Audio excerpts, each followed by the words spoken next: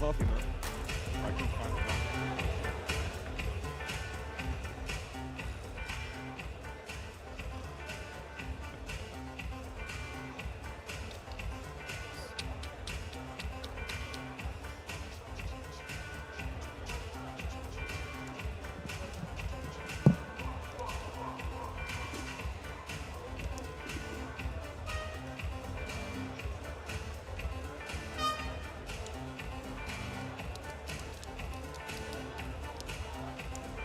What's wrong?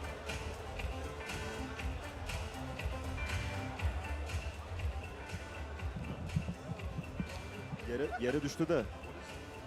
Huh? What is it? I don't know. It's like a yeah. Something that looks good for.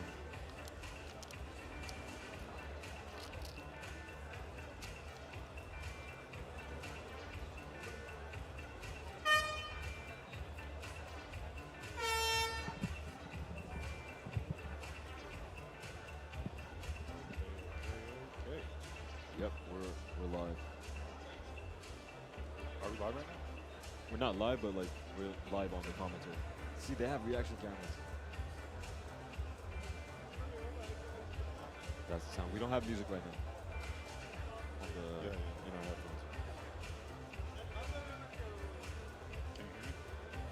Yeah, I can. Yeah, man. We should have done reaction cams. Like it is of such critical importance for everybody's mind to do a reaction. Plus, the international fans are going to be watching our broadcast, our reactions are How much. are they even going to make sense of all this without seeing our faces? What I believe should happen is for the next CFC, they should always like have our reaction cameras on the corner of the screen during fights. All right, good evening, ladies and gentlemen. Welcome here in this beautiful city of Istanbul, Turkey, for the CFC 2. Are you ready, ladies and gentlemen? Welcome to this wonderful event. Once again, this is Mike Damon speaking for you. Let's introduce the first fight of the evening. This will be an undercard preliminary. Are you ready? Let's see what's going on here. Ladies and gentlemen, introducing to the blue corner, he's coming from Russia. Please welcome to Buildup Gakaev.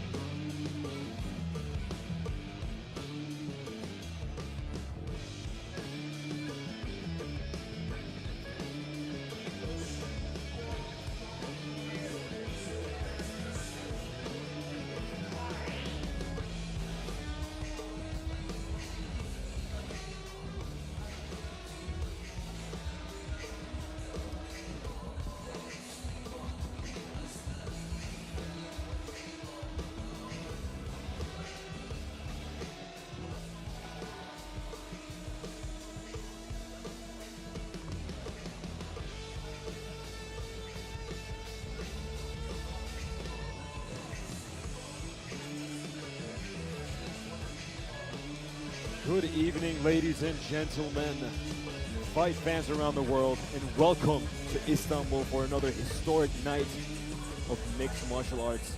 Tonight, we showcase the very best talent from Turkey and all around the world. The atmosphere is electric, it's palpable, the arena is packed, and the stakes could not be higher. Today, I'm joined in the broadcast team by Uraz. Welcome, Uraz. Hello, Jim. How are you? I'm good as well. We're awaiting for the announcement of the first fight, as our announcer has taken his place inside of the octagon, and we are waiting for the first fight between Ni'matullah Omarov and Buildup Gakaev. Buildup hails from the camp of Habib Nurmagomedov himself. He has a record of 2 wins, 0 losses, and 0 draws. On the other hand, Omarov is somewhat green in the gills. This will be his first professional MMA fight. Thus, his record is a 0-0-0. Yeah, what an honor for Omarov to make his debut here in Istanbul in CFC. This is not only going to be his MMA debut, but CFC debut here in Istanbul as our fighter is making his walkout to the traditional Turkish war music. Yes. Embracing the fans with outstretched arms. You can clearly see that he's very happy to be here and very prideful of his Turkish heritage.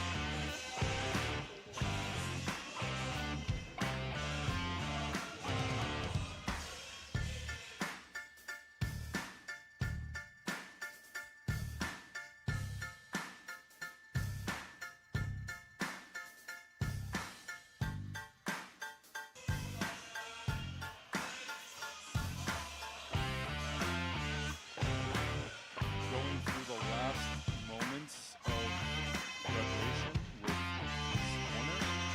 He's getting right down and he looks ready to fight. A historic night for Turkish MMA with CFC 2 and the first fighter of the night is slowly making his way into the octagon. We are live inside the iconic Volkswagen Arena here in Istanbul. Anticipation has been building for weeks for the long-awaited CFC 2. Athletes arrive tonight not just to fight, but to make a statement. Careers will rise, reputations will be tested. And welcome to Core Fighting Championship. Buckle up as we are about to be officially underway. You know, Kemal, looking past this particular fight, when you look at the entire card, it's a very impressive card, especially considering that it's the CFC's only second event. We have brawlers, we have knockout artists, we have a long, reachy, technical strikers. Yeah, the We match, have all types of people, The- all the- types of fighters. the matchmaking has been incredible. This is a fight card that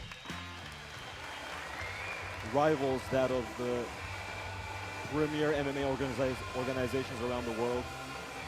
The only unfortunate part about a card like this is that we have so many bangers. Some fights may fly under the radar, and this fight may be one of those fights. And now, ladies and gentlemen, calling his opponent to the red looking corner at Nemesis is in the ring coming right now. from Azerbaijan. It looks Please as though he welcome intends to to Omarov land Hunter Nematullah. Yeah, I agree.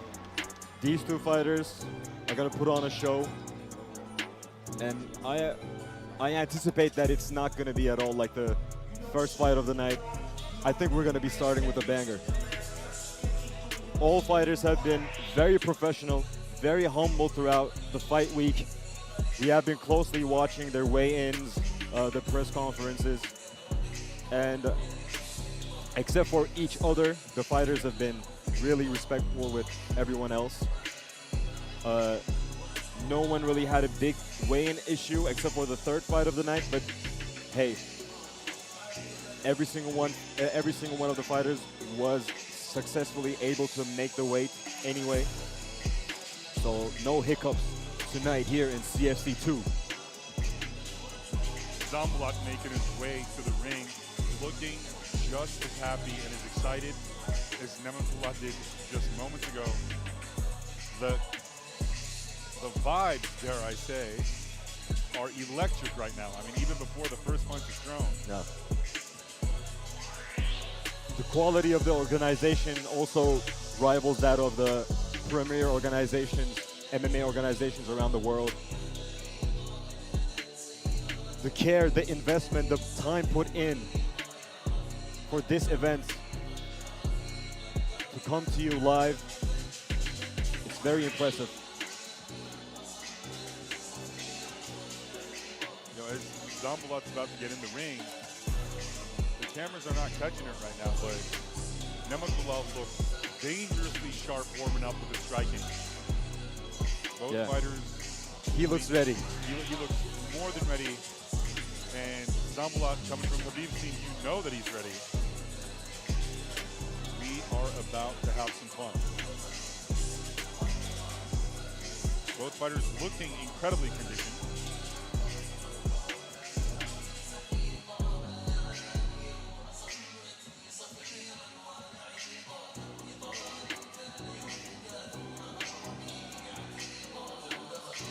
So, you know, obviously we don't have a lot on these two fighters, given that their careers are pretty brand new, but how do you think the fight's going to play out? I mean, Nematullah's striking looked very sharp when he was shadow boxing. Obviously that doesn't necessarily translate when these other fresh fighters. They all look good, though. Yep. What is the sense that you're getting? Well, we know everyone, we expect everyone from Khabib's camp to come in with a huge wrestling game plan. But honestly, to my eyes, both of these fighters the blue look corner, incredibly well-rounded. age of 22, weighing 65.8 kilogram, height 1.77 meters, having a personal record of, this is his debut in mixed martial arts. Ladies and gentlemen, he's from Azerbaijan. Let's give it up for Omarov Nematullah.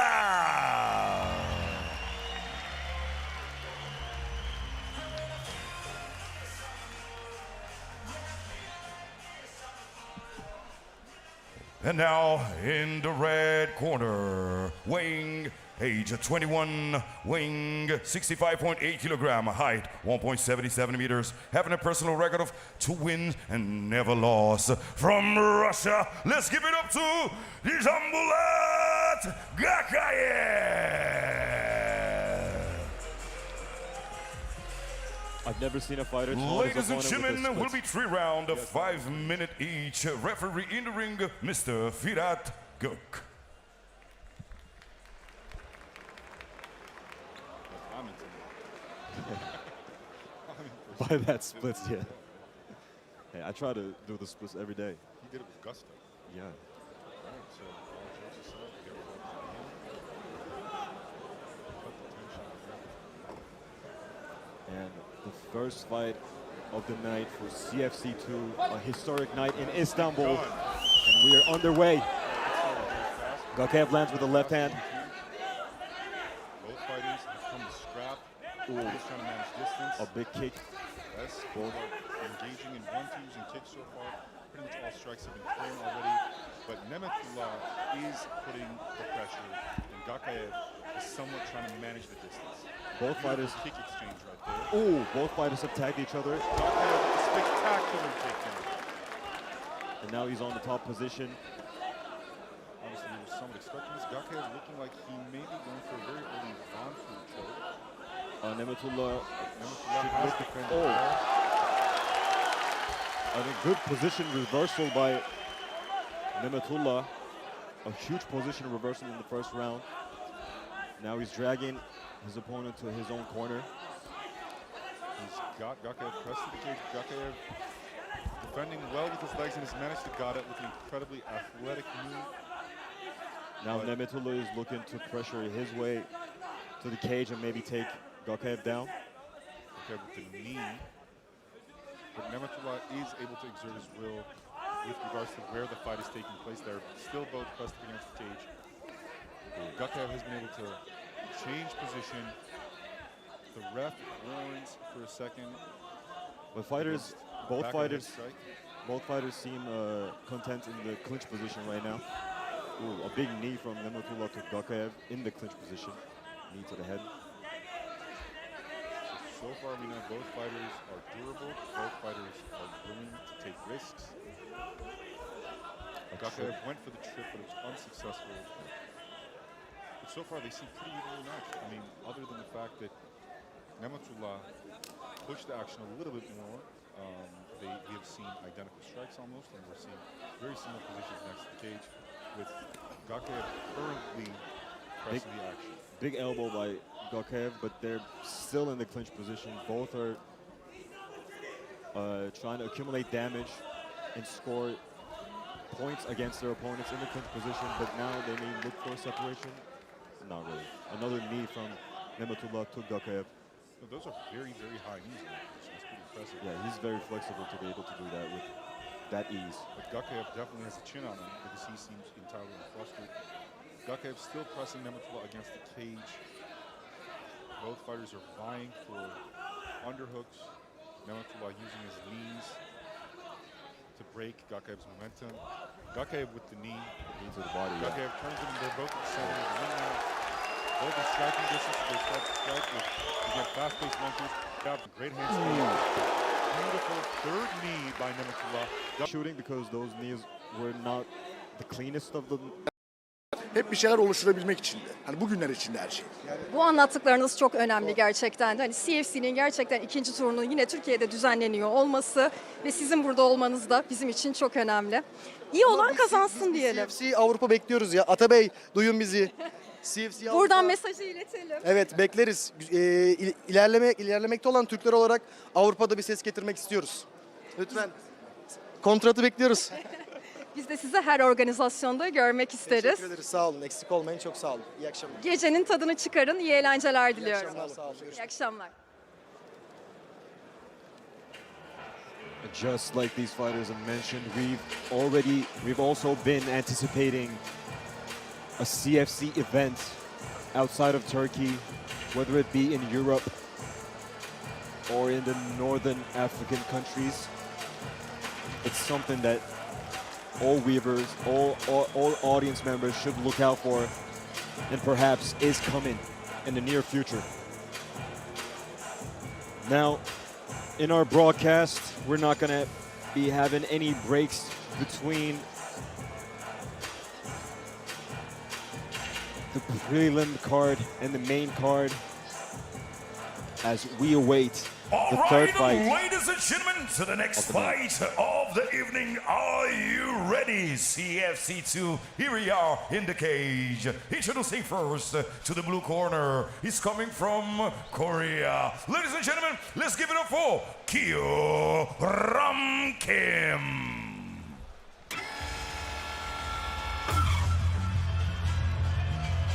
A real warrior from Korea. He struggled to make weight, but struggle does not mean fail for this man, because he made the weight no matter what. And his opponent, Berat Songur, is one of the most anticipated prospects from Turkey. He's going to be having his second fight in MMA against the Korean Kyo Ram Kim, and both fighters will be making their CFC debuts here in Istanbul tonight.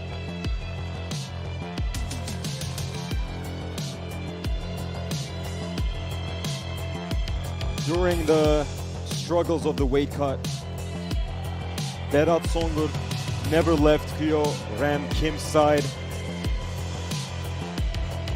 In a funny roundabout way, his opponent was the most caring for the weight cut of the Korean warrior. But I mean, you have to remember, these people, they are, fighters by trade, but warriors by kind of person. I mean, they're warriors, and with that comes a sense of honor.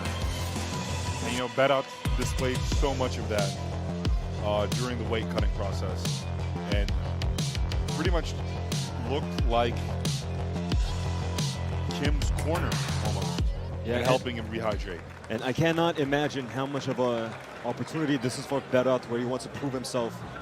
So no opponent meant no match, and he could not afford that. Ladies and gentlemen, calling his opponent to the red corner from Turkey. Let's give it up for Berat Songur.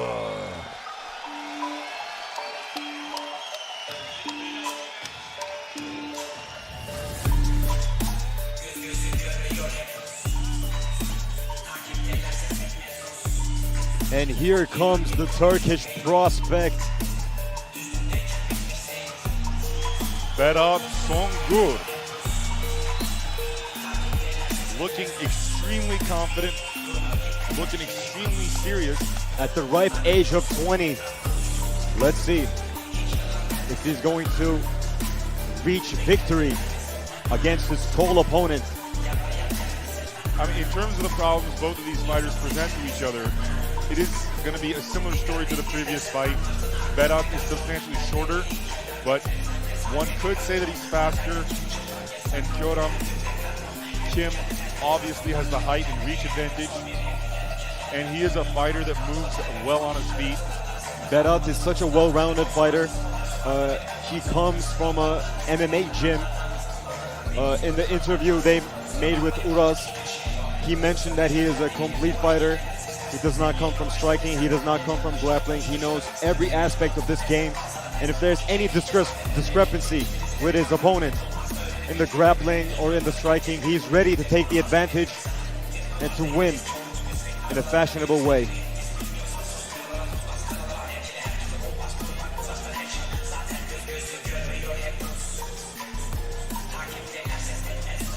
His face is being Vaselined by his corner. He's being checked by the referee. He's about to enter the ring. Kyoram with a smile on his face, waiting for his opponent.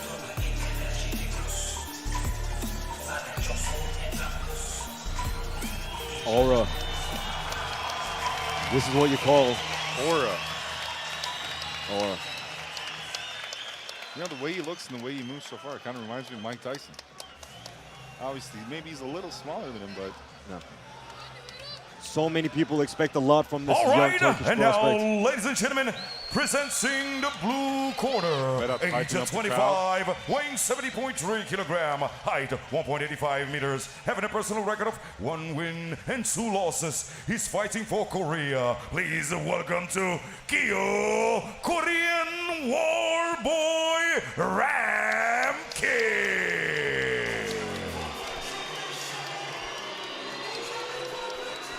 Not a favorite by the home crowd. All right, and now, ladies and gentlemen, presenting the red corner, age 20, weighing 70.3 kilogram, height 1.78 meters, having a personal record of 1 win and never lost. From Turkey, let's give it up to Berat Soğuk.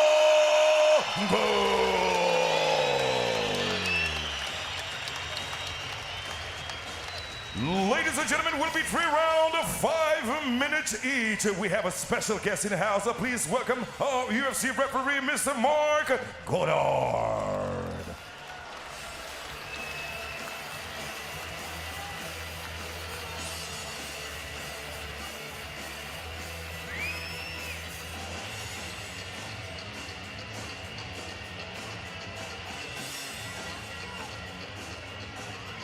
Our referee officiating the fight, Mark Goddard, has taken the center stage and is about to start this fight.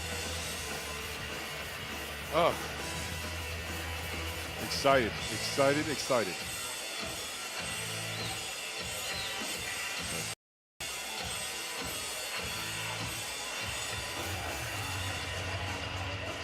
So much expectations on the shoulder of this young Turkish prospect against his Korean opponent. And the third fight has begun. Kyoram starts with the teep. Berat with the hard leg kick. Kyoram going for the hard right hand. Berat has been able to avoid everything so far. But Kyoram did come out with pressure. Berat blitzes with the high kick. Oh, a slip. Slip by Kyoram Kim. Berat blitzes it, but slows down against a possible up kick He's not from sure. Kyoram Kim. He's not sure. Attacking Kyoram Kim on the ground. Trying to get an angle for a takedown. Goes in for the takedown, presses Kyoram against the cage. Hitting hard knees to Kyoram's midsection. Now to the head. Kyoram going for a takedown, and he reverses the position on Berat. Now Berat has him against the cage. Kyoram punishing Berat with hard knees. Oh, But Berat gets the beautiful, trip. beautiful timing on that trip. Berat going for side control, but Kyoram Kim is displaying good understanding of ground defense. Pushing against Berat's hips, and they're both up again. Berat kneeing Kim, Yeah, trying to Kyoram, accumulate damage. Kyoram manages to come up. Kyoram is a tall opponent, but he's not so skinny, lanky, so it's going to be really hard to keep him down if Berat manages to take him down.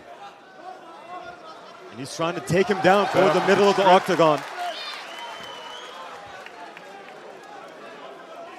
But off the bat, we can see that Kyoram Kim is pretty strong himself. Berat can't just ragdoll him around. He tried it, and he failed a number of times. Obviously, he's exerting more pressure and control, but I was expecting them to be, just in terms of physical strength, less evenly matched. Berat throws Huge punches on the break there an by incredible combo on the Berat. corner. Oh, another connection. Berat wants to trade on the legs, going with hard leg Oh, kicks. a huge connection by Berat. Kyoram Kim catches him with a check hook while moving back. Berat's mouthpiece flies out of his mouth. And they need, the referee Mark Goddard is inviting a cutman into the cage to cut off this piece that is dangling off of Berat's glove.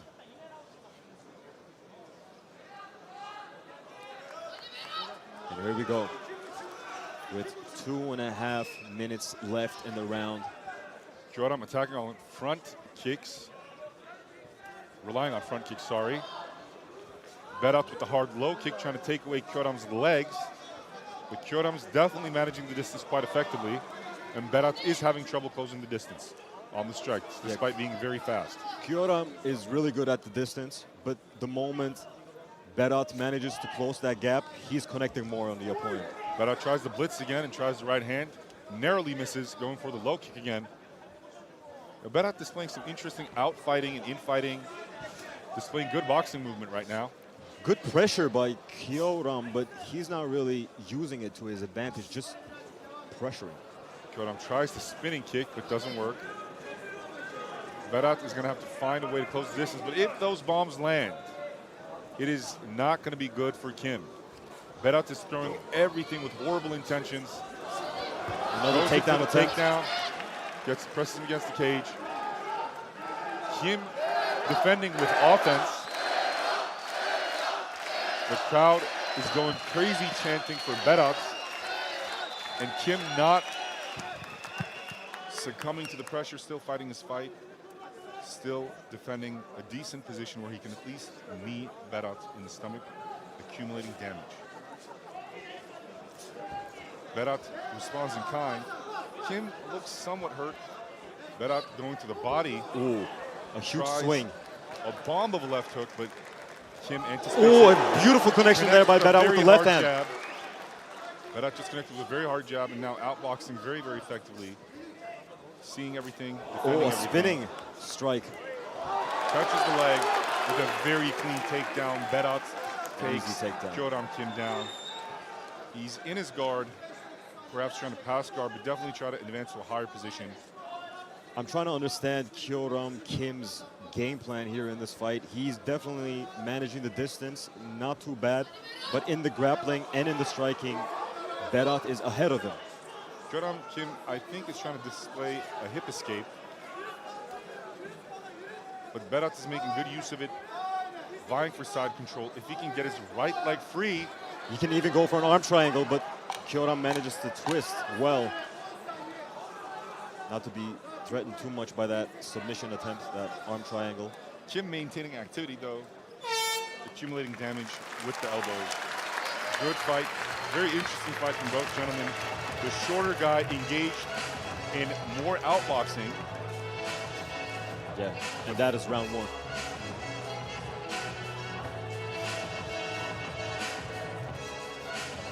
You know, am I being a little too Turkish, or did Berat get round one?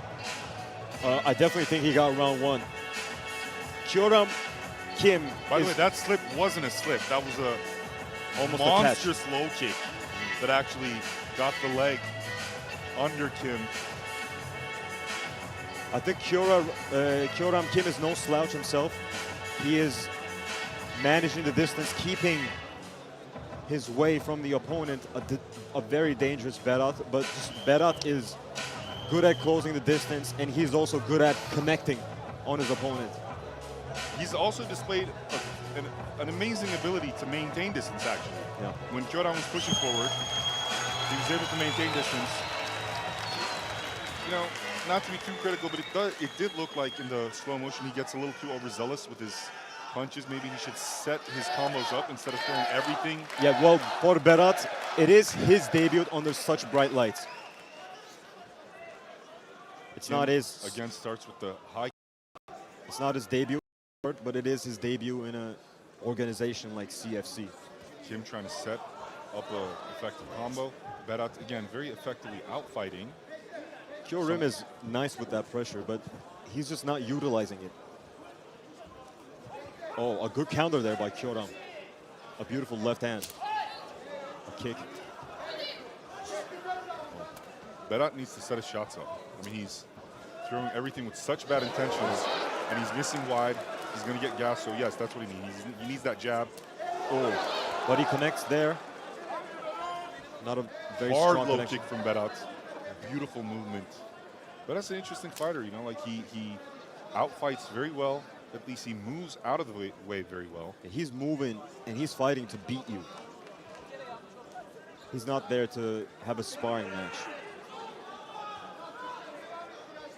I'm worried if Kyoram Kim is trying to snipe Berat, and I'm not worried for Berat, but more worried for Kyoram Kim, because if you're looking for a finish, you're going to lose a decision.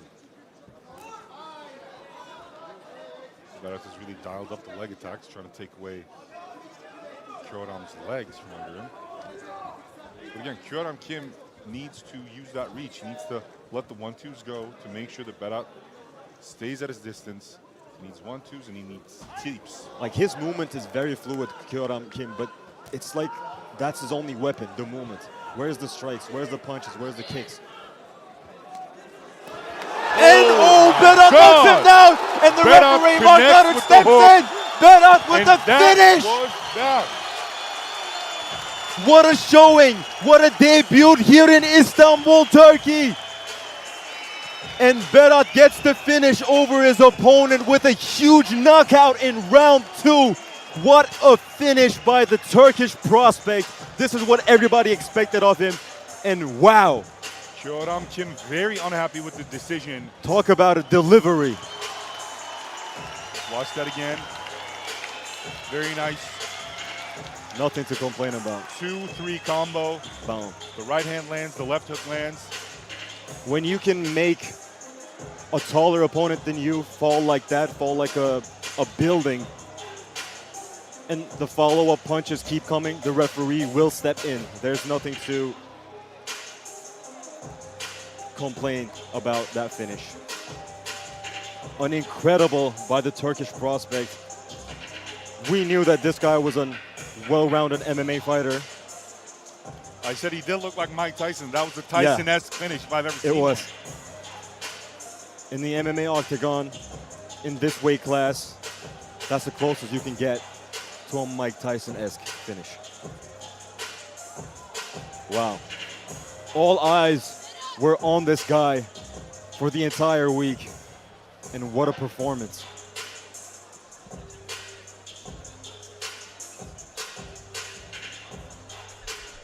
All right, ladies and gentlemen, the referee decision and the winner is, let's give it up by a TKO in the second round. Let's give it up for the red corner, Berat Songu.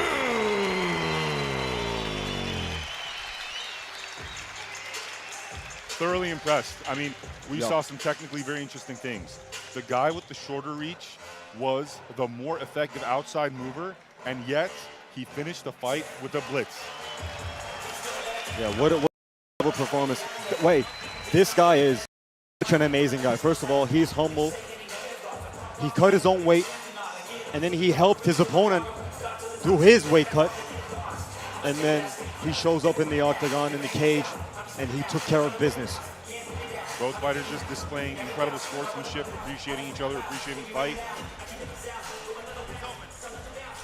Hepiniz hoş geldiniz. Oh, and now he gets to do a monologue. Let's hear it from Berat Songu. Öncelikle gelen herkese, beni destekleyen, seven herkese çok teşekkür ederim. Sponsorlarına, takım arkadaşlarıma, hocalarıma, aleme hepinize teşekkür ederim. Bu galibiyeti size armağan ediyorum.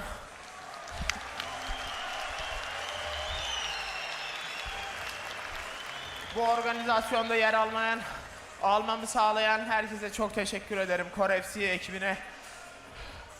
Bu maç için gerçekten çok çalıştım. Çok kan, ter, gözyaşı döktüm. CFC 3 organizasyonunda beni görmek isteyenler bir alkışlayabilir mi?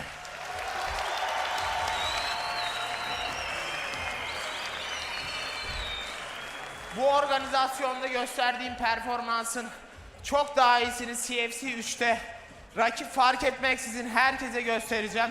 Herkes için hazır olacağım. En hazır halimle burada olacağım. Ve tekrardan CFC 3'te havaya kalkan el benimki olur umarım. Hepinize teşekkür ederim. Umarım keyif almışsınızdır.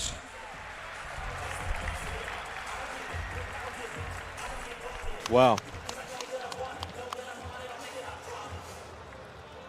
I mean, he sustained such little damage that he was so cognizant while he was engaging in the speech. And I can speak for everyone here in this arena. We all want to see him in CFC 3. 1000%.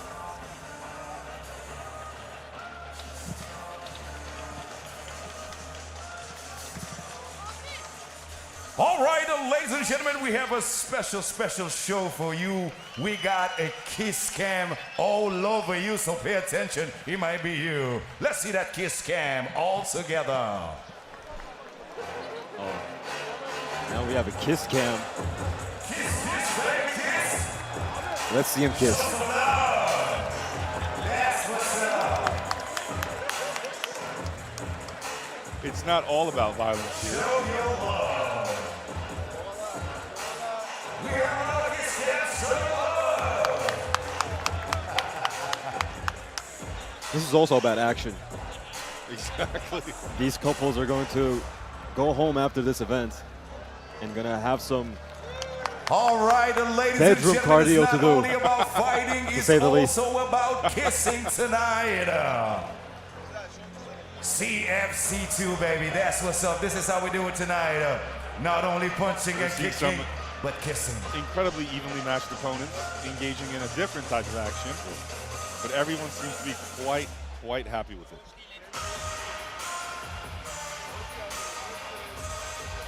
And we're back with our announcer for the fourth fight of the evening.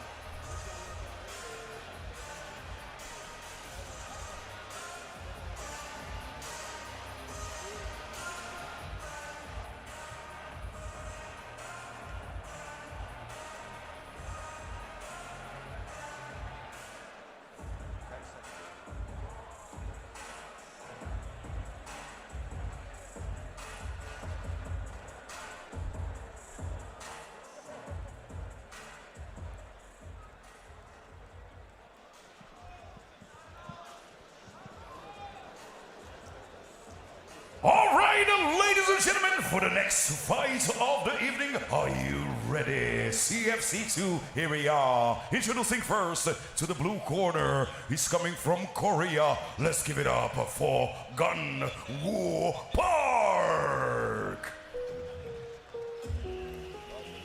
I mean, I do not want to pick favorites in this card as I have huge respect for all of these fighters, but Gun Woo Park was one of the coolest fighters throughout the entirety of the fight week.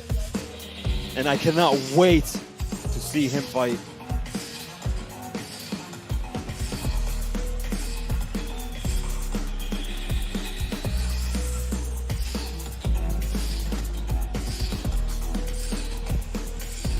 As we see the Korean warrior make his way into the octagon.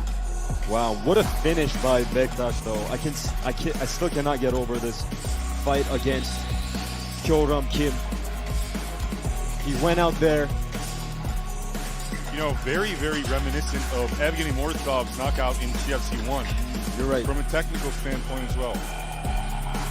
Ultimately, the rear hand followed up with the front hook, got the job done. He beat his opponent in the first round.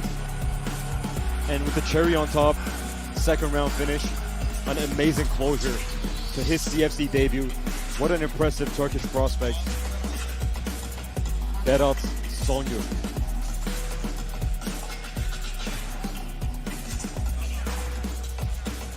Our next bout here in the CFC cage is going to be taking part in the bantamweight division.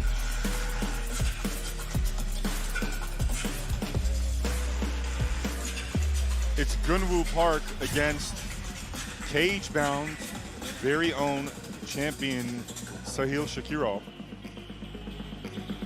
Now Park does seem to have a little bit more professional experience, but he also has 2 losses on his record.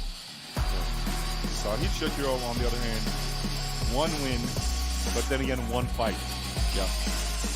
We could say a clean slate for both of these fighters. Not literally, but figuratively. Yes. Now again, we don't have the reaches listed, but when you look at Gunwoo Park live, he's also sporting an amazing reach. And if he uses it effectively, and I unfortunately have to say that the fighters with the reach advantage tonight have not been using them particularly effectively. You're right. They've been a little punch shy. But if he does use it effectively, if he lets his hands go, he's going to be a difficult problem to solve.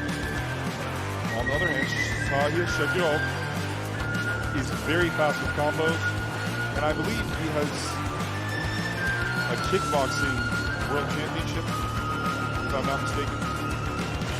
Yeah, when I look at this guy, when I look at Gunwoo Park, only one word comes to mind, and that is ripped. The physique, the condition this guy is in.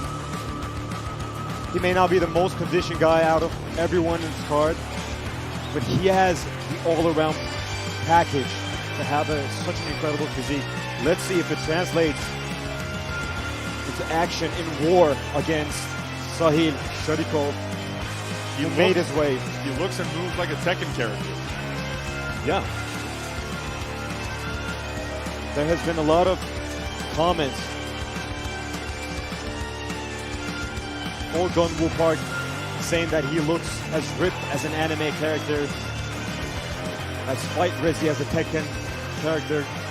Let's see if he's able to go to display that against the cage-bound champion Sahil Shakirov tonight here in CFC 2 in a moment's notice.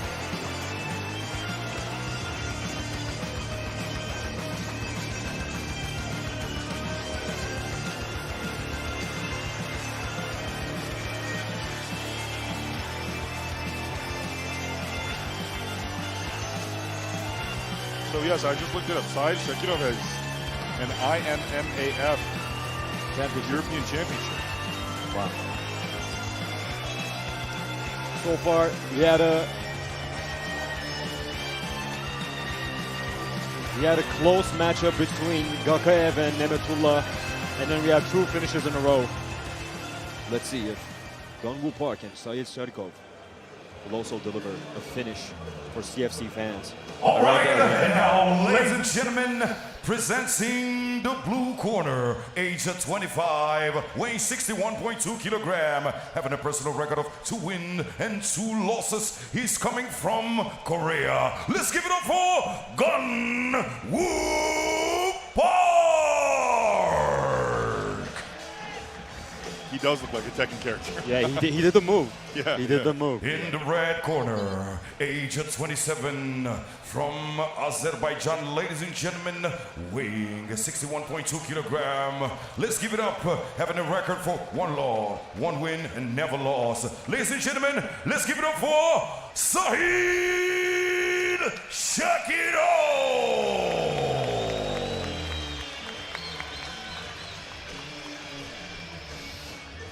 Ladies and gentlemen, will be 3 rounds, 5 minutes each. Referee in the ring, Firat Gok. Our referee officiating the fight has taken center stage. Is about to initiate this fight between the bantamweights. Park has a bit of a height advantage as well. I'm just eager to see a clinical striker doing clinical work. So I really hope Park's hands go. And here we are in the first round. Not to suggest that any of these fighters are my favorite, but stylistically, wow.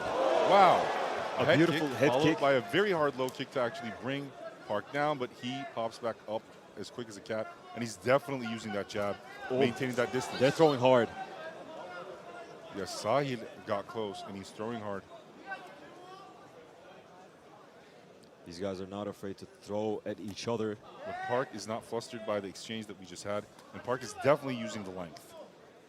Both with the kicks and the hands, very, very light on his feet. Tries a long right hand, Left. doesn't quite land. Under the left eye of Gonwoo Park is already bruised. Very slick with the pullback. Side trying to get Park's legs out of the equation early on, peppering with some heavy low kicks. But both gentlemen looking very good. Park looking particularly light on his feet. Park was looking to spin there, but Shadiko managed to cut him off. Another attempt with spinning strikes. Oh, good body kick.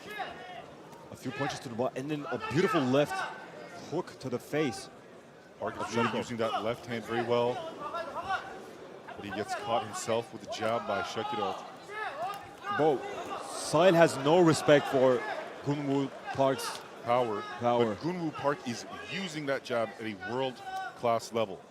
Tries the high kick to the head. Shakirov sees it, blocks it. No harm done there. But if Shakirov doesn't get a takedown and Park keeps up with this jab, he will win on points. Ooh! Sahil knocks him down and then punches. Follows up with punches. Gonwoo straight up to his feet and then a hard right hand from him. Sahil looks to elbow Gonwoo Park. Gonwoo Park with a head kick attempt. They're back in the middle of the octagon. And Sahil's timed that exchange so perfectly. Right after I said he would lose on points. But to Park's credit, he seems like he's still in this. Catches another hook. Yeah, he flinged right up to his feet after that knockdown, but Sahil is gunning on him with the pressure and the punches. Park has been unable to get Sahil's respect with his power. Oh, a beautiful knee. Very accurate. Park with the 1-2 combo. Everything lands, but nothing seems to hurt Sahil Shakirov. Sahil Shakirov just walking Park down at this point. Yeah, very impressive, making Gonwoo Park fight at his pace, which is an incredible pace. You know, Shakirov very reminiscent of Justin Gaethje right now. Just walking him down, not scared of damage. And he's even more technical. And then he knocks him out on the feet! Park and knocks him out. Sahil Shadiko with the first round knockout and potentially waking up his opponent with the follow-up punches. What a finish from the fighter from Azerbaijan. Adds another victory to his record. I was unable to keep up with the commentary, man. I'm shocked. That was so quick, so sharp, so powerful, and so accurate. It clipped him in 3 places, and Park still not looking like he has his bearings. I'm lost for words. What a finish, what a performance by the cage-bound champion against a guy like Gonwoo Park. 1, 2. He got knocked out with that 3, punch. 4, 5, 6, everything lands. This is inhuman level accuracy, ladies and gentlemen. Incredible composure and great boxing. After the first connection, posts to create distance. You're going to see the post right here, and then goes in with the 2, catches with the 3, with the 2 again, with the 3 again, with the 2 again. Everything lands. Those punches almost looking like Topuria's. I mean, you know what, man? I think they looked a little better than Topuria. Obviously not the same level of power, but we're talking about a 6-piece combo where everything landed flush. Yeah. Obviously, he's very happy. Bit worried about Gonwoo Park right now. He's still having difficulty getting up. But he's up, he's on his feet. Congratulations. He seems to be healthy. Seems to be healthy. Just glanced at his opponent. Yeah, Sahil Shadiko, you could pass him for one of the Topurias, like as a third brother almost. He sort of looks like them as well. But what a finish. I'll tell you what, man, I think they're accurate than them. I mean, he had the exact same type of knockout. I wouldn't say knockout, but a finish that started out with a flurry like this, where this guy just has inhuman accuracy in mid to close range punches.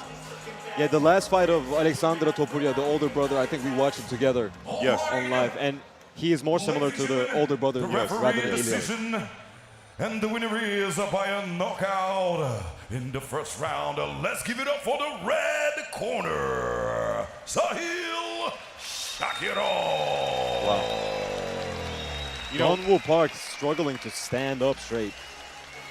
You know, one thing our fans can learn from this is that, you know, working a jab, obviously very good, very nice for the longer fighter, but the fighter in front of you has to respect your power enough to keep his distance, because the more confident he gets, the closer he gets, and the closer he gets, the less time and distance you have to register his punches.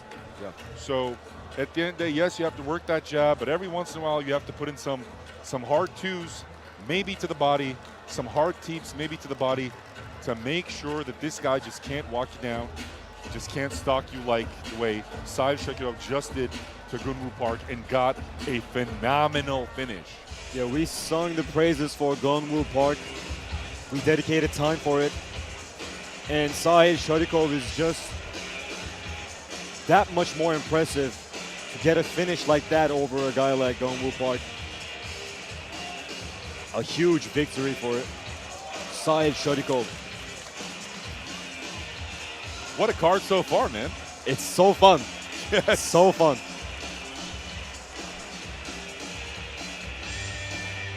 And you know, personally, as a fight fan, I'm learning something new. I guess MMA has matured to the point where having a reach advantage is no longer the end-all be-all. I mean, obviously it's not boxing. Yeah. It's never the end-all be-all, but we are seeing some fights where the guy with the shorter reach is really getting the best of the guy with the longer reach. Yeah, like if you take two people that know nothing about fighting, if you take two people that know nothing about fighting and put them in a cage, most likely the taller, the ranger guy is going to win. But if you know MMA, we're seeing how crafty these shorter guys can be. And it was not a huge height and reach difference between Gunwoo Park and Saeed Shakirov, but still Shakirov came out and delivered a huge finish over Gunwoo Park, over the Tekken character.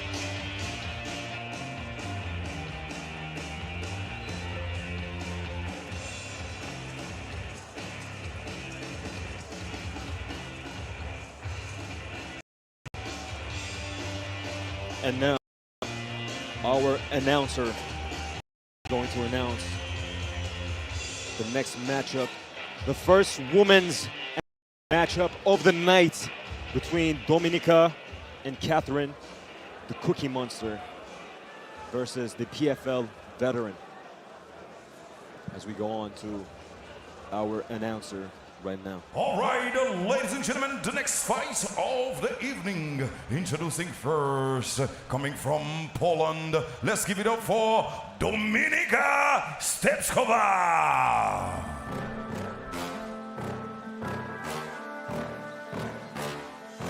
Yeah. Please tell me that I can't, that I won't, that I fail, that I'll never make it out, yeah.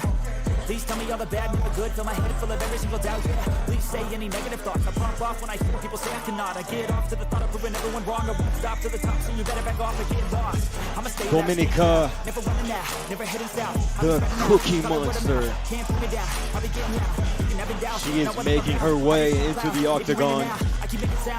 Another set of very humble, very respectful fighters here throughout the fight week of CFC 2.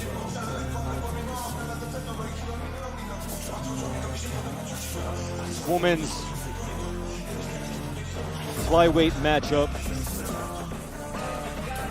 between the young Cookie Monster at 23 years old versus the PFL veteran Catherine Koryanis, who is 36 years old.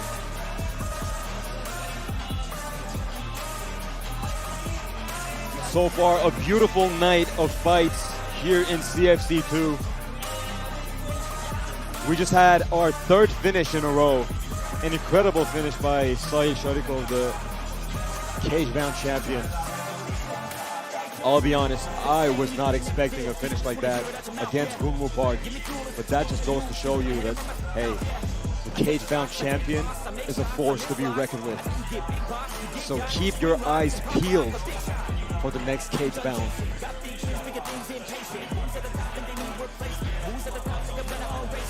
And the Cookie Monster is inside of the cage. Let's go. And now, ladies and gentlemen, calling her opponents to the red corner. She's coming from the United States of America. Let's give it up to Catherine Corogenis.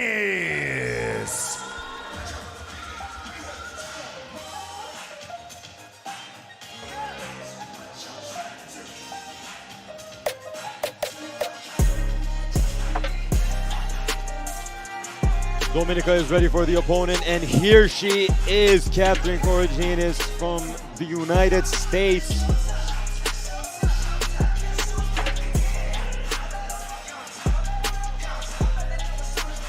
A very outgoing fighter, a very fun personality to be around, to listen.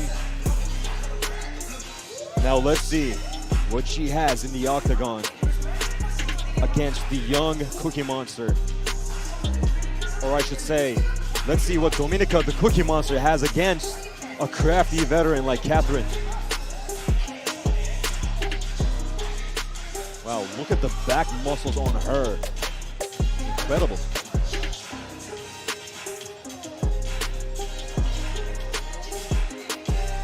I want back muscles like that.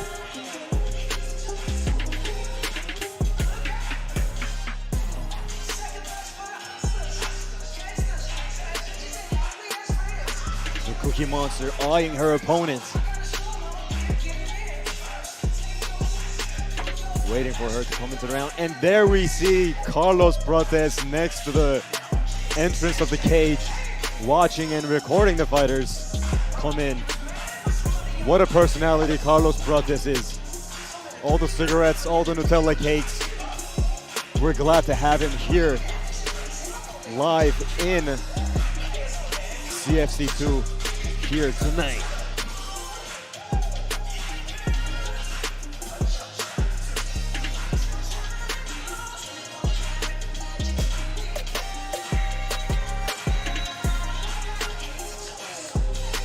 You know, something interesting about both of these ladies is they both push the action. They don't like too much space. They like to get in there and go after it.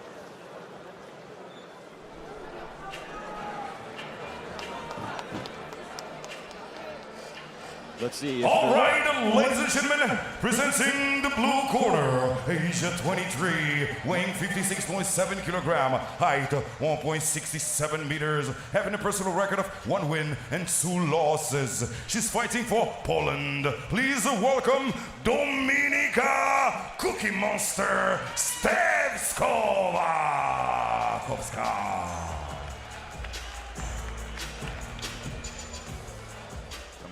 Ready and eager. In the red corner, age 36, weighing 56 kilogram, height 1.70 meters, having a personal record of 3 wins, 2 losses. She's fighting for United States of America. Please welcome to Corogenis Catherine. The PFL veteran looks so confident. Ladies and gentlemen, would be 3 round 5 each. Referee in the ring, Mr. Michael Water.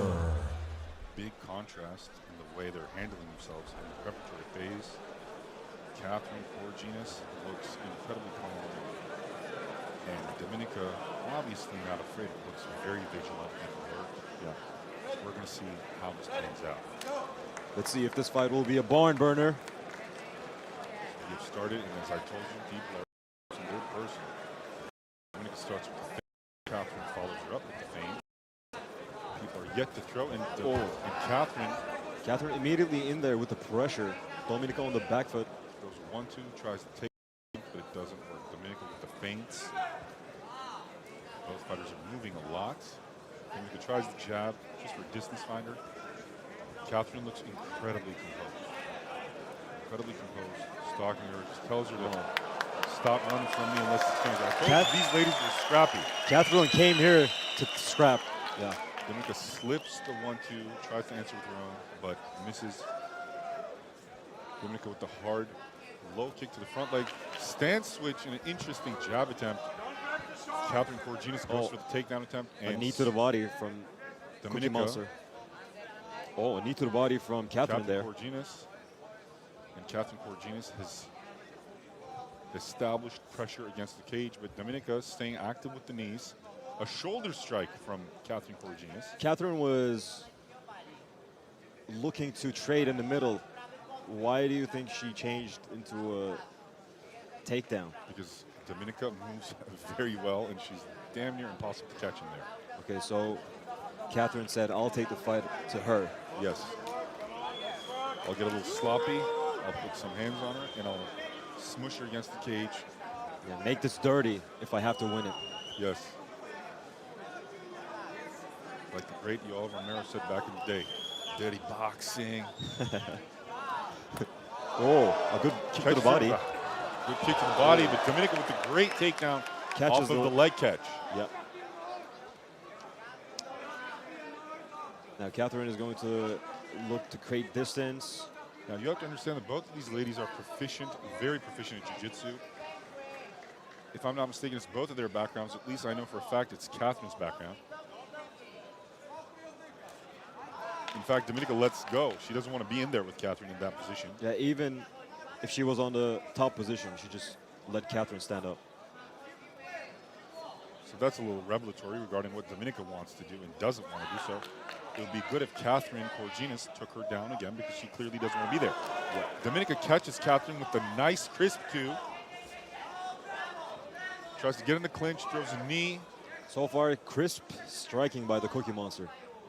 But she may be showing a little too much respect to the power and strength of Catherine because she's trying to keep that distance. And Corginas catches Dominica next to the cage again, close to tripping her. I don't know if it's too much respect, but she definitely only wants to snipe her way into an exchange. And Dominica is really not looking to make this fight a dirty fight. Meanwhile, Catherine wants to get close and personal. Gets the takedown. A beautiful takedown. Gets the takedown. She twists her way. She twists her way into towards the middle of the cage. Which is Corginas in half now. Such an advantage for the fighter. Attempting a hip escape. Corginas is not letting go of mount. Yep, that is at half mount.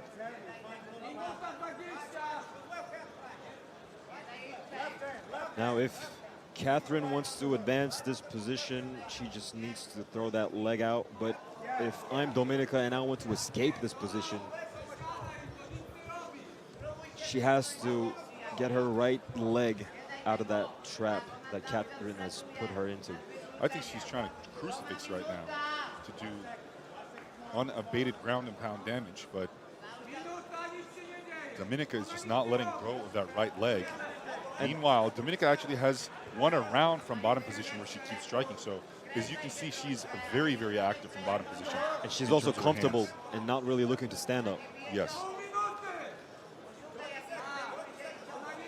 You know, in terms of control, it's obviously Catherine, but in terms of effective damage and aggression, Dominica, I would say she's a little ahead.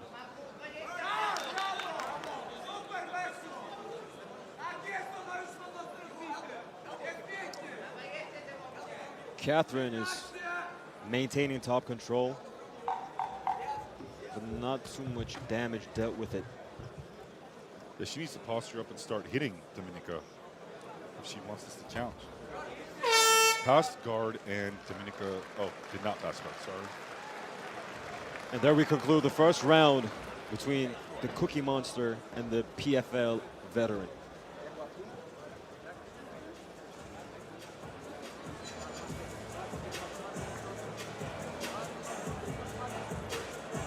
You see Carlos Prates dancing to the songs in the arena. He seems to be enjoying himself here in CFC 2. I mean, when I saw him today, I could not believe that guy fought fights at the big fights. I mean, I'm 6'6". This guy was damn near 6'3". He's not 6'3". You don't think so? No, because he had thick soles. Like I did a face-off with him. Okay. He's obviously much taller than me, but I don't think he's 6'3" plus, considering the fact that he had like thick soles on his shoes. I don't think he's 6'3". But just the shoulders and the length. Yeah, his like back muscles also Yes, like yeah, like he's almost out of- bulging out of the Yes, t-shirt he yes, was wearing. yes, yes. Plus his hands are like claws. Yeah. Very big guy. For Huge hands. Reminiscent of Alex Pereira, obviously way smaller, but He has like Kawhi Leonard hands. yes. All right, so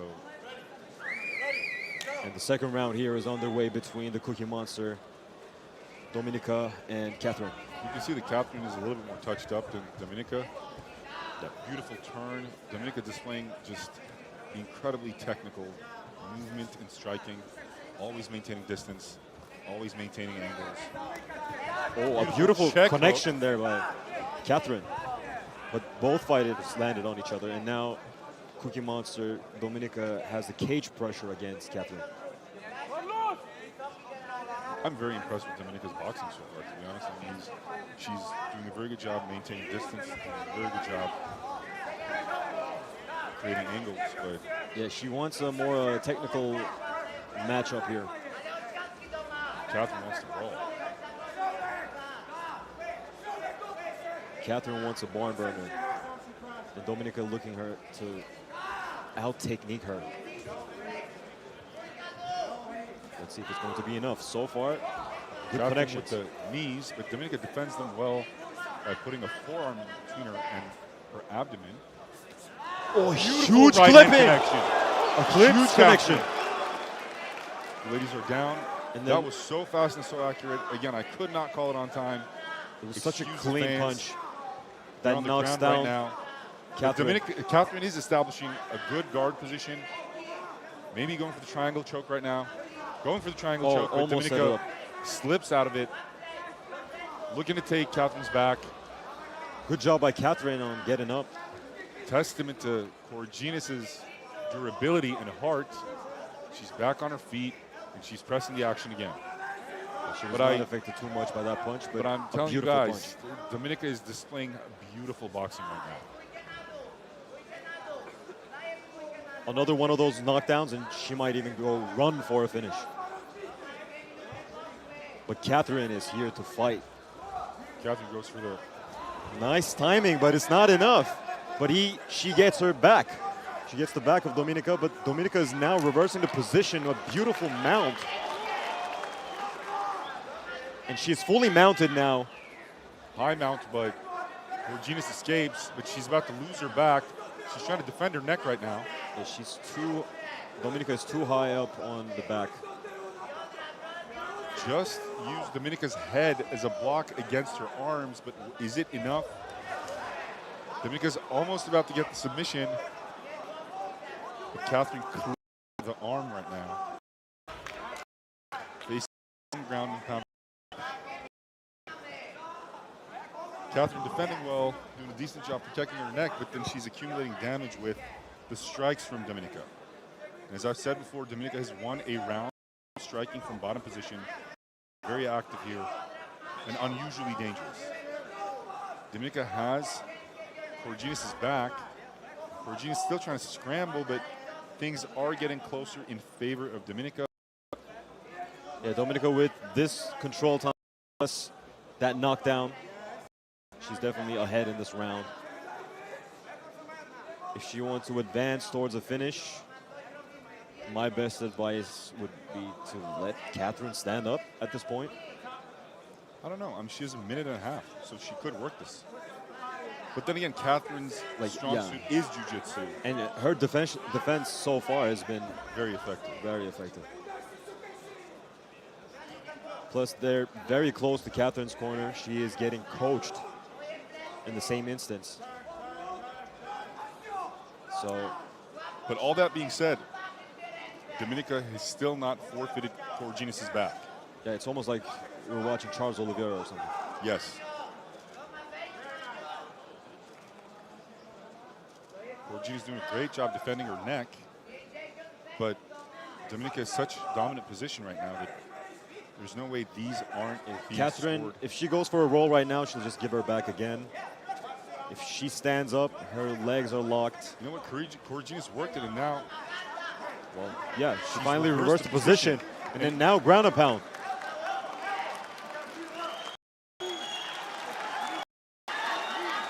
Georgina's going on for heavy ground and pound. Dominika trying to close that distance and not let her posture up, but this is hard ground and pound. Catherine's where she wants and fighting the type of fight she wants to fight. Close, personal, A big elbow there. generating a lot of damage with elbows and ground strikes. Valiant effort by both fighters. Hey, at first it looked like it was easy, Dominika's round, but now I don't know.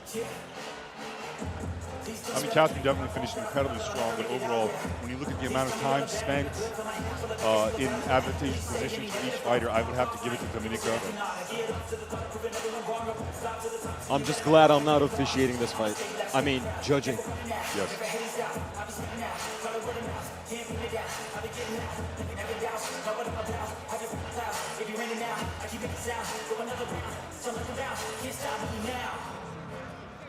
Boom! Such a clean shot. Oh, but that was not the knockdown. The knockdown came later by a slip. Such a clean shot. Almost knocks the mouthpiece out of Catherine. But I mean, the shot's what took away the legs. Yeah. You know, the shot is why that second step just doesn't grab the ground like it's supposed to. But it's an interesting dynamic. You knock or wobble your opponent and then sort of take her down with a shove or a pull. Interesting dynamic. Interesting sequence, I should say.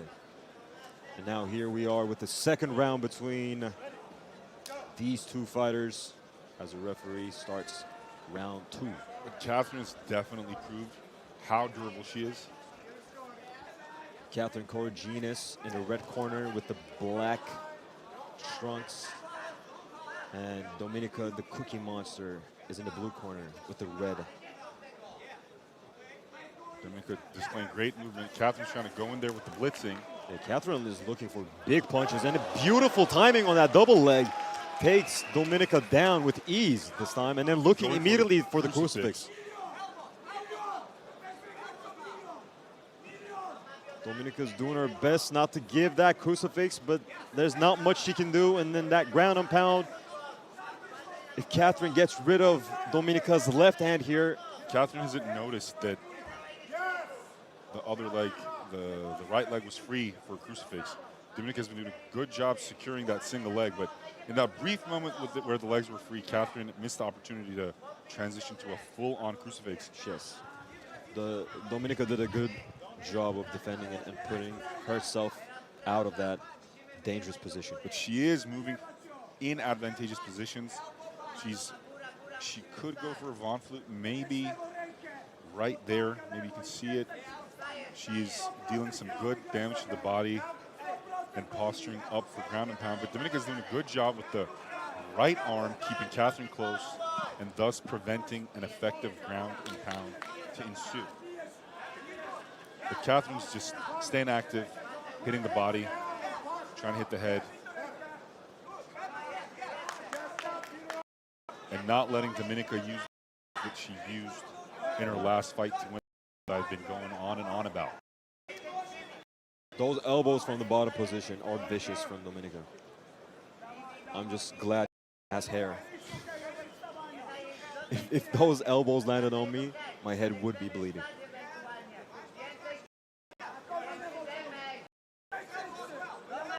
Definitely pushing the action from dominant.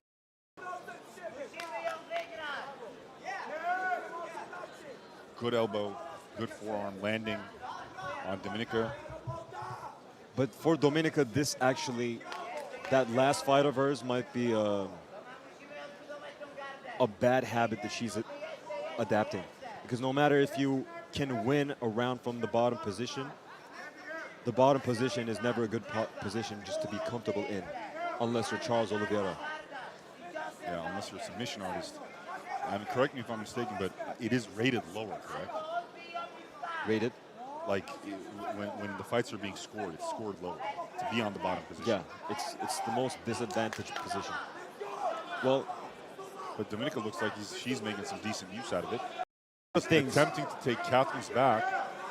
May roll out of it, but it's hard to see from this distance, both in live fight and on camera, but Catherine may be in trouble right now.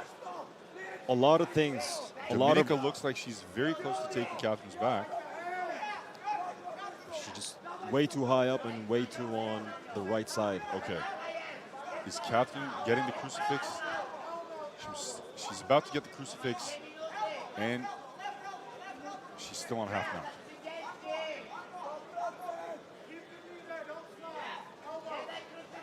Well, since 1993, the dawn of mixed martial arts, a lot of rules has been changed.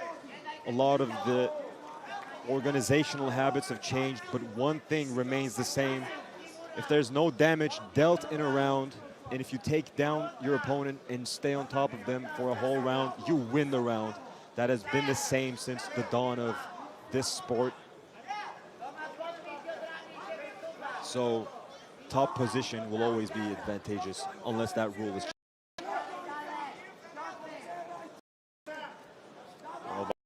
Catherine has almost served this round unless Dominica performs a miracle. And Dominica finally looks like she's diminishing in terms of energy, and Catherine's starting to deal some meaningful grounding.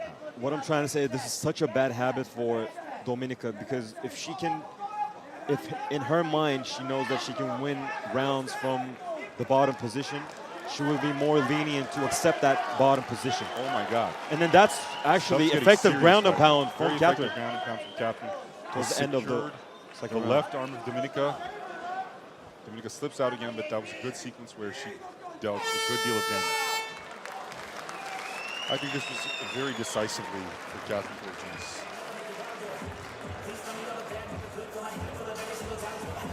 Wait, is that...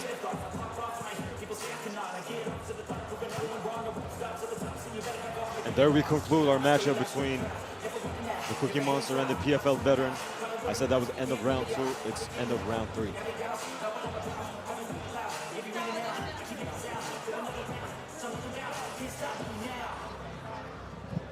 Dare I say, Cookie Monster was may have been a little bit preoccupied by a potential wardrobe malfunction, if I do dare to say, which I do not want to say, but I've already said it.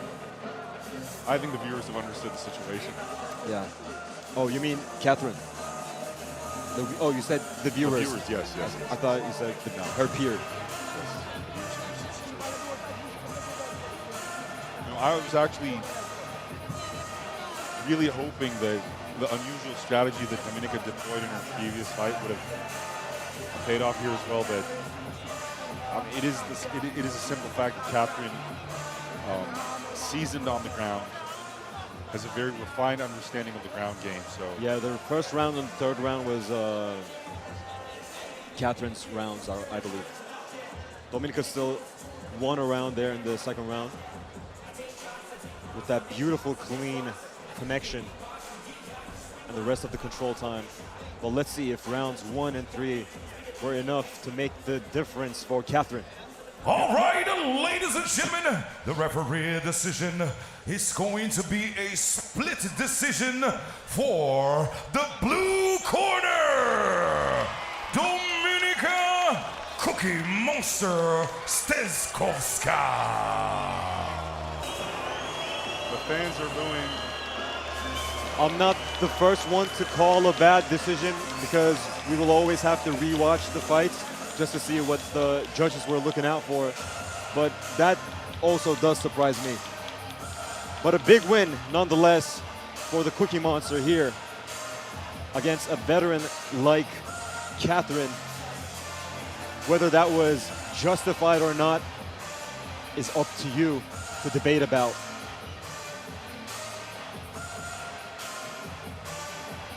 We see sportsmanship by both fighters embracing each other in the middle of the cage. Obviously, Catherine is somewhat disappointed, of course, but you know, it is a curious situation. I mean, how was this fight scored? What was the scoring criteria?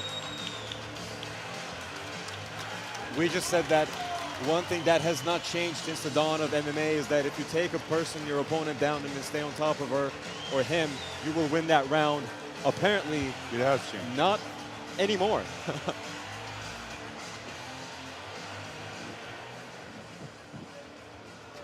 All right, ladies and gentlemen, before we start the next fight, we have a special guest in the house. I want you, everybody, to make some noise for this special guest. Whenever you're going to hear his name, you're going to bring the biggest noise. Are you ready, Istanbul?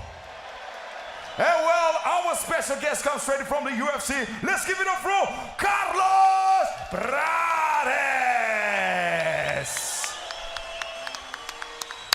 Welcome to Istanbul, Carlos. Welcome. Aura, In the house, Riz machine, the man, the sex machine. Carlos. One love.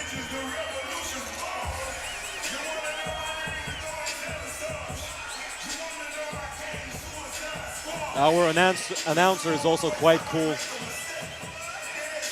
And we see The Ata big Bayraktar. boss. The big boss. The big has boss. appeared on the screen.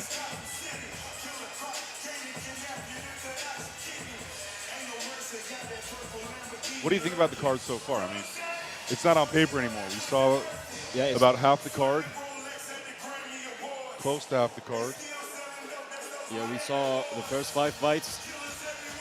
I mean, so far, the atmosphere here is amazing. I'm having so much fun. The fights, this is like watching the. Ladies and gentlemen, for the next fight of the evening, introducing first to the blue corner, he's coming from China. Let's give it up for Ruizi Hao.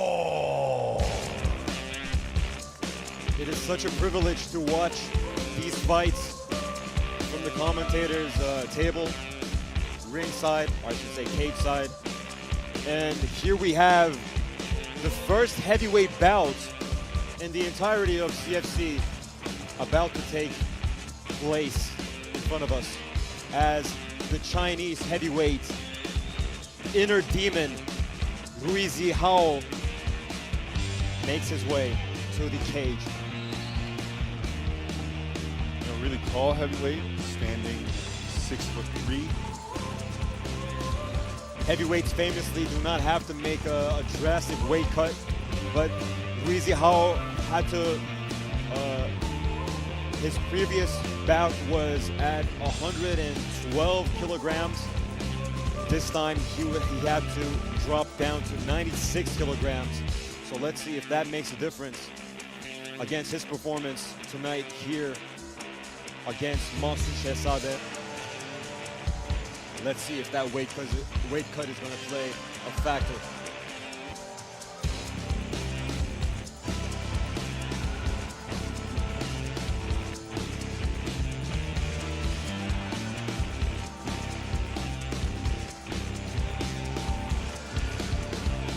I mean, everything is so well organized. It flows so beautifully that we forget to point out and glaze how good of an organization this is. But it is such a quality event we're having right here, right now, tonight.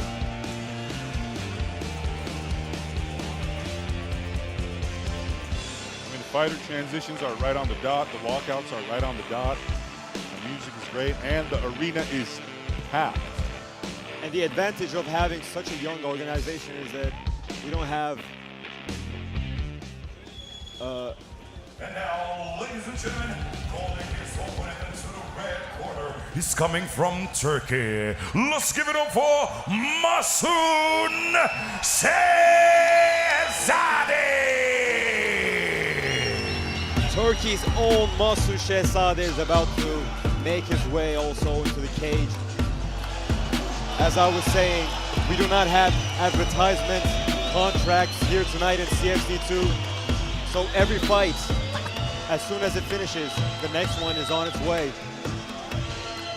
Incredible flow to this entire event. As Turkey's own prospect in the heavyweight division, makes his way. I mean, obviously, Ruizi has the height advantage, and he seems to also, just by the eye test, have the reach advantage. But we have to note that Masu Shehzadeh is literally the fastest finisher, I believe, in all of mixed martial arts. Is that correct? I mean, as a heavyweight, he has a high kick knockout where he was about, what, 8 seconds, 10 seconds? Something like that. So, I mean, to say that this man is very dangerous in the earlier rounds would be an understatement. And the more astute viewers probably noticed that I said a head kick knockout, which we don't really see in heavyweight fighters, and that's because Masu Shehzadeh has, I believe, either a Kyokushin karate background or, okay, I'm having a blank here. I'm having a blank about the different types of karate, but basically, he has a karate background, and you can really see it in his style. He's a very fluent kicker, and by that I mean he can throw pretty much any kick in the book with great accuracy, great speed, and great power over and over again without getting tired. So very, very interesting heavyweight to watch.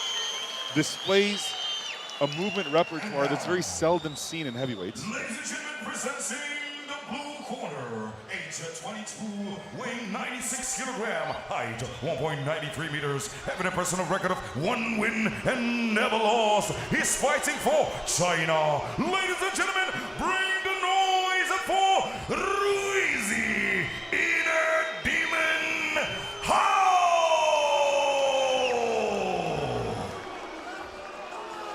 In the red corner, age 23, weighing 96 kilogram, height 1.85 meters, having a personal record of 2 wins and never lost. He's fighting for Turkey. Let's give it up for Masu Shehzadeh.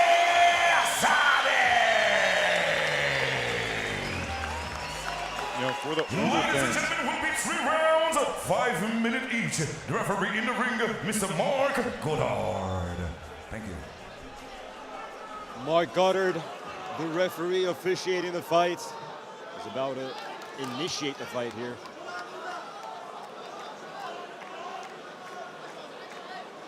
Masu Shehzadeh really moving like a much lighter weight class. so will Hao be able to use his reach and height? Will Masu be able to use his speed? Hao, very takedown interesting beginning. Reversal by Shehzadeh, but Hao ends up on top. Hao flows into a takedown attempt off of a missed bomb of an overhand and still maintaining contact, pushing Shehzadeh against the cage. Both of these heavyweights are rapid. Quick guys, quick guys for their size.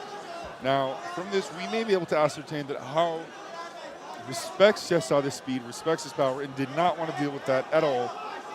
Very intelligent for him to immediately take the man who finishes fights within the first 10 seconds to the ground. But he now ends up in the bottom. Hao, he was determined to get that takedown, which played not in his favor. He almost landed in the crucifix. If Shehzadeh is able to create distance, posture up, and then deal ground and pound, this fight just might be over in another first Shehzadeh round. is so quick. with Huge the crucifix transition. position. Hao does not seem to have an answer for the crucifix. Shehzadeh really is impressively quick for a man his size. Hao escaped the crucifix, but the referee is closely watching. Oh, a beautiful transition there by Shehzadeh again. Hao takes the risk, gives his back, but he's about to get paid for it. He's about to get up. Does not want to be in that crucifix position again, but Shehzadeh brings him down, just using his weight with very good leverage, very effectively. Masu Shehzadeh firmly in the driver's seat of this matchup now. Now he can scoop and toss down Hao easily, and he does it. A Takes him huge up for takedown. The massive takedown.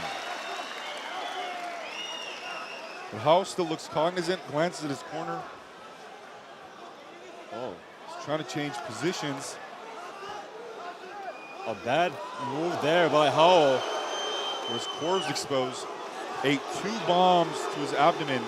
And is now, Huge shots here by Shehzadeh. but we're back on our feet again. Let's see if these fighters want to strike. Ooh, a spinning body kick. And we will see more of those. Shehzadeh with the very well-timed takedown on Hao. This guy, Masu Shehzadeh, does not move like a heavyweight at all. Hao almost looking like he was attempting a knee bar, but let go.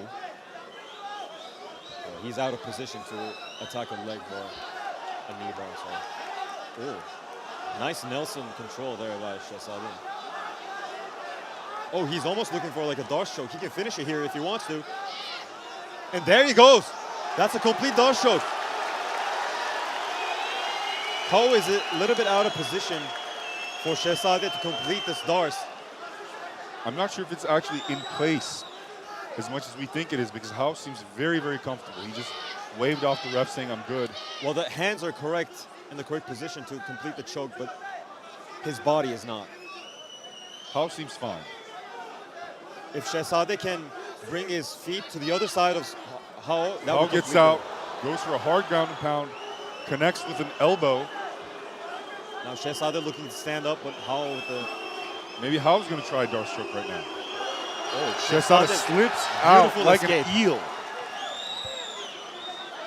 Oh, a goal for guillotine. As a heavyweight, he jumps the guillotine on Hao. Oh, and Hao takes him down. Hao slams Shehzadeh onto the mat. Shehzadeh trying for that guillotine. He's not going to let go of that guillotine until the end of the round. But Hao has decent posture. He will be able to weather it if he maintains the high hip position. Now Shehzadeh is up, giving Hao the space, and Hao slips out. Hao displaying great composure in these risky submission positions. Yeah. Trying for the ground and pound. Delivering good ground and pound against Shehzadeh in a Shehzadeh. position he's not familiar with as he's eating these elbows from Hao. A huge 96-kilogram monster. As either of these fighters, you would not want to take the ground and pound from the opposite. Hao finding great success with the ground and pound right now. Definitely controlling the fight and actually connecting. Interesting fight. As I said, Shehzadeh moves in a very interesting manner, but Hao has proven why he is called the inner demon. That was a very unexpected and very dominant finish, closing the round. Success by both fighters in that round. Shehzadeh completed a crucifix, as we see on the screen, and rained down huge ground and pound, but Hao managed to reverse all the positions towards the end of the round and ended up on the top position in the last seconds of that round. Now we will be going into round 2. Shehzadeh looks a little gassed on his corner. Probably from trying to get an early knockout and throwing everything with such bad intentions. I would imagine both of these fighters are tired. No, I'd say Hao looks just a little better. Yep. He has sustained some damage under his right eye. Our world-class referee starts round 2. Shehzadeh is looking for a big showy strike, but Hao is there with the pressure. Gets close with the 1-2, pushing Shehzadeh against the cage and gets the takedown. And now actually lands in a great position, pretty close to the crucifix himself.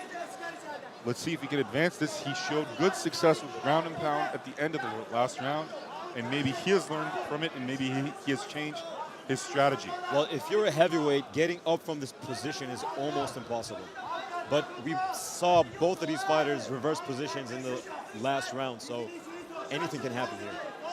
Yeah, they're both slippery on the ground despite their size. But Hao remaining active.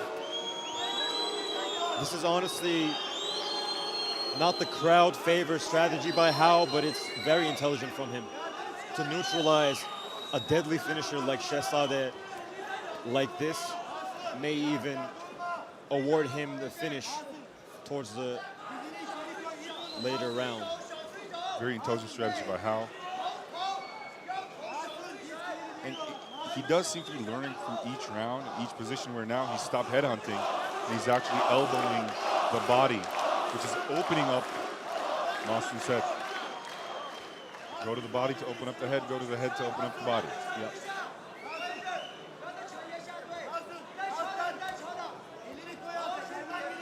Hao on half mount. Shehzadeh not letting him gain space to posture up, but Hao still working the body. Now Hao going for an arm triangle almost. If he can move his body He is to the other inching side. towards it, but Shehzadeh is slippery, as we said before. Hao very close to a guillotine, but Shehzadeh escapes. Still slippery. But good top control, very good top control by Hao. Not letting him do anything with those slips.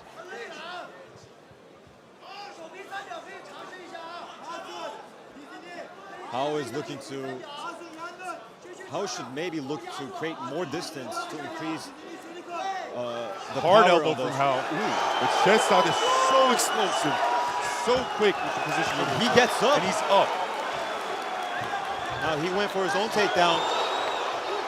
Hao looking to defend it, gives his chin up for punches, but they're not enough to knock him down.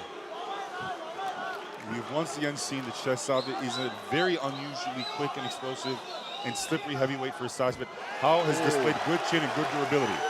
Shehzadeh has taken Hao down, maintaining top position. Again, looking to go for that guillotine or that Darce choke.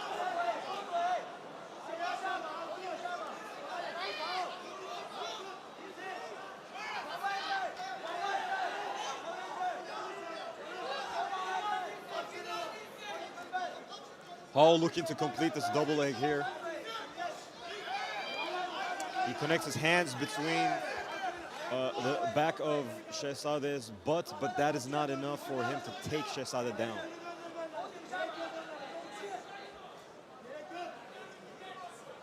Shehzadeh took Hao down with the trip earlier there. He may be looking for that same trip. But we want these guys to stand up and bang. Because when they get the top position on each other, Shehzadeh tries to roll out of it and gets Hao's leg. Hao slips it out of Shehzadeh's grip, and he is, I believe, on half mount. Again, I can't get a clear review. No, he's on full mount. he's on full mount. Yeah. He's on full mount against Shehzadeh. Now, if he can just posture up, he can deal a lot of damage. This is a big and strong man in his own right. But Shehzadeh is being very intelligent, keeping Hao's head close, and Hao can't really posture up and generate power. Ooh. Now vicious elbows. But both of these fighters are so good, not getting rained down upon by that vicious ground and pound. And Shehzadeh ends up reversing the position on Hao. And now he's attacking his own ground pound with 23 seconds left here on the clock. Let's see if he's going to be able to do anything to finish this fight, as Hao doing his best to reverse the position. But now Shehzadeh is on full mount, raining down these elbows, and Hao gives us back. Shehzadeh not being really able to do anything with the position, but I think Hao is probably going to survive this round. Yep. And that's it. Very evenly matched fighters. Yeah, incredible showing by the heavyweights. Yes. We're seeing a technical war between heavyweights. And very high activity level. And it's not like a technical war on the feet, it's everything. Yes. I'm surprised. Very complete fight. Obviously, the physical tools are different, but Hao has displayed great durability and actually great cardio, whereas Masu is just ungodly quick for a guy this big. But they are, I mean, to the credit of the CFC in general, this is superb matchmaking. It is incredible matchmaking. It's so evenly matched that this is like, you can say this is perfect matchmaking. Yes, yes. And Hao's corner is very aggressive on him. They slapped him up. And Hao was shocked to being slapped. I think there's a technical opening that they believe he can definitely exploit, yet he hasn't seen, and I think that was the discussion's content. They actually showed something to him with his leg. I was unable to understand what it meant, but I am very, very curious to find out right now. And here we are in the third round between the heavyweights, Rui Hao and Mahsun Shehzadeh. So Mahsun breathing heavy from his mouth. Definitely looks pretty gassed. How, again, with that strong rear hand to take down. Combo, yeah, and he gets it.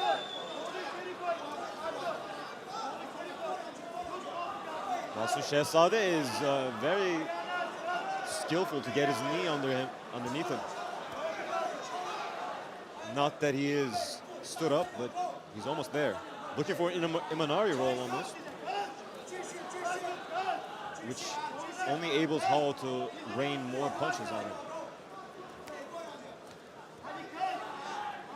I mean, Hao's strategy of partial control on the ground coupled with medium power, cumulative damage punches has been working so far. But Incredible Imanari roll by that takedown attempt from Hall, and that roll by Shehzadeh. Now Hall attacking that single leg as Shehzadeh is grinding elbows on the side of his head. You can see the side of his head is already bruised by 2-3 elbows.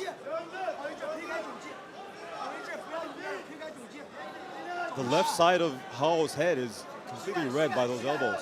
With just 3 strikes. It may be bleeding. I can't tell, to be honest. Shehzadeh is just such an explosive fighter. The problem is he does these amazing things in bursts, and then Hao just makes up just by constant sustained pressure. Again, we're seeing some very explosive action here in the turn of Hao, but Hao gets the position right back because he is applying a very steady rate of respectable pressure, brings Shehzadeh down, and I think he's in there with the more sound strategy. I mean, it almost looks like Shehzadeh was relying on his one-strike knockout power a little too much, and at this point, I would give it to Hao. I mean, he has more control time. He has more accumulated damage. Obviously, Shehzadeh with the heavy hands, whatever he touches starts to turn red or purple. But Not to say Shehzadeh didn't find any success in this fight, because he did. But overall, at the end of it all, right now, Hao is there, as you said, with the winning strategy. now, I suspect in the next 5 seconds, Mahsun was going to do something explosive, but no. Hao, Oh, another Imanari roll attempt, and he ends up on top. Like, how fluid is this guy? it's unbelievable. It's really unreal to watch. Like, the only criticism you can give of Shehzadeh's game is when he gets in those undesirable positions, he's just comfortable sitting there. But now he attacks a Darce from the bottom position. I don't know what that was, but he ends up on the bottom against Rui Hao. And he's, Ruzi's deep inside control, if I'm not mistaken. And if he just grabs the left arm, he'll be able to get into a crucifix, which will increase the effectiveness of his ground and pound strategy that has already been quite effective so far. Again, he slips away, almost gets up. Again, he gets the back of Hao. Very cleanly right now. This is pretty risky for Hao. Does Mahsun have the cardio to finish this?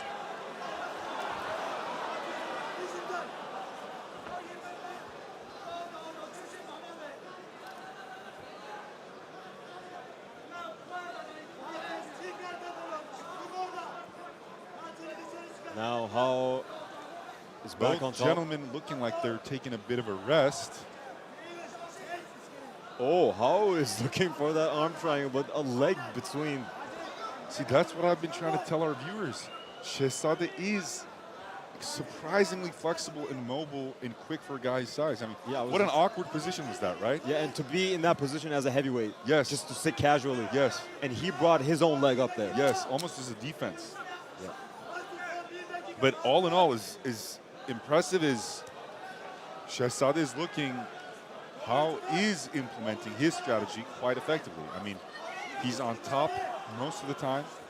He's always active with his hands. You know, nothing bone crushing is being thrown, but I mean, this is repeated, sustained damage. Mark Goddard is warning them for action. This has not been a barn burner, but this kind of scrambles from heavyweights it's definitely been an impressive and interesting matchup that I honestly have never seen before. Like you do Especially not see, the activity rate. you do not see Jailton Almeida scramble with heavyweight guys like this, because if he's so much better than them, he just finishes. And other heavyweights, if they do scramble, they don't last this long, for three rounds. Keep on scrambling. And that's it.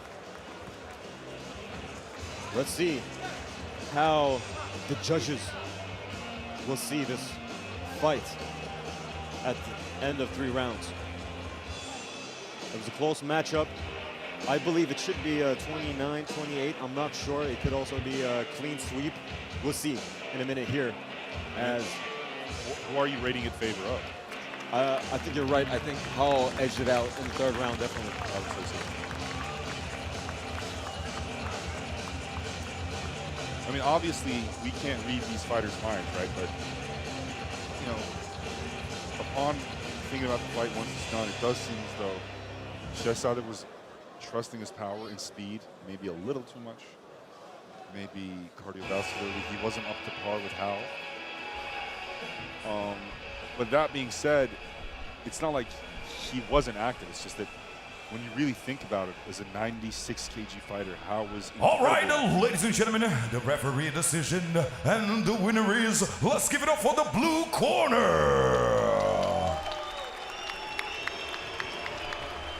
As you said, the Chinese inner demon walks away from this bout with the victory. Like, I want to compliment both of these heavyweights on such nice scrambles. But congratulations to China here tonight in CFC 2 from Istanbul.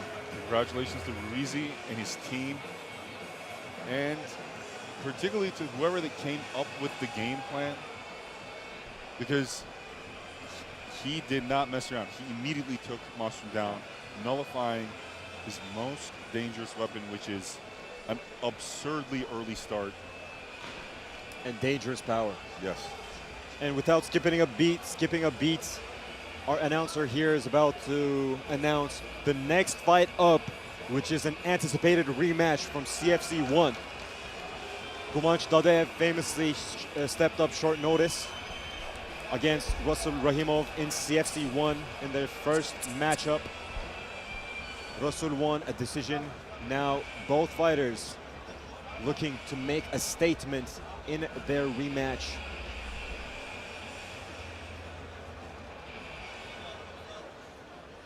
And now, ladies and gentlemen, for the next fight of the evening, introducing first to the blue corner, he's coming from Turkmenistan. Let's give it up for Gumanch Dadaev.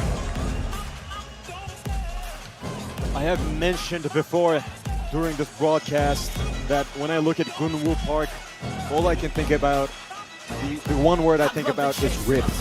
And he was really ripped. But this guy, Gumanch Dadev, just might be the most jacked fighter on the entire card. Now wake up! It's time to look at the enemy. Look in the mirror if he is no As he will be making his walkout here tonight. It's time to break up so I can make a better me. Better believe in your mind, cause it's everything. You can mold, shape, find almost anything. All it takes is some time and some clarity to find your identity. It's mind over everything.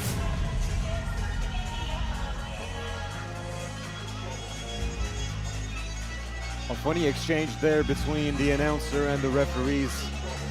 The announcer has stacked his reading cards behind the mats in the cage, and the referee group has told him to stop doing that.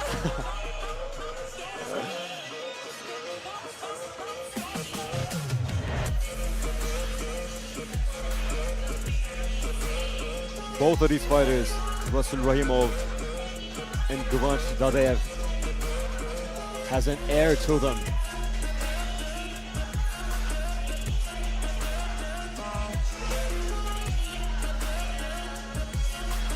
if you were to cook these guys low and slow and roast them for hours, you could peel the muscles off the bone.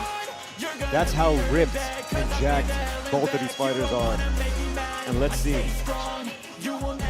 what a rematch will produce.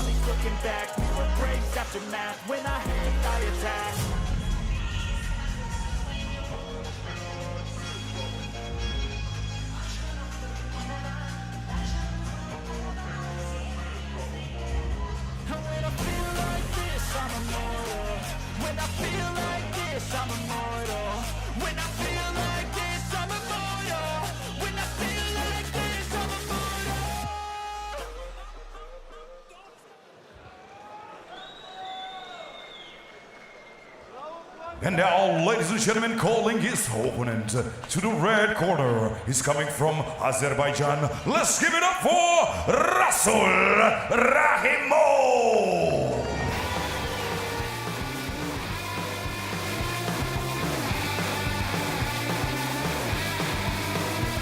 And now, the victor of this fight, I should say, the victor of the first fight, the first matchup between the two, Rasul Rahimov, is now making his walk out. He has requested both the Turkish flag and the Azerbaijan flag, representing both fighters.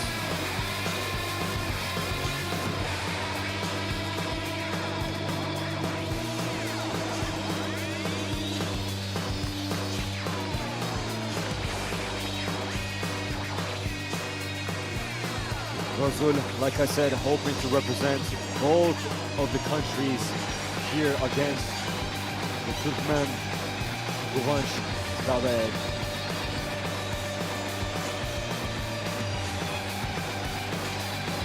When you look at Guvanch Daveev's shoulders, you can easily see the separation between the shoulder heads. I've never seen such impressive shoulder muscles live ever, I think.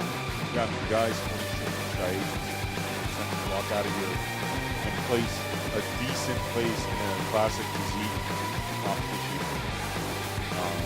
They're both looking phenomenal. And considering Guvanch's case, this is noteworthy because, as you already mentioned, he did have the last-minute replacement screen against the camp. He did cut weight to the extent that it would have been optimal. But now with the complete camp, this fight is going to be very, very competitive. My only worry is that did he cut too much? Is he too light? You know, that's my only worry. But I mean, he looks like Kratos from God of War 2018. He does. And to give some context on the first matchup, Rasul Rahimov in CFC 1 had a different opponent. He pulled out. Guvanch Daveev stepped up last second, literally in the last 48 hours. He came and made his own way to the octagon in the first event. But then he missed weight because it was such short notice, and it was up to Rasul to accept the fight. And the man he is, he did accept the fight against Guvanch Daveev, who missed the weight, and he performed well. He won 3 rounds against Guvanch Daveev, and let's see. Not just 3 rounds by name. He went the last second of the third round. And let's see if Guvanch Dadeev's fight camp is going to be enough to make a difference in the second fight in a rematch here in CFC 2. And now, ladies and gentlemen, presenting the blue corner, age 33, weighing 65.5 kilogram, height 1.77 meters, having a personal record of 1 win and 3 losses. He's fighting for Turkmenistan. Let's give it up for Guvanch Korkusuz Dadeev. Flashy striker, takes risks.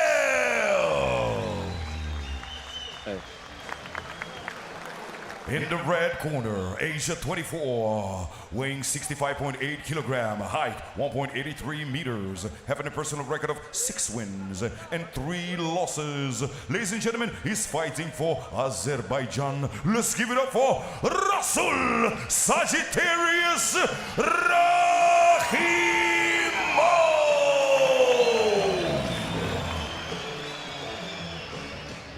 and gentlemen, will be 3 rounds, 5 minutes each. Referee in the ring, Mr. Fidat Gök.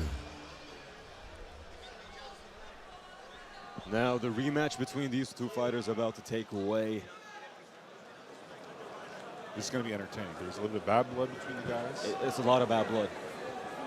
Wesu likes to throw risky strikes, but he's also very, very good on the ground. Wesu is wants- quick to take the center of the stage. Wants to prove something.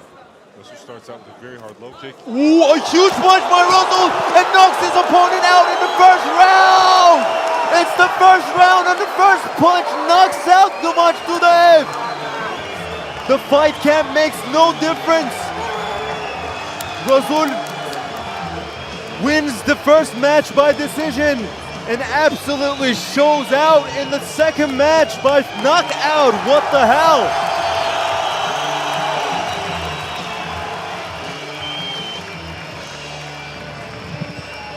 Just as soon as the fight started, it is over by a right hand. Or was it the left hand? I think it's the right hand. I think it's a 1-2 right. Let's see. Boom. A huge right hand. With one punch. That was one punch. I told you this guy was a risky striker. He put everything he had into that. Everything. One leg kick.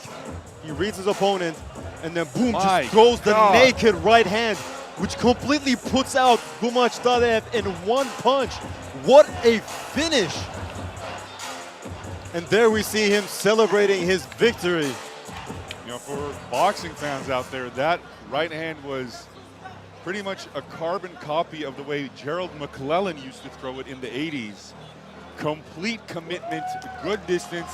If you miss it, you miss it, but if you make it, it's all over. I want to say incredible performance, but incredible punch. It's a single punch. Incredible punch. You know, with this man has definitely improved his reputation in stock because we already knew he could submit people, but he's built like a striker. And now, ladies and gentlemen, the judge decision. And the winner is by a knockout in the first round. Let's give it up for the red corner, Rasul Sagittarius Rahimov. And he proved that he was a striker. I mean, this guy has crazy power in that right hand.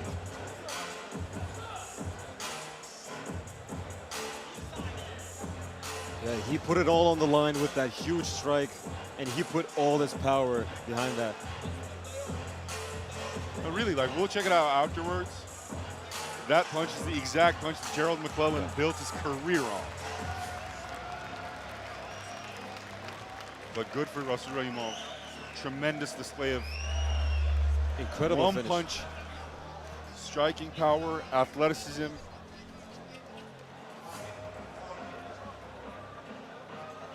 He does not look like the one-punch man, but he is the one-punch man tonight here in CFC 2 in Istanbul. What a finish. Sevgili Burak Deniz de CFC'ye geldi. Hoş geldiniz. Hoş bulduk, merhabalar. Nasıl hissettiriyor burada olmak? Nasıl bir kalabalık karşıladı sizi? Çok heyecanlıyım. Şu an daha yeni girdim aslında. Çok heyecanlıyım. Dediğim gibi benim ilk canlı izleyişim olacak. O yüzden neyle karşılaşacağım, ne olacak falan heyecanlıyım. Hemen röportajı bitirip gitmek istiyorum oraya yani. Ama bir favoriniz vardır, onu bir öğrenmem gerekiyor. Desteklediğiniz bir. Şöyle desem çok yeri olacak, çok farkındayım. Favorim olsun ben de isterdim. İyi olan kazansın. Çok iyi olan kazansın diyelim ve çok hazırlıksız geldim diyelim. Ben tamamen izleme odaklı geldim. İçeride karar vereceğim. Tamam, içeride sizi o zaman muhteşem bir gece bekliyor olacak. Tadınızı çıkarmasını istiyorum ben bunun. Ve size iyi eğlenceler diliyorum. Çok teşekkür ediyorum, sağ olun. İyi seyirler. Sağ olun. Hoşçakalın. An itibariyle CFC'de güneş açtı diyebilirim gerçekten. Var olur mu böyle güneşin üstüne geldim gibi bir şey. Bulut olabilirim en fazla. Hayır, çok güzelsiniz. Çok güzelsiniz. Nasılsınız? Çok teşekkürler. Çok mersi. Karşılıklı duygularımız çok. Hoş gelsin. Nasılsınız? İyiyim, çok mutluyum, çok heyecanlıyım. Az önce çocuklarla da bunu konuştuk. Gelirken de gün içinde de çok heyecanlıydım aslında. Bu benim ilk canlı gördüğüm kafes dövüşü, öyle söyleyeyim. Yani televizyonda falan seyretmekle aynı değil. Olmadığını tahmin ediyordum tabii. Çünkü yıllardır spor yayıncılığı yaptığım için bir müsabakayı yerinde seyretmenin keyfi bambaşka oluyor, onu biliyorum. Ama şu an bunun tadını çıkarttığım için de çok mutluyum ve çok şanslıyım. Hem yayıncı kuruluşa teşekkür ediyorum hem organizatör arkadaşlarımıza, hepsi de denk geldi bir arkadaşım bu arada. Onlara çok çok teşekkür ediyorum ve bu organizasyon için teşekkür ederim. Favoriniz var mı peki? Kimi destekliyoruz? Ben Erdem'i desteklemek için geldim tabii ki. Yani ben her zaman bayrak öyleyim yani. Onun dışında da söyleyecek bir şeyim yok. Kızlardan aslında desteklemek istiyordum ama o konuya hiç girmeyelim. Amerikalı dövüşçü kazandığı için orada biraz üzgünüm, en azından onu söyleyebilirim. Onun dışında da bir şey yok. Sizin de zaten dövüş sporlarıyla ilgilendiğinizi biliyorum. Hani burada ekstra farklı bir haz alıyorsunuz diye düşünüyorum. Çok şöyle yani ben yıllardır yapıyorum. Hem Muay Thai yaptım. Yani MMA'ye zaten çok meraklıyım. Ama onun dışında boksu çok seviyorum tabii ki. Ama böyle işte dediğim gibi tekrar böyle canlı canlı seyretmek, profesyonel sporcuları yerinde görmek, alkışlamak, desteklemek falan çok büyük heyecan. Ben sporu çok seviyorum. Her türlüsünü çok seviyorum. Ama dövüş sporlarına daha da böyle bir ilgim, sevgim, merakım var. O yüzden mutluyum. Biz de sizi çok seviyoruz. İyi ki geldiniz. Ayaklarınıza sağlık. Gecemi güzelleştirdiniz. Öyle Keza söyleyeyim. siz de benim Çok öyle. çok teşekkür ederim. Çok Ayaklarınıza sağlık. İyi seyirler diliyorum. Çok kibarsınız. Çok teşekkür ederim. Sağ İyi olun. eğlenceler. Çok mersi. Çok güzelsiniz. Sağ olun. Evet, gecenin en önemli isimlerinden biri aslında yanımızda. Kendisi dövüşçü değil ama bu geceye gerçekten damga vuracak. Martin, hoş geldin. Bütün yeteneğinle birlikte buradasın ama yeteneği senin dövüş değil, başka bir şey ve gecenin sürprizi de sende. Evet. Bugün Erdem abim için geldim. Tabii ki de ona benden bir şarkı istedi kendisi. Çok sağ olsun. Profesör adında bir şarkı yayınlayacağız inşallah bugün. Erdem abimle ilk defa sahneye çıkacağız. Çok heyecanlıyım. Nasıl konuşacağım onu bile bilmiyorum. Evet, ne hissediyorsun? Yani başarmaya az kaldım. Yani Erdem abim... Ya bugün ringde özel olarak hazırladığın şarkıyı seslendireceksin aynı zamanda. Hani senin için de çok özel. Zaten özel bir gece ama senin için çok daha özel olmalı. Ya benim için daha çok önemli çünkü Erdem abime ilk defa yazdım ve ilk defa sahneye alacağım bugün. Çok heyecanlıyım. Ona da buradan başarılar. Bana bu fırsatı sunduğu için, buraya çağırdığı için. İlk defa çıkacağım. Çok heyecanlıyım. İlk defa mı böyle bir şey oluyor kariyerinde? İlk defa mı biri için böyle spesifik bir şarkı yapıyorsun? Evet, ilk defa birisine yazmış oldum gerçekten. Çok mutluyum. Yani elim ayağıma dolanıyor gerçekten. CFC için yani. CFC için evet. Peki organizasyonla ilgili neler söylemek istersin? Şu an içeride dünyanın en önemli ve en büyük MMA dövüşçüleri var ve çok güzel bir gece yaşanacak. Yani organizasyon zaten Volkswagen Arena'da yapılması zaten önemli bir şey. Ama bizim tarafımız belli. Erdem Dinçer'i destekliyoruz sonuna kadar. Çok güzel bir organizasyon. Bayıldım. O zaman sana da sahnede başarılar dileyelim ve emeğin için çok teşekkür ederim. CFC için verdiğim için, yaptığım bu şarkı için. Emeklerine ağzına sağlık. Sana iyi seyirler diliyoruz. Görüşürüz. Kolay gelsin. İyi günler. Evet, Serena Yaktaş da bizimle birlikte. Hoş geldin. Hoş bulduk. Çok güzel bir şey burada. Kadın seyircileri de görmek. İyi ki geldin. Evet ya iyi ki geldim bence de. Zaten bayağı da kadın seyirci gördüm bu arada. İlgi var. Herkesten ilgi var. Ben de ilgiliyim. Arkadaşlarım sayesinde de çok ilgiliyim. Özellikle CFC'ye. Burada olduğum için de çok mutlu hissediyorum bugün kendimi. İlk geceye gelmiş miydin? İlk gece de ben DJ performans da yaptım bu arada. İlk gecemiz de çok güzeldi. Dastas'taydık. Bugün asıl burası ikinci ayağımız, en büyük ayağımız. Burada çok önemli kişileri yani sporcuları izleyeceğiz. O yüzden ekstra heyecanlıyım. Bakalım nasıl bir atmosfer beni bekliyor bu sefer. Kimi destekliyorsun bugün? Bende bir isim yok. Spesifik isim veremem. İyi olan kazansın gibi. İyi olan kazansın. Çok da vurmayın ya. Of, yani kan sıçrıyor. Bir yerde bir durun ya. Ben kıyamıyorum ya. O da işin biraz rengi. O işin biraz rengi aynen ama olsun. Bazen içim gidiyor. Şöyle falan oluyorum izlerken. Ama olsun güzel. Her şeye rağmen seni içeride soluksuz bir gece bekliyor olacak. Evet.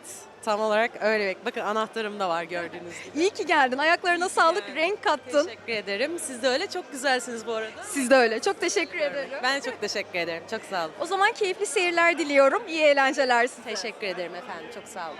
Ağzınıza sağlık. Sağ olun. Profesyonel MMA dövüşçüsü Kaan Kazgan da bugün CFC'de. Hoş geldin Kaan. Hoş buldum. Nasıl hissediyorsun kendini? Nasıl bir atmosfer var burada? Vallahi heyecanlıyım. Dövüş ortamında olmak beni her zaman heyecanlandıran, içimdeki o duyguları ortaya çıkaran bir yer. O yüzden maçların başlaması için sabırsızlıkla bekliyorum. CFC'nin zaten birinci etabında da vardın. Evet. Abin aynı zamanda dövüşmüştü. Hani o gecenin atmosferini de yaşamıştın. Kesinlikle öyle. Köşede olmakla izleyici olmak çok farklı şeyler. Dövüşçü olmakla izleyici olmak da aynı şekilde. köşede olduğum zaman birazcık daha sadece yakınına ve sevdiğin kişiye odaklanabiliyorsun. Ama bugün sadece saf bir MMA seyircisi olarak tutkunu olduğum sporu keyifle izlemeye geldim. Tabii CFC'nin birinci etabında favorin vardı, desteklediğim biri. Peki bugün kimi destekliyorsun? Bir favorin var mı? Bugün de aslında şimdi Türkiye'de zaten çoğu MMA dövüşçüsü ya bizim spor salonumuzdan ya da hocaları bizim spor salonumuzda zaman geçirmiş olması gerekiyor. Bugün de yine gecenin maçını yapacak olan Erdem 10-12 yaşından itibaren bizim salondaydı. Yine Berat Songur spora tamamen benimle başlayıp bugünlere geldi. O yüzden gönlümden desteklediğim kişiler var ama bütün Türk sporcuların yanındayız. Çok teşekkür ediyoruz. Ayaklarına sağlık. İyi eğlenceler diliyorum. Teşekkür ederim. Görüşürüz.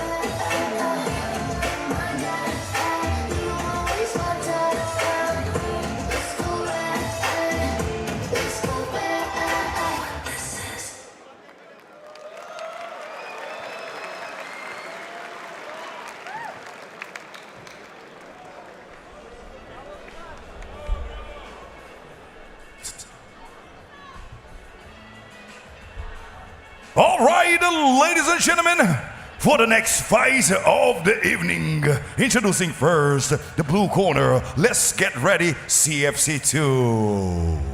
From Brazil, let's give it up. Make some noise for Rafael Diaz.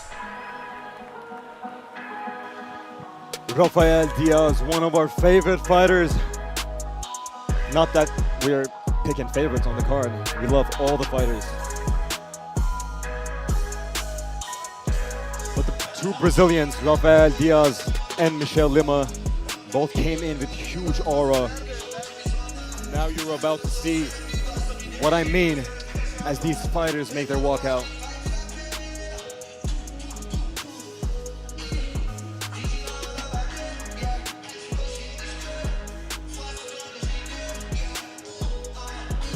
Just by looking at his biceps, you can tell how bulky of a guy this is. And there you saw all good FM members on the stream.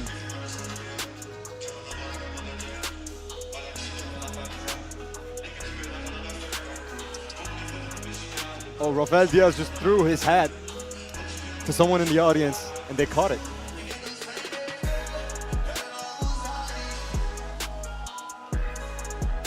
this next bout is going to be taking place in the featherweight division. Rafael Diaz is a short notice opponent.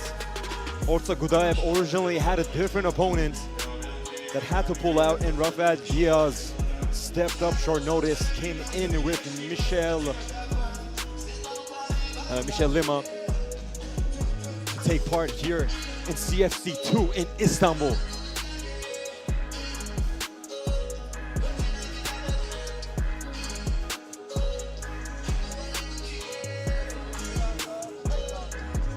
Orta Gudaev is going to be fighting a second time in the CFC. In CFC 1, he made his debut. And today, Rafael Diaz is going to be making his debut, his CFC debut.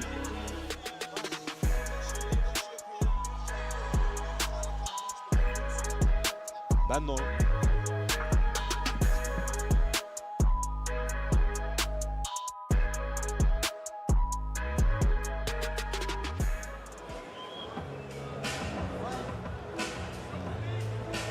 And now, ladies and gentlemen, calling his opponent to the red corner from Russia. Let's give it up for Orta Gudaev. Gudaev now making his walk out. The CFC veteran, I think I'm allowed to call him.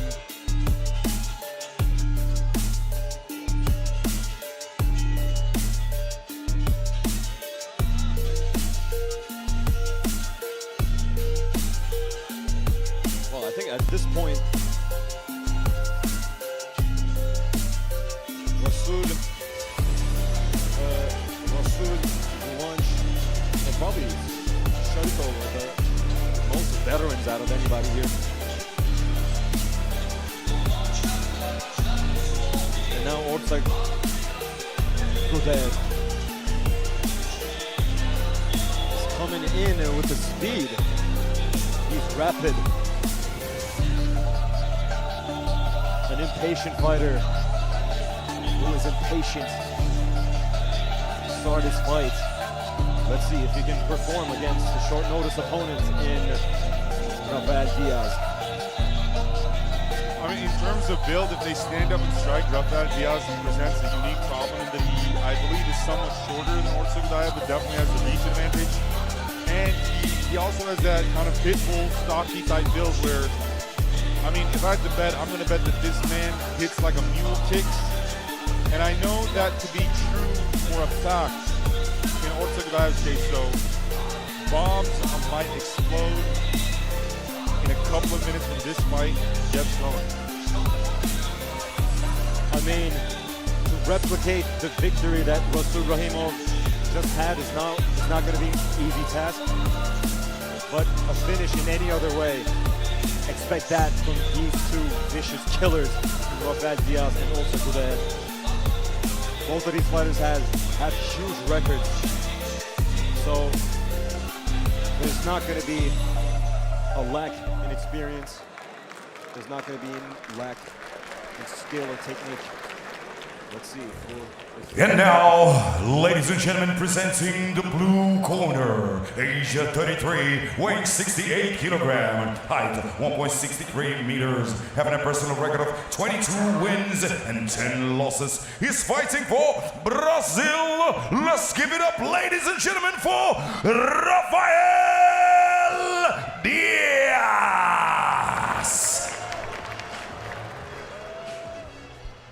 In the red corner, age 27, weighing 68 kilogram, height 1.77 meters, having a personal record of 12 wins and 4 losses. He's fighting for Russia. Let's give it up, everybody, for Orta Gudaev.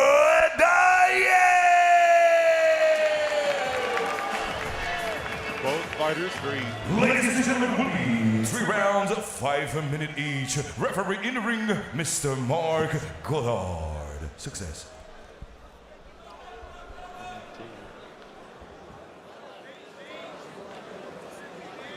So Again, both fighters have been introduced. Mark Goddard is going to do the refereeing. Everybody looks eager and ready, and the fight has begun. Fighters have touched gloves. This just might be the most explosive fight, but I don't have the right to say that after the previous one. Let's see what this fight has in store for us. Well, here maybe tonight. lightning will strike twice indeed. Now, we know what Orza can do from CFC1, but that was a heavy, heavy body kick. Orza starting out with actually a two-touch kick, or I forgot the name, but there were 2 foot contacts in that kick. But Orza has made his intentions known. He definitely wants to finish. Look at the midsection of Orza, how like red it is from That just one kick. Yes, exactly. I told you that was a hard kick. We can hear it next to the cage. Ooh, a huge connection. Orza with blinding hand speed almost. Rafael Diaz needs to let that front hand go. He needs to let that jab go. He needs to throw something to get some respect, or it's not going to be a good night for him. And again, the very hard kick returned by Orza's very hard kick. But how quick is Orza Gudaev? No comment on that. I mean, I'm in disbelief watching this thing live. Such power, such speed. Rafael Diaz almost looks as confused as us to what to do. Yeah, I sense a similar dynamic in his frame of mind, but he can see things. He just caught a deadly hook. And by catch, I mean he blocked it. He was able to see it and defend against it. But he needs to let his hands go. He needs to start punching and start punching now, or things will get very dangerous for him very quickly. Orza stalking and looking for the one-punch finisher. Orza's attitude so far in the cage has been foreshadowed by his walkout. He ran towards the cage. So Orza stance switch indicating that the kicks, although sparse, has done damage. My God, this guy hits hard. That connection on the shoulder there was hard. If that was on the chin, it was gonna be that. But Diaz does let his hand go. He hits very hard himself. He just needs to throw more punches. Maybe it's a cardio issue.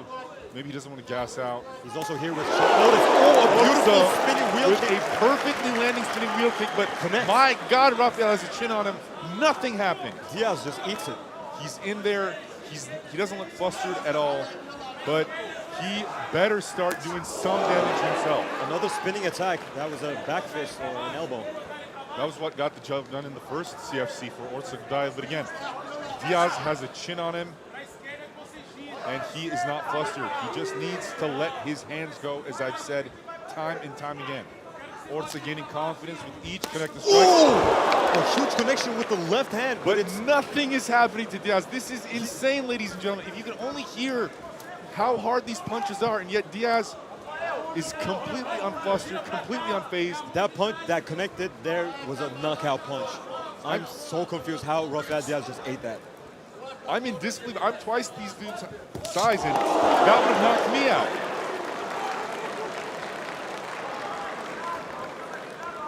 So at this point, I'm guessing Rafael Diaz with a short neck and a thick neck. Oh my and God! Now he knocks down Orza Gudaev. So then Rafael is playing that game. Rafael says, I have 8 chins, you have 1, and I hit just as hard as you. He's conserving the energy. Let's see who will be standing. Impactful. Now, what does Orza Gudaev feel right now? What is he thinking right now? Somebody's about to beat him at his just got own knocked game. down. He threw everything he had, every hardest punch, hardest strike he had to Rafael Diaz, and it all connected. And it did nothing to Rafael Diaz. And Rafael Diaz connects there with a jab and puts Orza Gudaev down with a single punch. Well, Orza Gudaev, credit to him, he also ate that. And now we're in the clinch. But Orza was shaken. Very hard 1-2, incredible combos to the body. Rafael finally had it. Orza Gudaev follows it up with a huge right hand. It connects, and Rafael just eats it again and again. Beautiful close distance boxing by Orza Gudaev, but Rafael has a mutant of a chin, comparable to the greats of boxing. Comparable to Martin Vettel. Head kick and just puts out Rafael Diaz with a single head kick.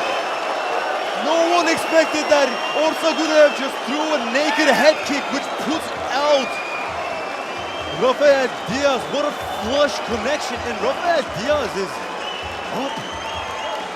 Yeah, he got slept, he lost the fight with a knockout, but he's up. But what a finish by Orta Gudev. Talk about that power, talk about that creativity, talk about a beautiful arsenal of striking. So for our viewers, let's gain a bit of wisdom from this. A strength over-relied on will become a weakness. We saw Rafael's chin get tested and pass the test time and time again, but he relied on it so much. Orta got the perfect high kick to land. A naked head kick. No, he fainted with the left. It's almost like a Leon Edward head kick. Yes, where there was a hand strike fake. Yeah. And imagine how strongly that kick was thrown. Rafael Diaz was actually moving back. He was. I mean, that wasn't even the full potential force of that kick on his chin. But again, a strength over-relied on will become a weakness, and you will get exposed in MMA. You cannot go in there with a singular game plan or trusting a singular godlike feature of your physiology. You have a great chin, but this is MMA, and if you over-rely on it, you will get exposed, and that's just what happened tonight. Right now, Orta Gudev exposed Rafael Diaz. And now, ladies and gentlemen, the judge decision, and the winner is by a knockout in the first round. Let's give it up for the red corner from Russia, Orta Gudev. Along with Razul Rahimov, Orta Gudev just became one of the most decorated fighters in CFC. And what a finish by the pair of these guys, both Razul and Orta Gudev. You were right, lightning did strike twice. Yes. Not with a single punch, but that kick was beautiful. And it was enough to put away the godlike chin of Rafael Diaz. I was just about to compliment and compare Rafael Diaz's chin to Marvin Vettori, but I was going to go deeper into the bag. I was going to say George Chuvalo from way back when, boxer. But all the credit to Orta Gudev for being able to put a chin like that out in round one. Yes. He also did display some beautiful inside boxing, pressed against the cage. The entire striking arsenal he displayed from the first second of the fight was beautiful. Yes. I was about to say it, but I never got the chance because he finished him. You know, I might even say that, you know, it's not the stereotypical highly technical outfighter style, but he may be the best striker that we have watched up until now. I mean, obviously we have some legends in here. Yeah, this was going to be one of the most explosive fights, but Orta Gudev delivered with everything. Yeah. Bombs did explode, lightning did strike twice, and we have all learned what, ladies and gentlemen? A strength. All right, ladies and gentlemen, for the next fight of the evening, CFC second edition, let's get ready. Introducing first to the blue corner, he's coming from Italy. Let's give it up for Chiara Giusti. As we have mentioned before, we will not be waiting for any ad breaks, and every fight is going to be coming up next without skipping a beat. And you can see the amazing flow of this organization. Orta Gudev just delivered a huge head kick knockout. And before we can even get to talk about it, our next matchup here is almost about to take place as the first fighter makes her way to the octagon. Yeah, are we listening to classical music right now as the fighter is walking up to the stage? It's a trap mix. It's a trap remix. Oh, it is? All right. It's a good drum. Yes, it is. Oh no, it's different. We have beats, we have drums in our ears, but it's classical. Oh yes. Yeah.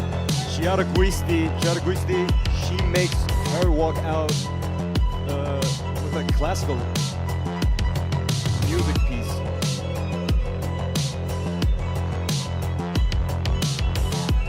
A fighter from Italy against our very own Baby Hot Touchildas. You know, watching your previous fights, getting ready for this event, what I can say is that she can fight out of both stances quite effectively. She can maintain distance quite effectively, but when she feels like the better strategy is to go in, she's not afraid to get in and brawl. A pretty complete striker, tough, and good proportions to be a striker. Good height, good reach, and as I said, close to being ambidextrous when it comes to striking. And now, ladies and gentlemen, let's call her opponent to the red corner. She's coming from Turkey. Let's give it up for Bedia Takilis.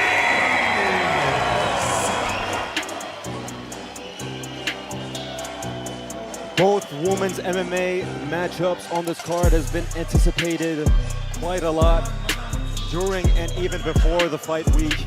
But this matchup out of the two has been the one that everybody wants to see. Everybody wants to see Bedia Takilis perform in the MMA octagon or MMA cage. And let's see what her CFC debut has here for us tonight from Istanbul.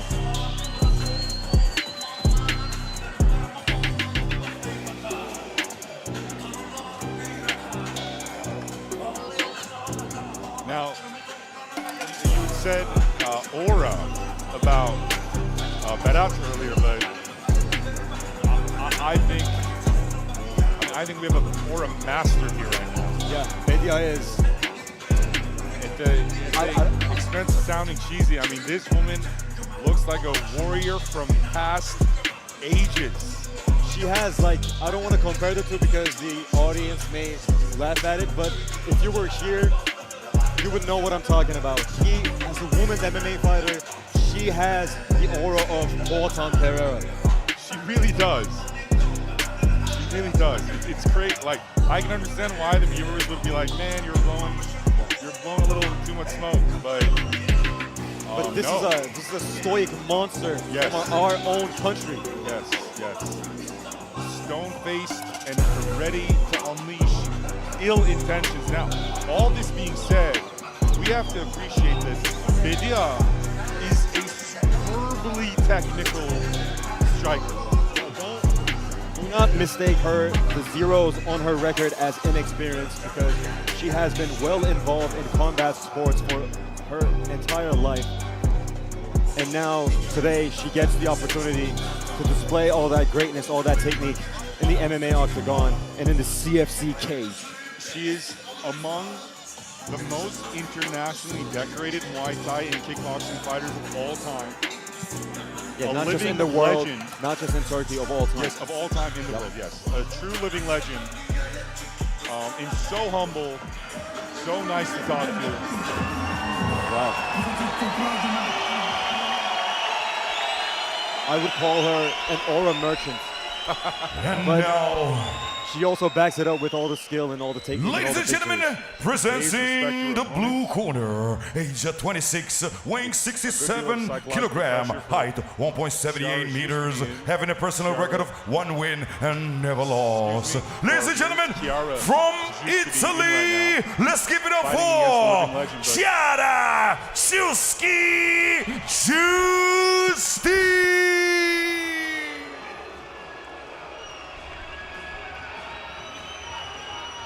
And now, ladies and gentlemen, in the red corner, age 29, weighing 67 kilogram, height 1.76 meters, having a personal record. Ladies and gentlemen, that's her debut in professional mixed martial art. Ladies and gentlemen, from Turkey, let's give it up for Bedia Takilis.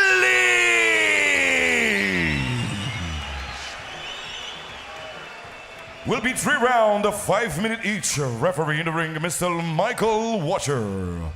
Good luck.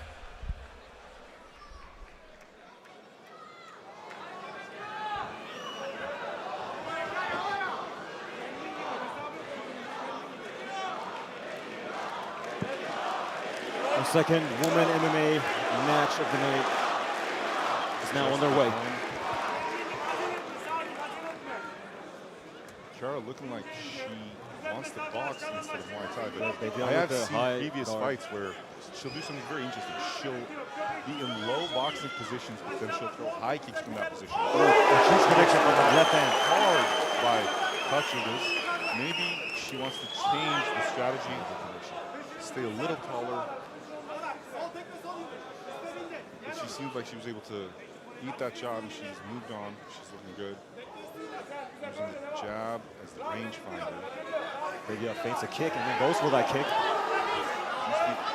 Catches the kick, but not Maybe able to do moves anything with it. so well. Gets out with that beautiful check hook. Very fluid.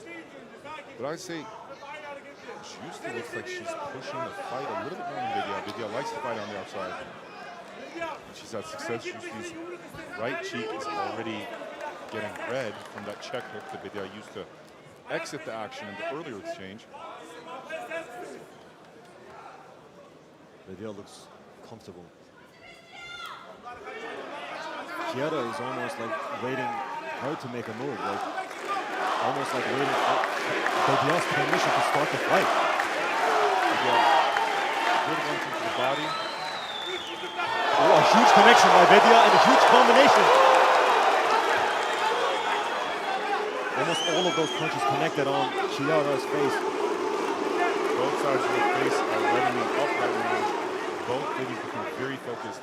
But again, Kiara needs to let those hands go. Obviously, it's difficult looking into the eyes of a living legend in Vidya, but she needs to do something. She needs to gain some respect. But Kiara does not want to be on the back foot, but you can clearly see that her pressure is not enough to push back Vidya at all. And she's respecting the power maybe a little bit too much, but it is justified as she does get pieced up and get connected with another combo.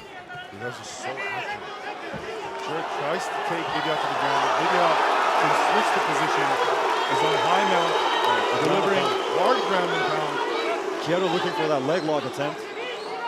Vidya seems comfortable as of now. Trying to land the hard ground and pound. Kiara getting control of the leg. She's squeezing the leg. I'm not sure if the position is correct. Vidya does not seem bothered at all. She's looking for that position to maybe strike the head of Kiara now. She does seem a little worried about the ankle. She's trying to get that ankle out. Kiara squeezing for dear life. I think Kiara is just squeezing right now. She doesn't really have the position. Or else Vidya would instantly tap.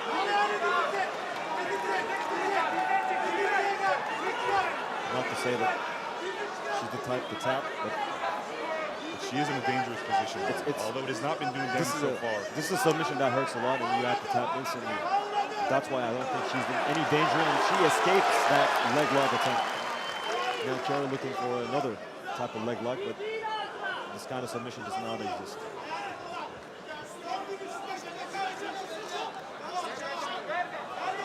I mean, although she has not been able to get the submission, props to her where she's at least slowed down Vidya's roll. She's getting her legs tired. She's getting her arms tired because Vidya's vying for position. Now, she may also be getting tired, but in terms of reducing Vidya's speed and accuracy, this is actually a pretty intelligent strategy. And you can see the discrepancy in grappling, but let's see if that will lead to any success for Kiara. And although this doesn't lead to a submission on Kiara's part, it is at least stopping the ground and pound that was doing so much damage to Kiara early on. Kiara trying the up kicks. She has a black eye on her left side. If Vidya gets her leg out, this is a terrible position for Kiara. And she does. Vidya gets out. She wants Kiara to stand up. The referee stands for help. And this is Vidya's world yet again. Again, as difficult as it is, Kiara needs to let those hands go. She needs to gain some respect. The left eye of Kiara looks terrifying.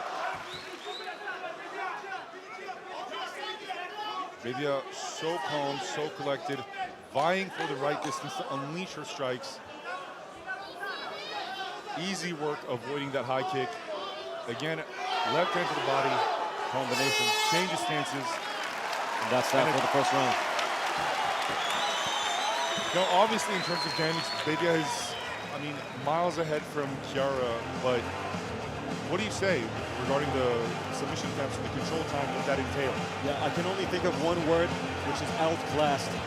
I think Bedia is truly outclassing Chiara. Now, Chiara did a good job not to get finished and to defend her own position and her own vitality by attacking those leg locks. But I do not think those... What a combo that we're seeing right now. Sorry to cut you off. I'm so impressed by the combo.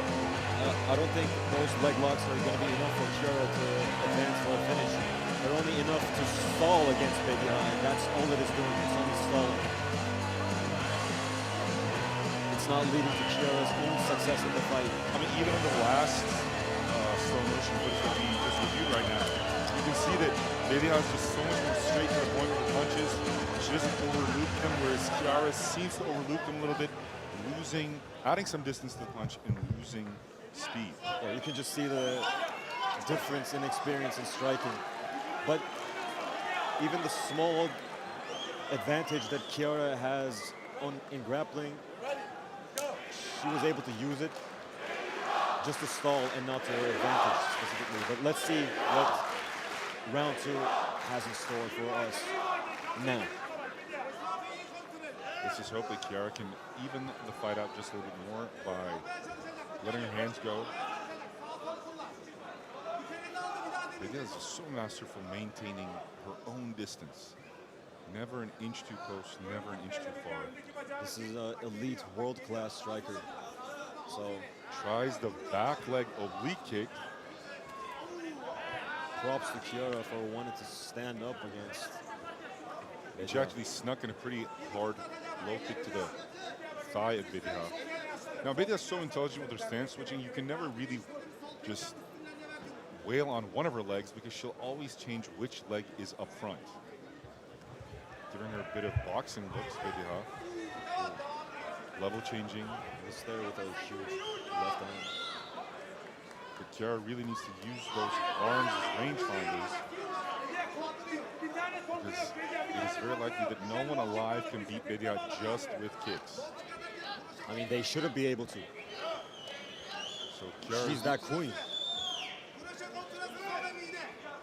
I'm surprised Chiara is still not looking to change levels or attack the grappling or initiate a clinch. Just throw your body at hers and maybe something will happen. But if you stand at the distance...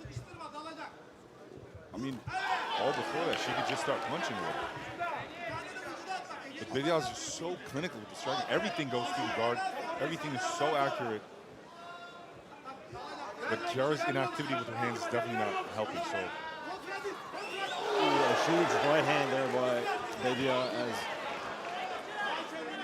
Chiara was pulling back.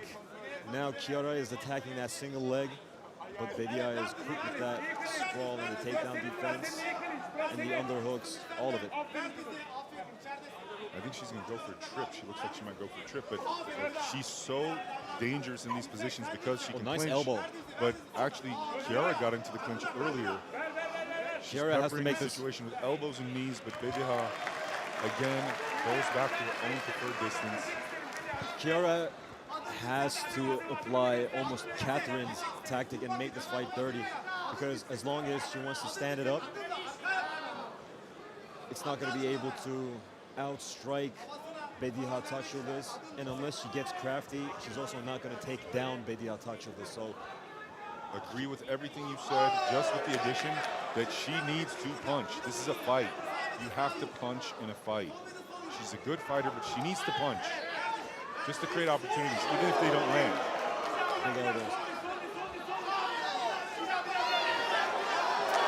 Beautiful work from Bedia in the clinch, and gets out unscathed. Clinical striking on display.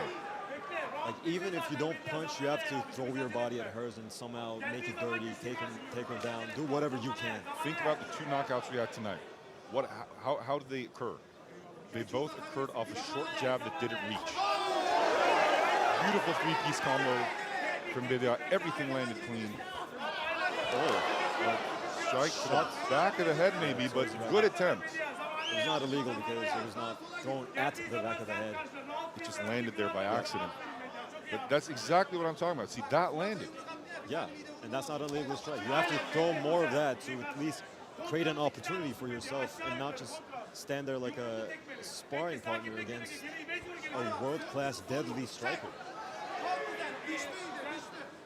So Chiara needs to let that jab go, throw some straight punches, find her distance, and capitalize on the opportunities that that creates.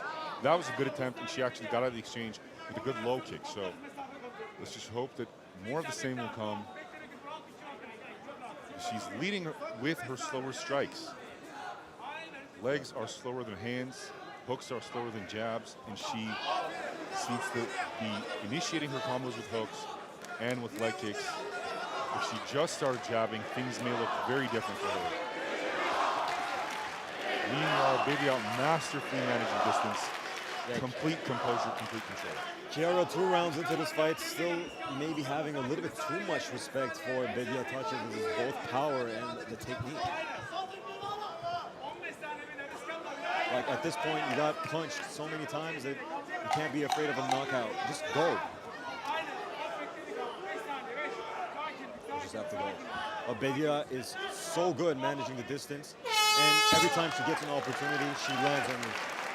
She connects with power, and even if it's not enough to maybe knock you down or knock you out, it's gonna hurt and make you think, oh, I do not want to step in that distance again and again and again. And this is exactly what we're seeing from Chiara. She's either given too much power, I do not want to say afraid, but she does not want to get in that distance with Bedia. And every time she does, she gets connected.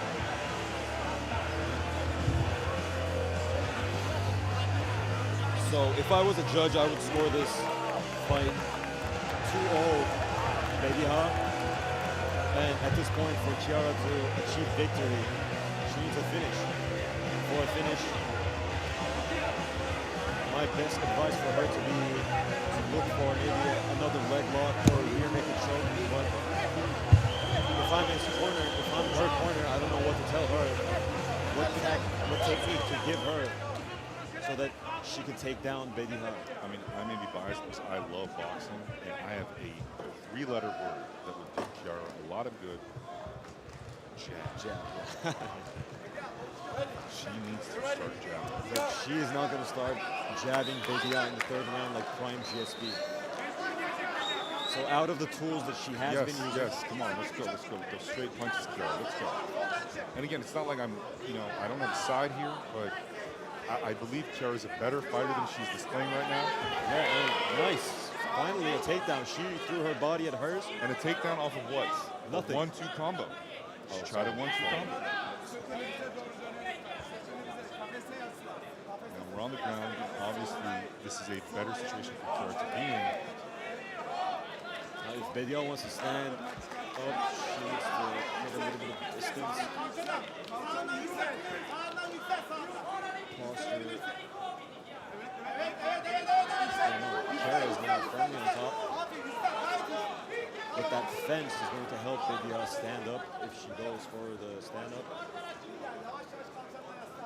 Chiara Gristi finally able to display what she has. I mean, if she takes risks here to posture up and to engage in heavy ground and pound, the amount of damage that she creates might give her a chance in maybe getting to win. But at this point, she cannot be timid and she cannot be risk averse. Yeah, she has to go for it. She has to go for damage. Exactly. And it's almost as if she's heard us. Going for a hard ground and pound, but lost the position because Bedia is just so athletic. But she has Bedia's back right now. Bedia just gave her back to stand up. Both fighters not masters at the ground game, so Chiara has not made good use of that opportunity to go for the rear naked choke. Bedia now fighting their hands to get that separation and get back to stand up. They're slowly getting close to a clinch, which both ladies are very capable of fighting off of the clinch. Bedia breaks apart the action with an elbow and go back in striking distance. So Gristi is intent on getting the fight close. pressed up against the cage, and she wants this to be a grapple instead of a striking match. Yeah, she is now putting the pressure on. She does not care of what the outcome will be. She just wants to throw her body at hers. Just initiate something. Just let me grab you, and then I'll see what I can work with. That's exactly what she's doing finally here in round 3. Now she switched on to a single leg. And Bedia is looking for those elbows that Peloton. It's not a finish. It's not a finish. The referee has called a timeout. It is not a finish. Is it an eye poke? No, it's an elbow strike to the back of the head. I thought it was the same elbow strikes that Peloton threw against Yuri to the side of the head, but Chiara is complaining that it was towards the back of the head. We won't be certain unless we get to see a replay. Chiara firmly holding the back of her head. The referee is looking to maybe restart the fight, but I think the ref's gonna give her some time. Yeah, she right now, if that was an illegal strike, she deserves all the time. Chiara looks pretty shocked. Well, that's not even her corner, but she's looking deeply inside the buzzer.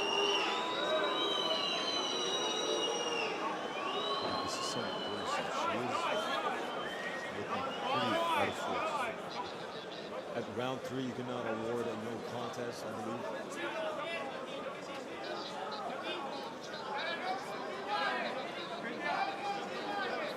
It almost looks like she's having this right here. We see the corner of Bedia telling her to do the elbow, and she does the elbow, and Chiara starts complaining that it was towards the back of the head. The doctor's checking her eyes right now. The angle on that elbow, we can't clearly see whether it was towards the back of the head. So we're not sure even after the replay. We'll see it again. It's a better angle for the elbow. The problem is... It was on the back of the head. Well, I think it was aimed to the side of the head, but she was ducking the... Chiara was just ducking her head at the same moment Bedia was throwing that elbow.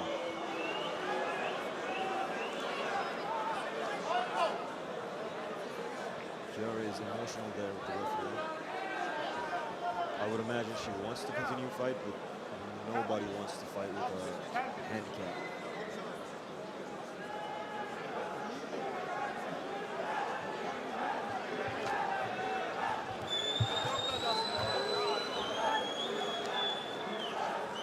They're having an emotional moment with the doctor. The doctor trying to reassure her.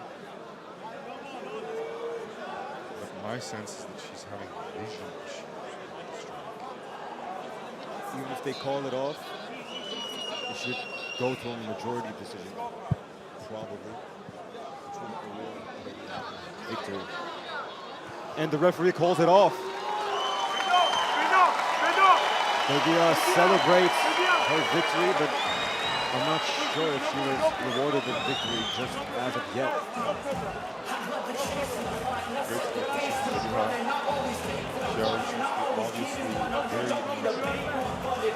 Bedia with the sportsmanship, embracing her opponent and trying to get her standing up and at least carry her to her opponent. And it was just about to start going good for Chiara. Like, Bedia won the first 2 rounds and Chiara was finally able to make it a dirty fight and maybe even looking to win that 3rd round, but unfortunately for her, not exactly an illegal strike, but a strike to where you don't want it. You know, maybe not the best cornering for her corner because they instructed on the elbow, the 12-6 elbow basically, and Chiara was in a position where it was likely to land on the back of her head. By no means am I suggesting that there was ill intent here, mind you, but you know, in the heat of the fight, fighters get scared away, the corner gets scared away, and it was a beautiful fight, particularly on the side of Bedia. She's obviously happy with it. But if you ask the corner and if you ask Bedia, I'm pretty sure both parties wanted to land that elbow towards the side of the head. Yeah, personally, I have no doubt. Yeah, it's just unfortunate that Chiara was dumping her all at the same time, which ends up with not a legal fight, meaning a TKO finish.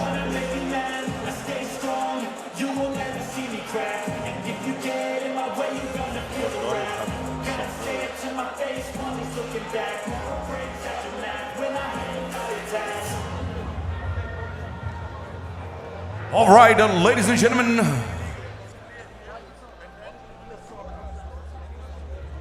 I mean, both ladies fought well, but this is an unfortunate way to win a fight. I don't think Bedia is as happy as she could have been had such an unfortunate event not happened.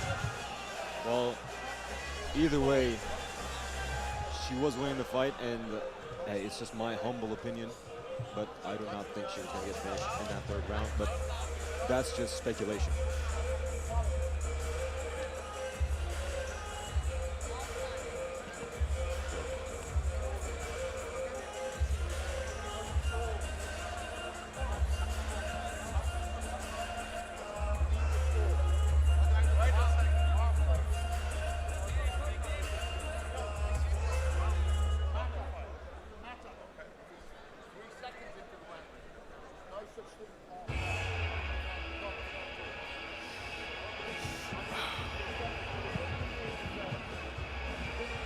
The announcer is about to announce the winner of this fight, but the referees are still talking with each other.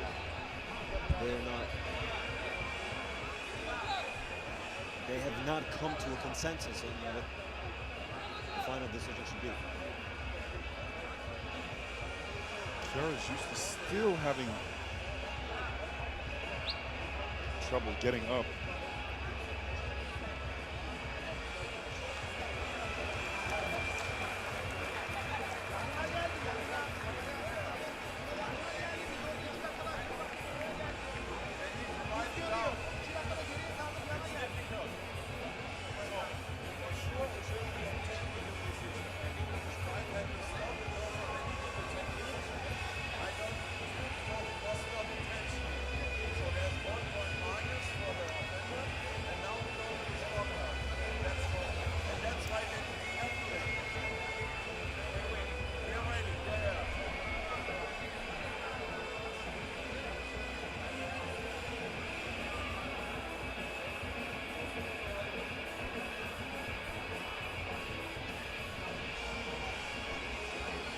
Here we await the final decision from our announcer. Thankfully, Chiara looks like she can stand up on her own now, and she definitely looks more cognizant and more aware of her surroundings than 5 minutes ago. Yeah, the most important thing here is that Chiara is healthy, both for future fights and in her personal life.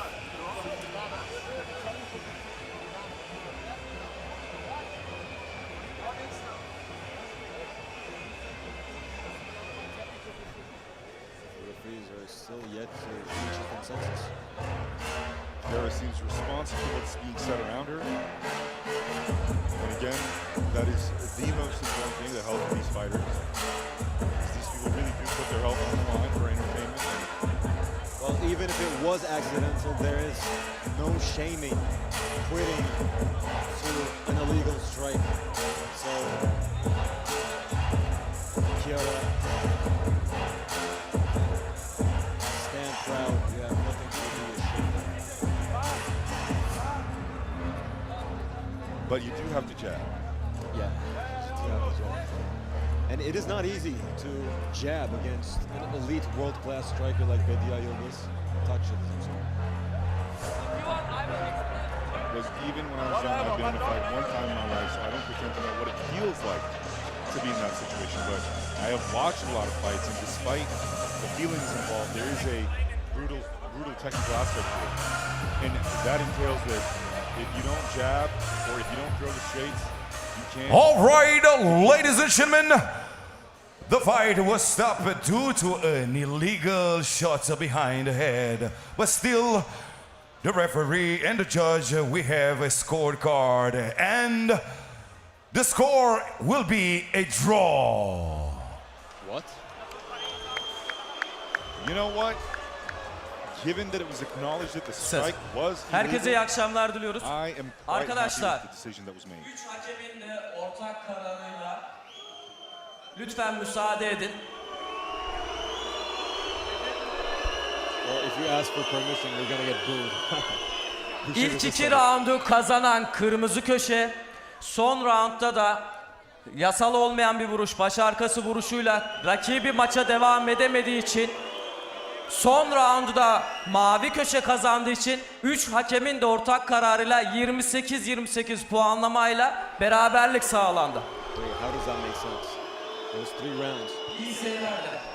He said the third round was awarded to the blue corner, to Chiara, and the previous round was rewarded to Bedia Tachuvas, but where did that other round go? I mean, I guess that was a draw as well. I don't know. I don't think it was a draw. No, here's how it usually happens. All right, ladies and gentlemen, before we start the next fight of the evening, I would like to invite right here for you. Yes, that's what I was about to say. Let's bring some noise for Billionaire. Welcome, my friend. Thank you. Herkese mutlu akşamlar bir kez daha. CFC'de, Core Fighting Championship'te dövüş sporlarının gerçek adresi Billionaire yeniden sizlerle. Bizler buradaki bir karşılaşma sonrasında şimdi bir kez daha salonda bugün buradaki misafirlerimiz için özel hediyeler oluşturuldu. O halde Billionaire durma, hediyeleri yolla. İşte eller havalarda. Burada İstanbul'da bir kez daha Billionaire'le birlikte bugün için özel üretilmiş hediyeleri sizlerle buluşturuyoruz elbette. Sevgili ekip arkadaşlarım, şu anda salonda neredeyse her açıda, her yerde birbirinden farklı hediyeler. Billionaire'den bugün sizlere hediye. Billionaire sporun her alanını desteklemeye devam ediyor. Bakalım yeni yılda bizleri neler bekliyor. Şimdilik hoşça kalın. Thank you, sir. Well, Mr. Billionaire, I guess next time you need to bring a machine gun. All right, ladies and gentlemen, for the next fight of the evening, are you ready? He's coming from Brazil. Let's give it up for Michel Lima. Well, I was just about to say there that when a fight finishes like the previous one, judges usually score the completed rounds. So normally the third round wouldn't be completed and wouldn't be scored, but they gave that round to the blue corner. But the first and the second round, I guess, was awarded to Bedia, but that only results in a draw. I don't understand, because if either of those first 2 rounds was awarded to the blue corner, Chiara, then she would have won the fight. So I don't really understand how it works, but I'm guessing there is a method to the madness that we are yet to be enlightened upon. But then again, there must be some type of penalty for engaging in, pretty much blatantly illegal strike. And again, I'm not saying that the intent was... I mean, usually there is no punishment because it's an unintentional foul at the end of the match. Normally when it is scored, you don't count the round that is not scored. I mean, not completed. Yeah, basically, like, from what I understand, Bedia should have won 2-0. But they removed one of Bedia's rounds and gave that last third round to the blue corner, which makes it a draw somehow. 28-28. I don't understand where they both... Oh, I guess they took a point from Bedia for throwing that strike. That makes it a 28-28. Now we make sense. Because Chiara was down 2 rounds, which makes her 28. And then they took 1 round from Bedia, which puts her down to 29. But then I guess they must have taken a point from her for the illegal strike, which gets both fighters to a score of 28-28. And now we see Rafael Diaz's teammate, Michel Lima,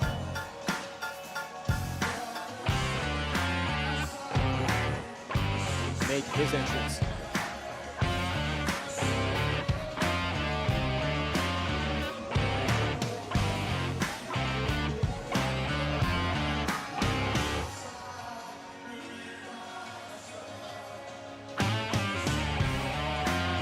Outside of the last 3 fights, which have been anticipated all over the world for a really long time now, this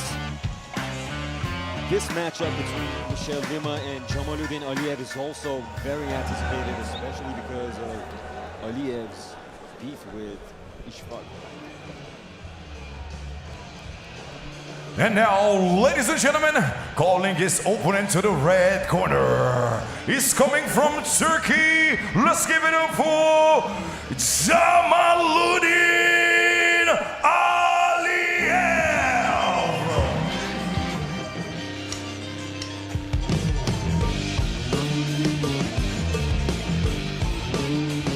So Michel Lima is in the ring.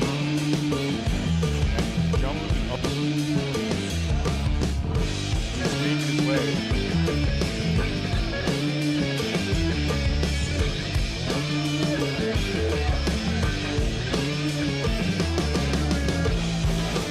If I'm not mistaken, Jamaluddin Aliyev did have a finish in CFC 1.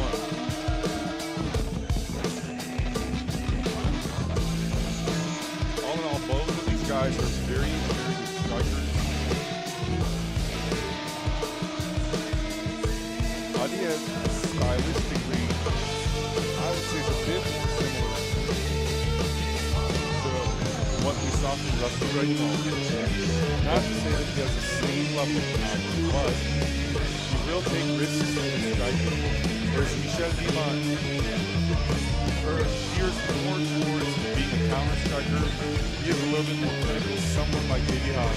So this is to make an interesting stand-up fight at least, but at the same time, we know that Aliyev can wrestle, and we know that Michel can do a bit of jiu-jitsu, and by a bit, I mean a lot. So, all in all, balanced fight, interesting fight. Yes, the experience in both age and cage time is on the side of Michel Lima, but Jamaluddin Aliyev is an undisputed prospect with a record of 11-0. Let's see if the crafty veteran Michel Lima is going to be able to put a stop to the undefeated win streak of Jamaluddin Aliyev.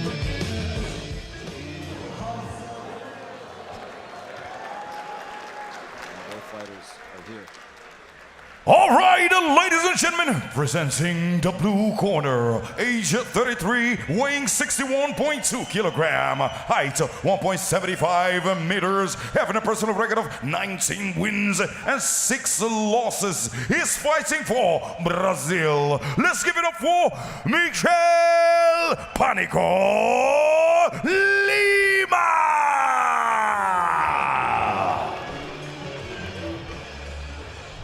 In the red corner, weighing age 26, weighing 61.1 kilogram, height 1.73 meters, having a personal record of 11 wins and never lost. He's fighting for Turkey. Let's give it up for Jamaluddin the Crusher Aliyev.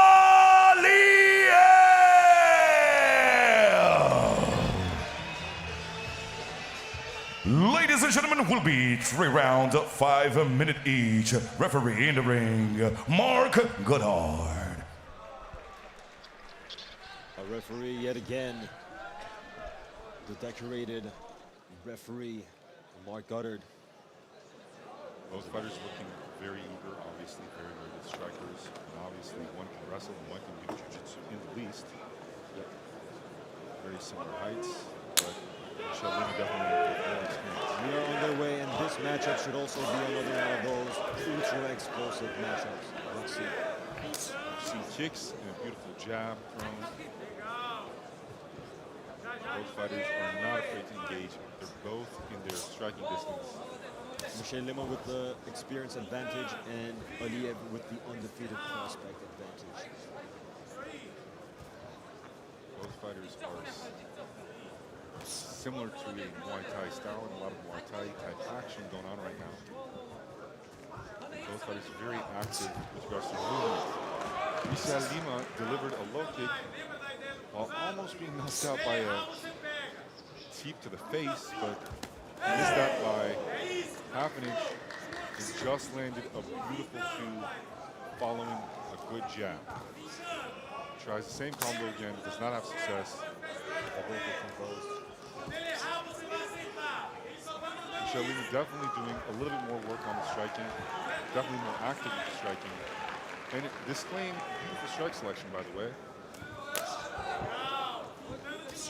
Aliyev somewhat more on the defensive, trying to time one of Aliyev's strikes. This combination is a blitz flurry, but Lima seems as though he's not phased by it. He was defending all of them well. Aliyev with the creative striking and a big combination, but Michel Lima almost invited that attack by targeting and shelling up. Now they're in the clinch.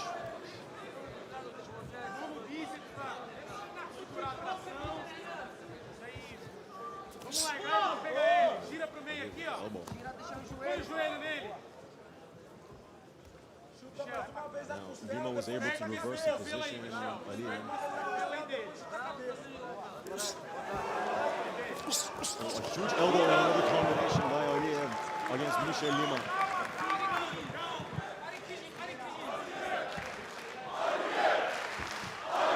Crowd chanting for Jean-Olivier. Michel Lima does not look unfazed. They're starting to press the action.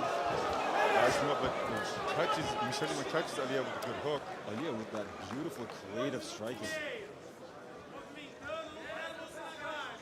Carlos Prates looking for a victory from his countrymen.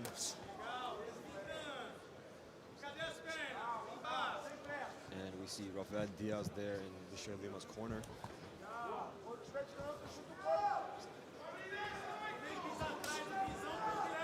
Kick. High kick attempt by Michel Lima. Aliyev, when he mixes it up, he flows beautifully between strikes. And between the two of them, Michel Lima really looks like he has way more respect for Aliyev's power than the other way around. Aliyev with beautiful combos on the inside, pure boxing. But Lima trying to cut him up with those sharp elbows off the clinch. Using knees and elbows in the clinch. Great 1-2, the two connects, but Michel Lima answers with an elbow.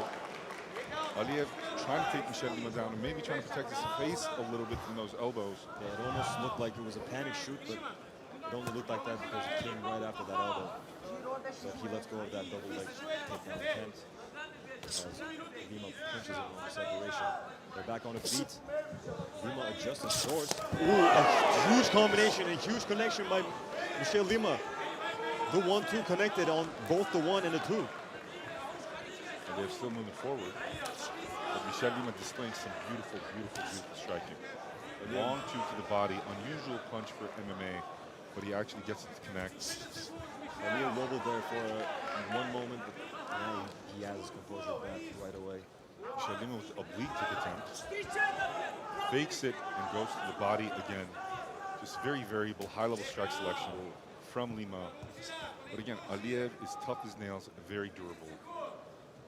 Not really phased, but Michel Lima is starting to get a little bit of respect from Aliyev. Aliyev maintaining distance. Hard low kick there, disrupts Aliyev's right hand. Lima is putting on a clinic.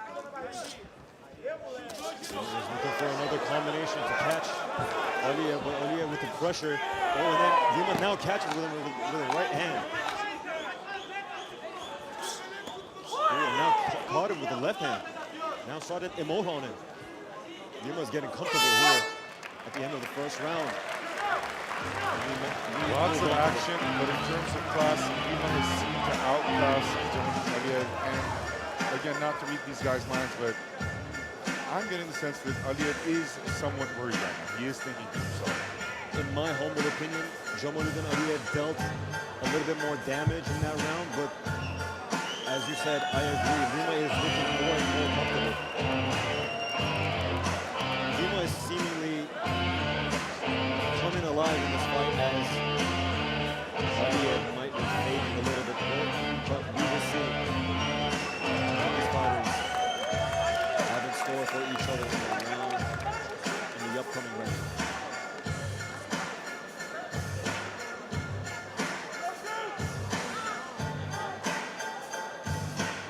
Lima looks comfortable.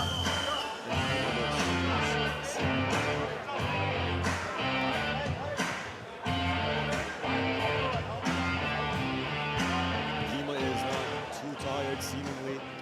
Aliyev needed a little bit more help from his corner. But he's alive.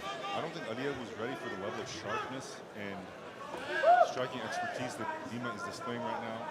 I mean, by the amount of trash talk both of these fighters were talking, you would think that they were underestimating each other. That may be playing a factor here in this fight, but we'll see what happens here in round 2.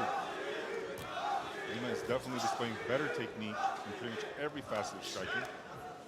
He's more evasive. He has a greater repertoire of strikes. He's feinting that spin.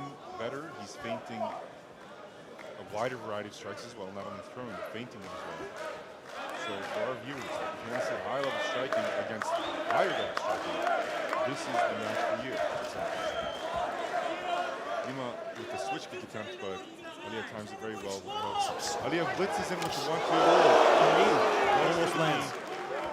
But I don't think he got a clean landing. Lima, No, it landed on the body. now, Lima with the inside knees, Aliyev with the punches to the head. They're trying to make each other uncomfortable.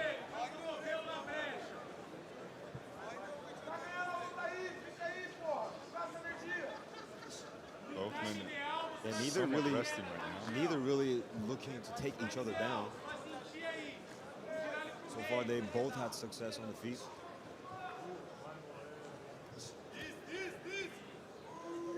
Aliyev's corner tells him to me that it's almost as if Michel heard it. Now Michel football striking the legs of inside calf must hurt a lot. Sounds horrible. But Aliyev still remaining active with his hands, trying to create some damage to Lima's face. Lima remaining composed, maintaining composure.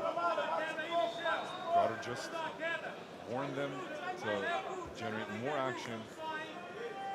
If something big doesn't happen soon, he's probably going to separate them to fight. Michel Lima just locked eyes with us for a second there. Oh, and then Aliyev takes him down. Takes Lima down. Finally, we see Lima with the butterfly guard right now. Grappling in this matchup. As Aliyev is not really looking to posture up and land those ground and pound shots, but rather looking to advance his position. Mark Gutter pulls the toes of Lima out of the fence.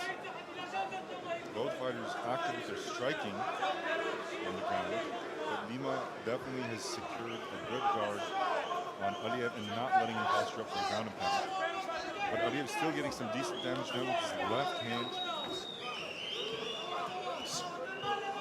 But all in all, Michel Lima is managing the situation as well as it can be managed. He's not letting Aliyev wind up for the big shots.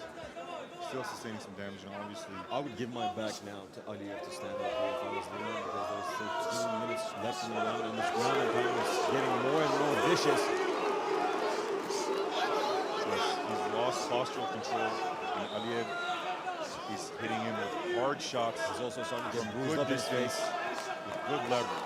But he's smiling at Aliyev, still taunting the opponent. I mean, he doesn't look particularly damaged given the hardness of the strikes that he's receiving. So, plus the personality of Michel Lima, even if he is losing or taking damage, he's never going to show it. But look at his face right now. I mean, he doesn't seem too badly damaged. There's just a slight cut on the right side of his face. It's not even bleeding, it's just open up. But he does have a minute and a half of this to go, so he better do something. Yeah. Maybe going for a leg. armbar, maybe. Unfavorable position, but Aliyev is trying to full mount him.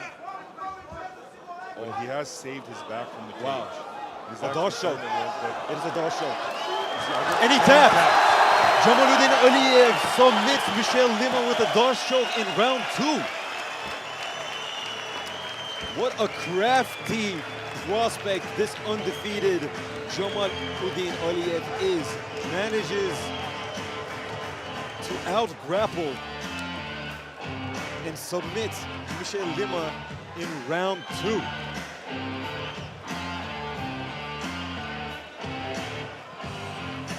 Valiant effort by Michel Lima. Outclasses Jamaluddin Aliyev on the feet, but it's not enough because Jamaluddin Aliyev puts a stop to Michel Lima with a beautiful dorsal in round 2. a very small mistake leading to a very big disadvantage. Congratulations to the fighter bearing the Turkish flag.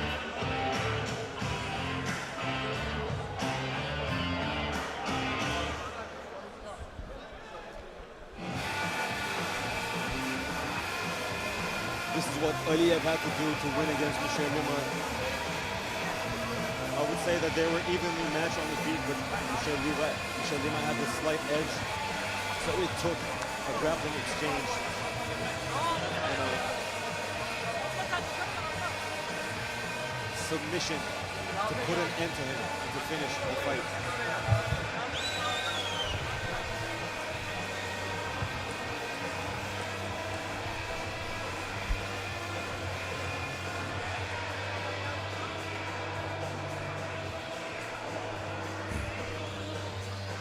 All right, ladies and gentlemen, the just decision, and the winner is by a submission via ninja choke. Let's give it up for the red corner, Jamaluddin Aliyev.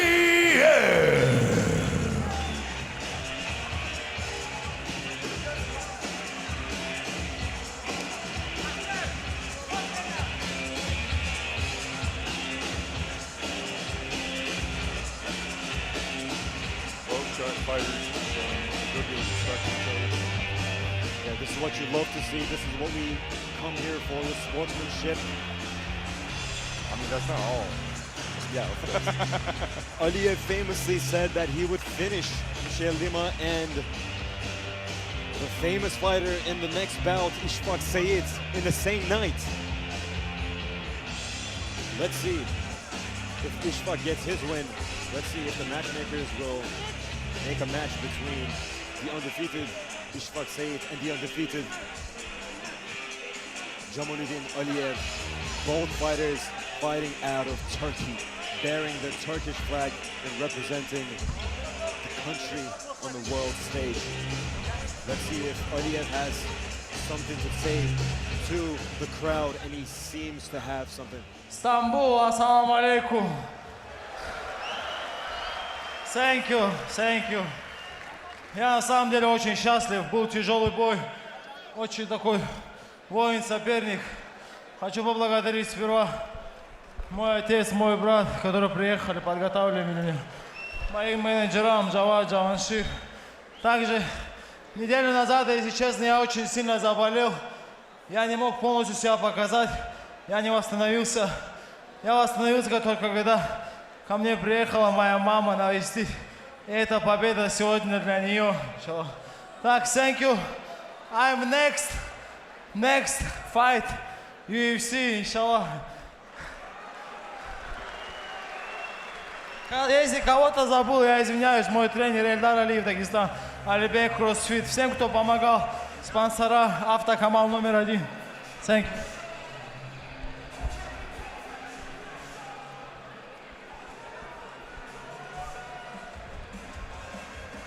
All right, ladies and gentlemen, for the next fight of the evening, CFC 2, let's get ready.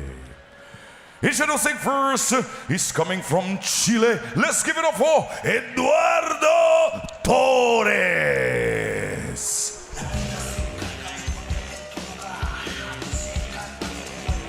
Next up, we have a huge matchup here in the CFC cage.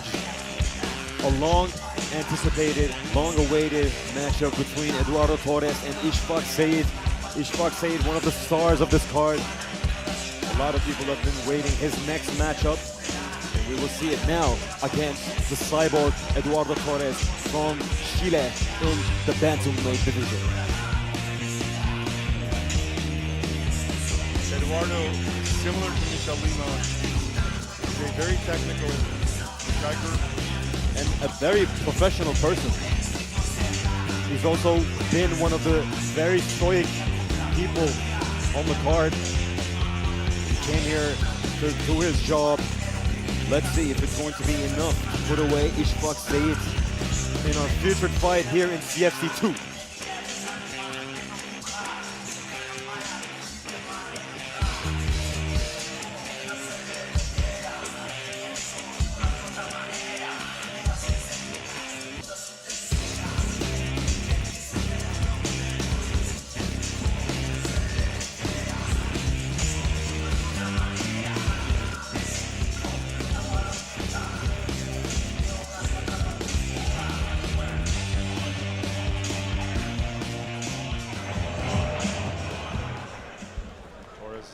And now, ladies and gentlemen, I would like to call his opponent to the red corner. He's coming from Turkey. Let's give it up for Ishfaq, the General Saeed.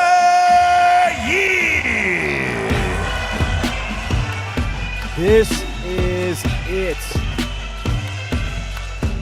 He is the star of this card, and for a lot of people, this is the main event. Some people call him the Turkish McGregor, and some people call him by his name, Ishfaq, the General Saeed. And he also comes in with the Turkish war music. This is what you call aura.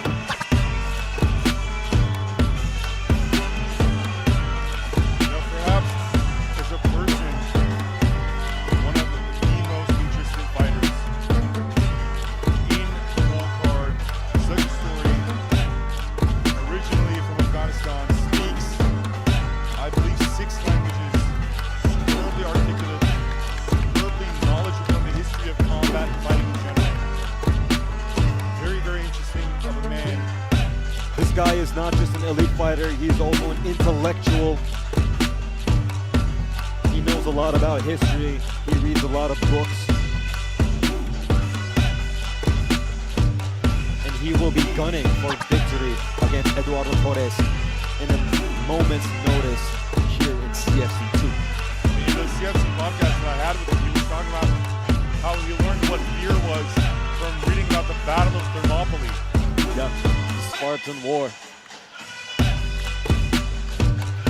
And he famously said in that podcast that the opposite of fear is habits. Yes. So if you make it a habit out of it, you will not be afraid of it anymore. So this is a fighter who is not a stranger to bright lights.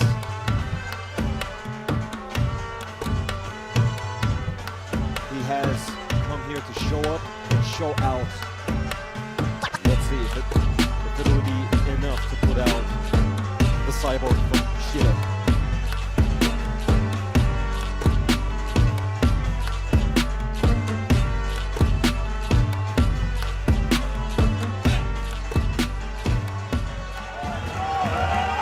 And the general makes his way into the cage. A lot of people want to see this fighter win here tonight.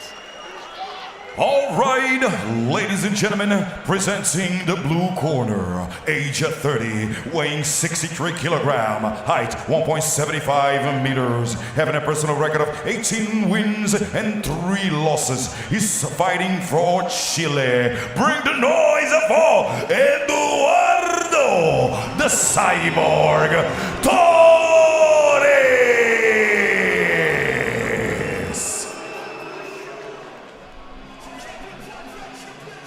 In the red corner, Age 27, weighing 63.1 kilogram, height 1.75 meters, having a personal record of 7 wins and never lost, is fighting for Turkey. Let's give it up for Ishfaq the General Sayed.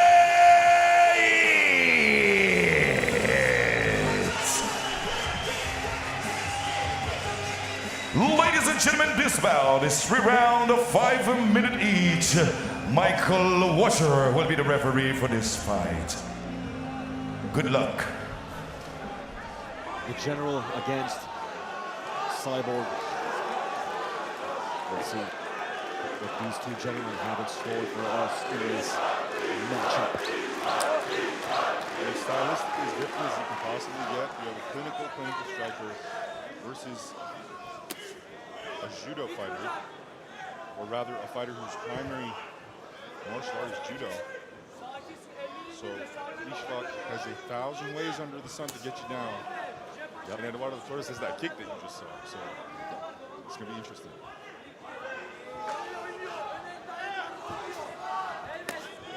Eduardo starting fast with the combos. Nice kick there. Finishing with the high kick. Again, a piercing, cutting middle kick on his part. Slaps away. Slaps the hand away and throws the second hand. Tries a looping hook, but Ishfaq seems to be able to either weather or see everything.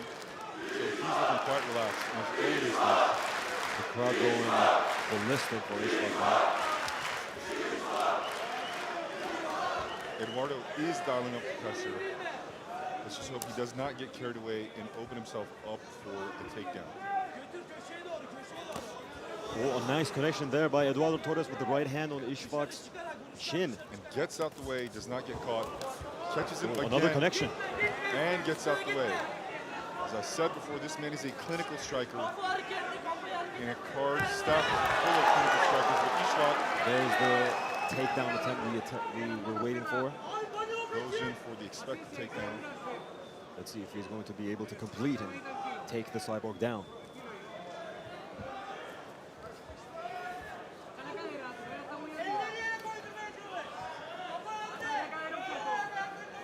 Torres defending quite well so far, but Ishfaq picks him up. Torres still maintains contact with the ground. Does a great job. Ishfaq finally gets the trip. Torres pops back up again, and they are pressed up against the cage now.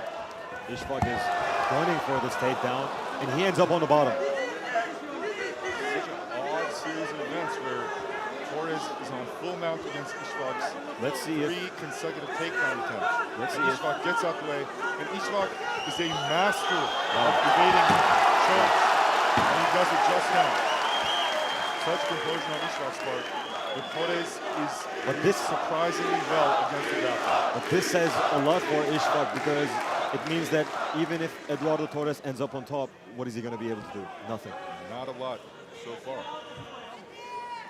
So this actually should be very encouraging for Ishfaq. But we've already seen that Ishfaq does not want to strike and stand up against the Cyborg. And Torres looks like he was having a particularly good night, by the way. Those were, I would say, the best strikes thrown so far. I mean, obviously we've had some bombs that landed, but he was looking very sharp, very crisp, very, very nice to watch, and he was doing damage.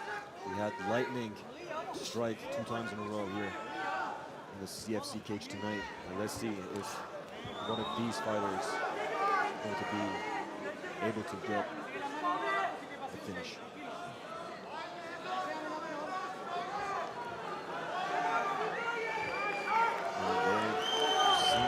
Sold out in this position. I don't know if Ishfaq is working for that takedown, but rather seem to be content just in this position. And Eduardo Torres is also not looking to separate and get his striking going off.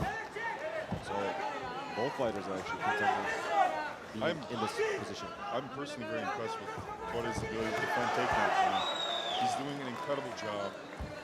Even if he does get taken down, he lands on an advantageous position so that he can get back up very quickly.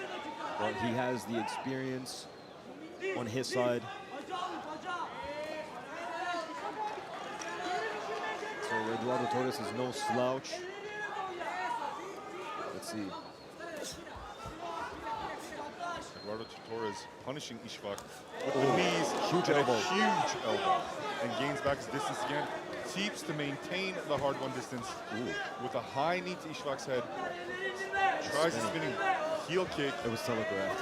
Ishbak saw it coming a mile away, but one of those strikes is going to land at some point.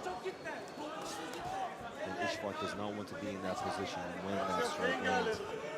So again, straight for another takedown. But he has to advance the takedown if he gets this position against the clinch, which he does get repeatedly, but it's not working for him. I'm getting the sense that Eduardo has really studied Ishbak's judo takedowns because he's having little to no effect with them. Stop, please. And I'm also getting the sense that Ishbak is thrown off by Torres' speed. Yeah, I believe the home crowd hero concedes that round to the cyborg from Chile.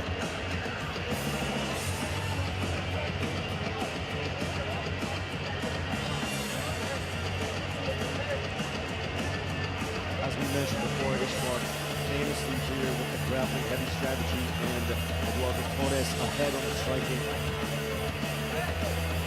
Let's see if Eduardo Torres is going to be able to keep the fight standing up in round 2 as he did in round 1. Or whether Ishbak Saeed is going to be able to take him down during round 2.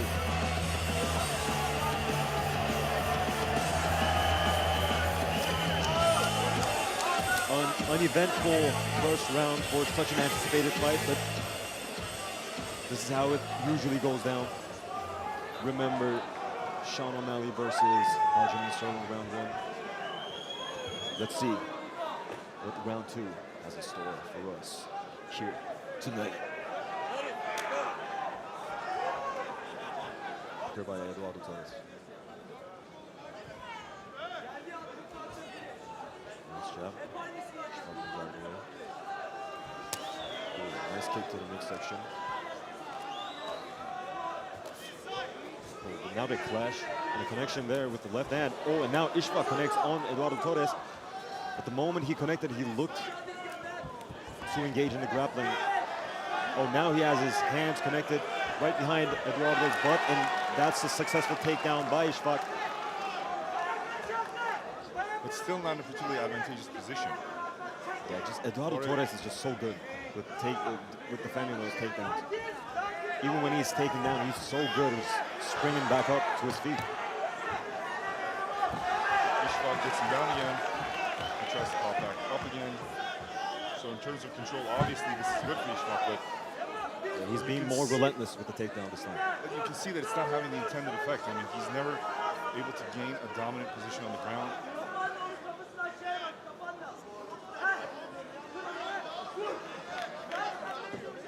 Obviously, it's better than standing and trading with somebody who's a sharper striker than yourself, but it is surprising that Torres has been able to be so successful at preventing Ishbak from gaining dominant position. Yeah, he's just so good with getting those underhooks, fight in the hands, and Ishbak, even if he connects his own hands behind Eduardo Torres' butt and he scoots him down, it's just not enough for Ishbak Saeed to get Eduardo Torres down. And on the side of our table, we have Carlos Puertes here playing the photographer. He has stolen one of the official cameras and taking pictures of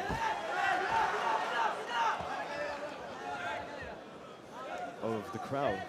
Ishbak finally beautiful gets takedown. A very good takedown in which he has top position. But you can still see Eduardo Torres with that urgency to get back up. It's just Ishbak is now implementing a different strategy to keep him down.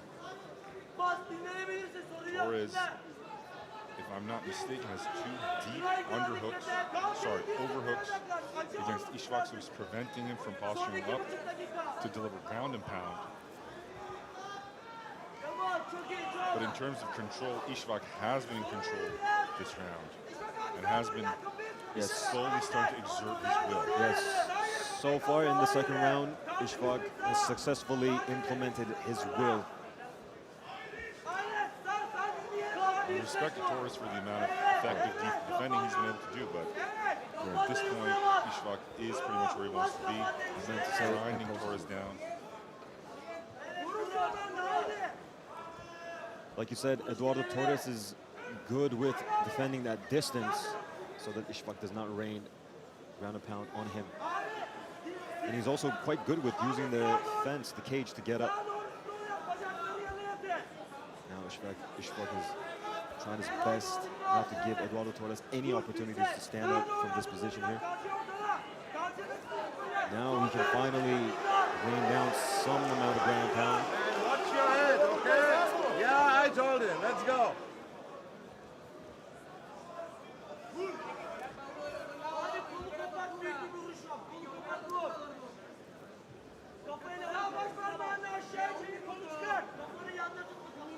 Torres still cognizant of the posture game and the wrist control game. And maybe going for a what? I don't know. What is this? An advantageous position to throw elbows, apparently. But he is working. Oh, now he's looking to set up that triangle. He's almost there.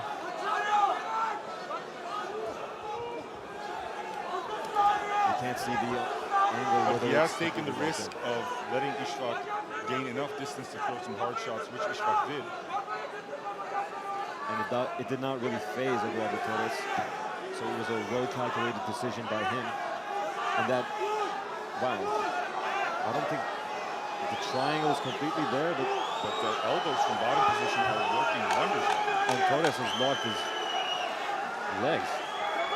And the referee is very closely watching this exchange here. In round 2. That's it.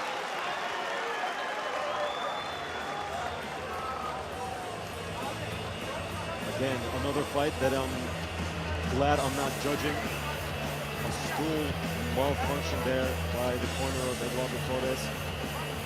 And in my opinion, in my humble opinion, ladies and gentlemen, it is 1-1 going into the third.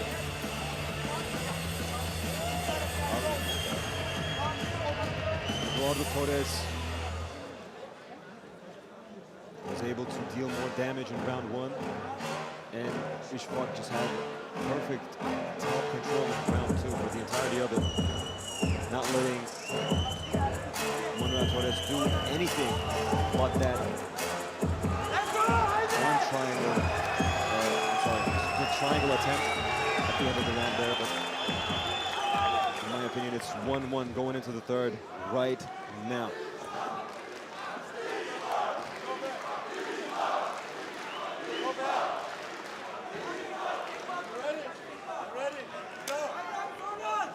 Referee, the start of the round, the third round. Ishfaq now aggressive with the striking. Besides engaging some striking and actually had some success with the kick, displaying beautiful awareness in the cage, seeing pretty much every strike. Well, now he's eating some shots by Eduardo Torres, but also landing with his own. Ooh, a takedown attempt, not the perfect timing, but scoops him up. Carries him to his own. Amazing. Slams him down. Right after a good rear left hand landed, he gets in there and finally gives us the highlight we wanted. Oh, and now he's attacking that arm triangle. It looks tight, but he's out. Eduardo Torres is out. You can hear the crowd. They were waiting for that big moment of takedown, and they're now gunning, cheering for a finish. Let's see if Ishfaq will be able to get it.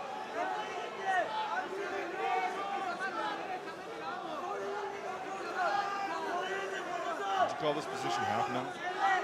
Yeah, it is. Or no, it is actually full mount. Look at this one leg is for it. Oh, I understand. But like, does the trapped leg of Ishfaq have like a particular designation? Because you know what I mean? Like, it's not as dominant. But he is fully mounted on his torso, but yeah, now that he turns, it's mounted to the half guard. So both men getting in some hard to define positions on the ground. Ishfaq looking for the Kimura. He let it go. Torres displaying great defensive awareness with regards to submissions on the ground. Ishfaq almost on the side mount. Maybe he could even look for a crucifix if he could get his leg out, but he's not looking for it.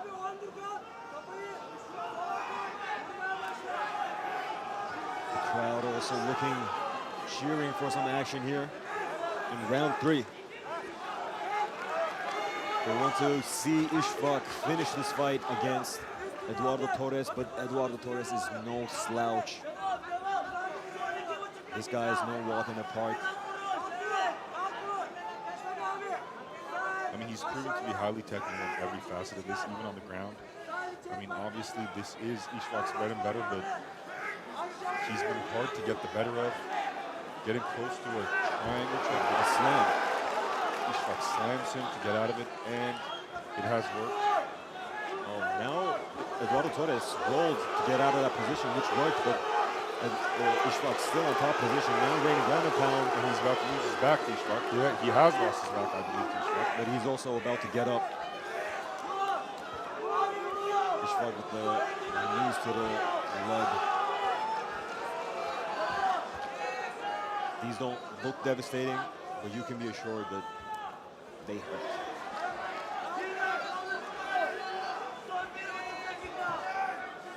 You may see another big takedown from Ishfaq. He has locked his hands between Eduardo Torres. Let's see if it will be enough to complete this takedown, if he is going for it. And seemingly he was not going for it.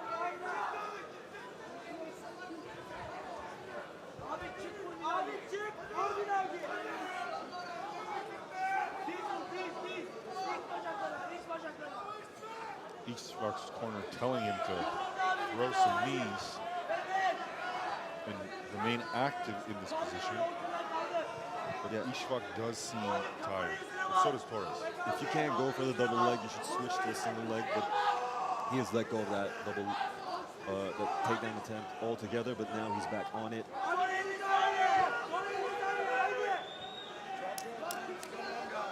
The referee is trying to push for some action with 37 seconds left on the clock.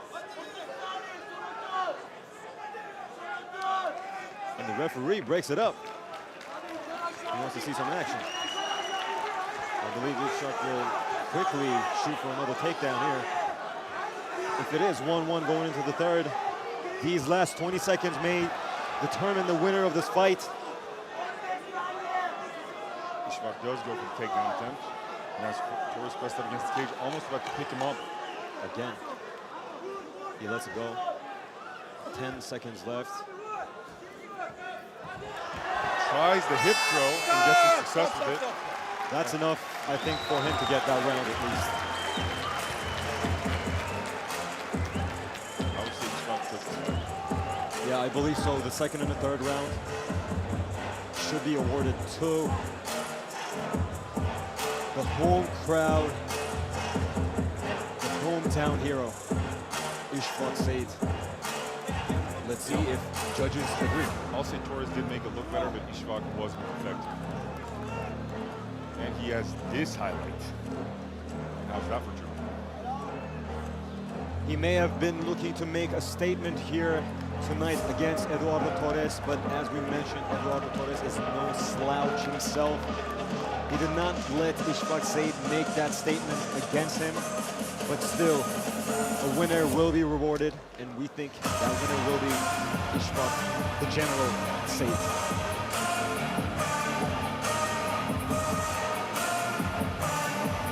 Both fighters embrace.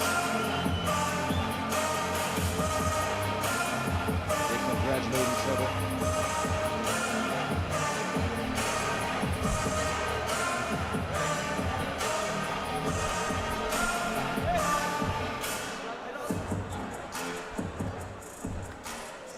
All right, ladies and gentlemen, the judge decision. And the winner is by a unanimous decision for the blue corner. A unanimous From decision. Chile, Eduardo Torres.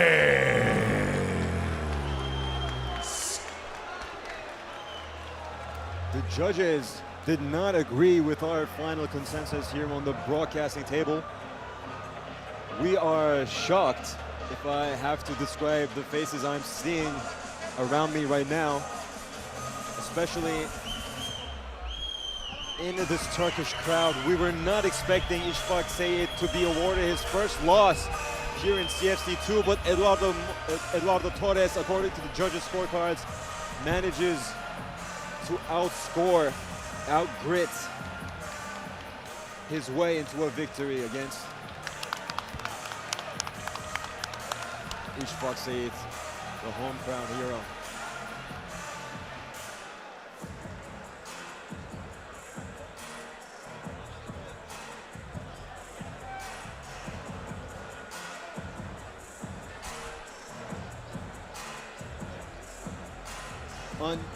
Uneventful victory for Eduardo Torres, if you ask the crowd, but we do have to sing his praises. He came here all the way from Chile, and he put his veteran score, his veteran resume on the line against Ishfaq Sayed. And contrary to how the crowd saw it, the judges awarded that as a victory for Eduardo Torres. As we see the judges' scorecards here on the screen.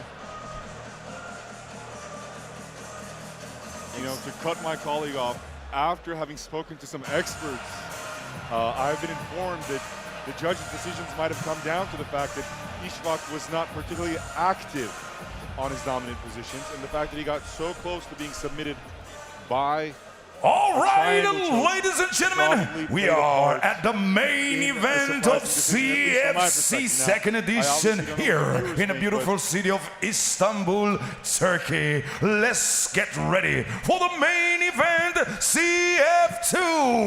Come on, introducing first to the blue corner is coming from Serbia. Let's give it up for Evgeny Morozov.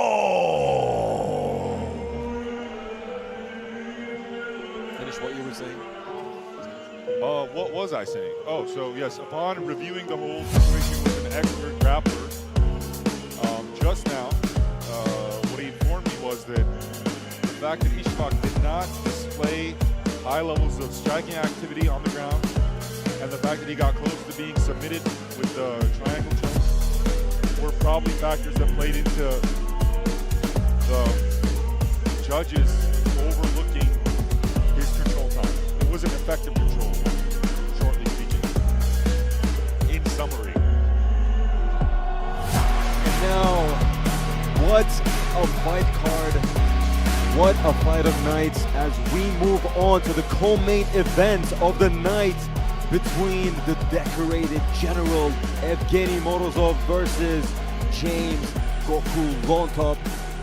James Lontop, famously coming here from the UFC, who fought against the likes of Mauricio Hufi, and his opponent Evgeny Morozov, just the most stoic person you can ever meet in your life. He has been ultra stoic in CFC 1. He knocked his opponent out and just went home with the same stoic attitude, and now he is here tonight with the same air to him. Just a huge guy. I mean, obviously, if he connects, we know what's going to happen. But at the same time, if he does get overzealous, people have to understand that James Lontop himself is a very, very, very good counterpuncher. Yeah. And he has a decisive reach advantage over Evgeny. So this is, again, this may be the third time we are blessed by lightning tonight. Yeah, I believe, as you mentioned before, Evgeny Morozov is a walking NyQuil, but James Lontop is impossible to finish. So we'll see if this fight will turn into a barn burner, which I believe is going to be so. But all of our curiosities will be answered. All of our anticipations will be met. And By the way, I'm not a particularly religious person, but the Gregorian chants that this man has come out to, it's epic. it is giving me the chills. Yeah, Like something is about to go down. Morzov enters the ring.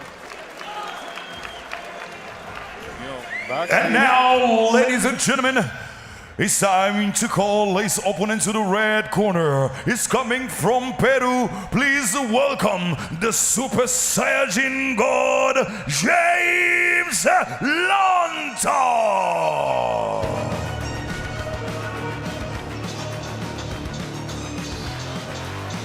For me, both of these fighters have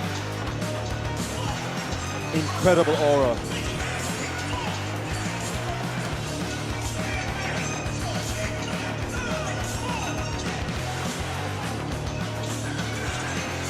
Morzov was so calm preparing for the fight that he was actually reading a book about, I believe, Nikolai II backstage, and he was reading a history book.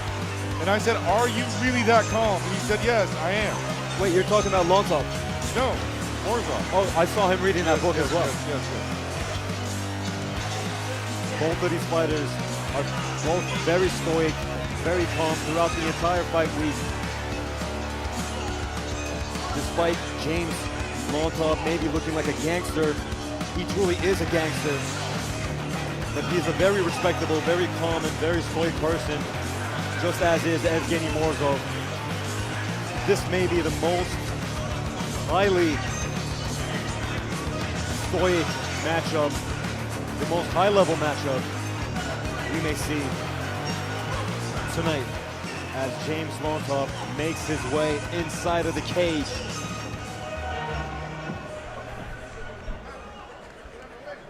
Evgeny Morzov is a huge disguise. And now, ladies and gentlemen, presenting the corners. In the blue corner, age 28, weighing 77.1 kilogram, height 1.73 meters, having a personal record of 9 wins and 2 losses. He's fighting for Serbia. Let's give it up for Evgeny, the General Morozov.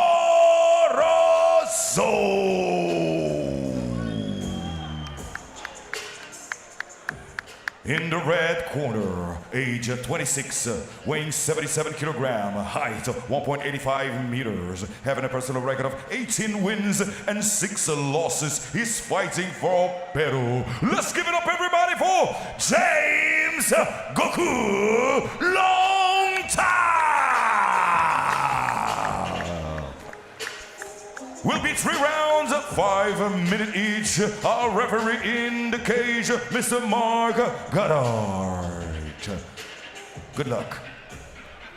Both fighters and the referee has been introduced. Everybody looks ready to fight, eager to fight. I believe this will be the last matchup Mark Goddard will be officiating. And here we are underway with our co-main event, Evgeny the General Morzov versus James Goku Lonto. I was just saying how big of a person Lonto is. You can see from the height difference. Morzov is. Lonto is also huge and even bigger than Morzov. Man, I don't even know. Morzov just has that look. He has that look where you could be blind, look at him for a second, and know that he hits hard. Yeah, he's so thick in his upper body and his legs as well. Lonto displaying some great movement, trying to figure out the timing of Morzov. Morzov looking to have singular intent. Both guys just threw beautiful splitting jabs. Both missed because they were thrown simultaneously. And if you have watched CFC vlogs, they were both very cordial with each other in the hotel. And both of these fighters were actually one of the 2 fighters first to make their way into the hotel. So they've been with each other for the last 3-4 days, and now they share the octagon, the cage. Morzov with a huge takedown. Nice timing there by him. And I think it was a good decision because Lonto was displaying the more technical boxing on the feet. Morozov goes in there, but Lontop doing a good job of securing Morozov's left shoulder and not give him distance, because you do not want this man to whale strikes on you. Not that he is a complete fighter, but after his first CFC performance, it is almost weird to see Evgeny Morozov shoot for a takedown and in this top position here. But I mean, clearly he does know something, because he's displaying a good deal of control. Plus, if your opponent is James Lontop, you do not want to stand up with him. Even if you have the knockout power, this guy does not get knocked out. And he's very technical. He is. He is very technical. He will touch you. He will cut you up. He will accumulate damage throughout the rounds. So, interesting, but I believe ultimately an intelligent choice from Morozov. And the first half of the round is just flown away like that. If I'm Lontop to create distance, I'm looking to maybe put my foot on the hip of Morozov, get my back to the cage to increase my ability to stand up from this position. But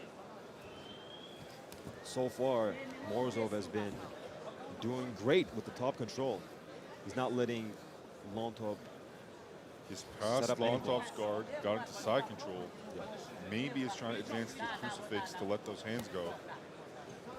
Started that a little bit already. Yeah, he had the crucifix attempt. He did look for that crucifix. Lontop might have made a mistake by putting that hand under Morozov's body, because now he's more comfortable on the side. Oh, so now they're maybe could go for Darce choke, but no. Morozov takes Lontop's back, but Lontop slips out. Morozov with a nice hook on the exit. Back on their feet again. They connect on each other both. Oh, a nice front kick there by Lontop. Beautiful punch to the body by Lontop. Displaying again very, very technical boxing. And he is distributing his attacks, not hunting for the head. Perhaps a little bit of a mistake that Morozov is doing, but he has had success with the takedown. A kick attempt there by Lontop, which lands on Morozov's shoulder as Morozov takes Lontop down in the middle of the cage.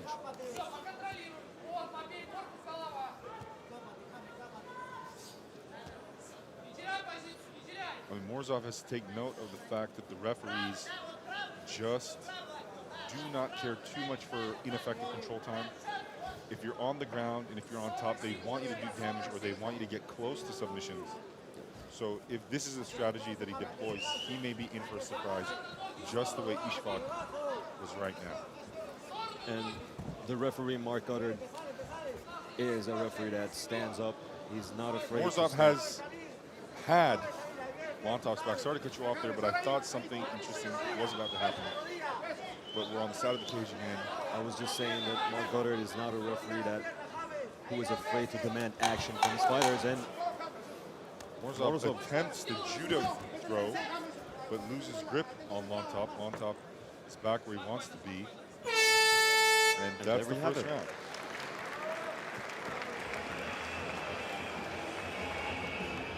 Morozov took him down, controlled him, but on the feet, they seem to be evenly matched.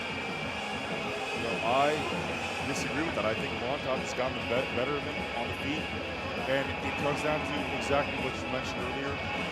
Lontop, despite having longer arms and greater height, is not trying to headhunt. And Morozov is trying to headhunt.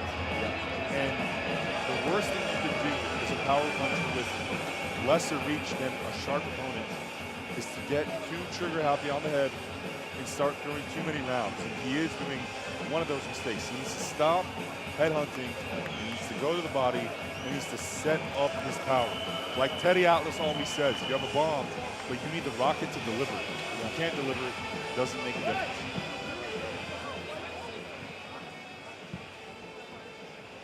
As a fighter, the last thing you want to develop is a bad habit, but success from bad positions can make that happen, as we saw with Cookie Monster. She may be too lenient to stay in the bottom position, and Morozov might be too lenient headhunting, as he does get those knockouts, but against an opponent like James Lontop, it's not going to be a walk in the park.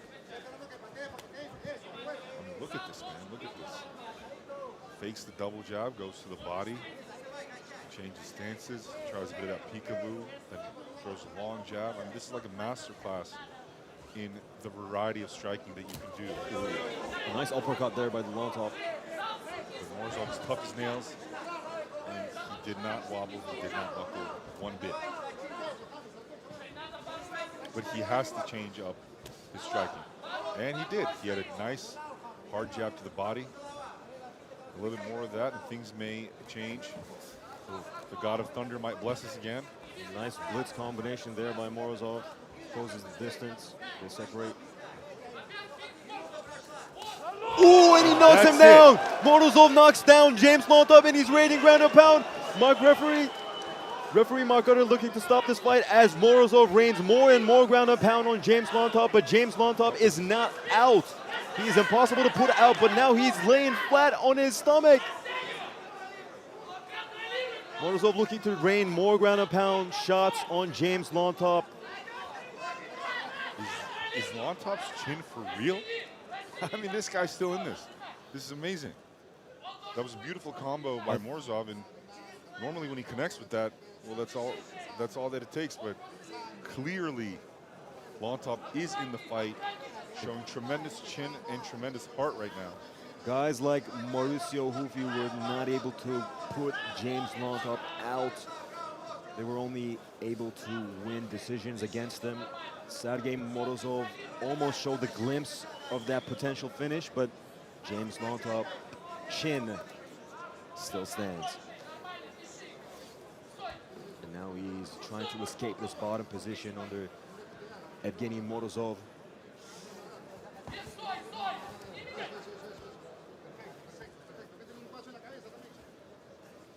And what's more impressive is that clearly Lontop has all of his wits about him, because he's actually doing mostly the right things on the ground. If I'm not mistaken, obviously correct me if I'm wrong here, but I don't think he was dazed by that punch at all. It just got him to knock down maybe. But he's mentally there. He's still thinking, he's still strategizing. Maybe Morozov caught him in the perfect moment. He was like doing this with his feet. Oh, almost an up kick there by Lontop.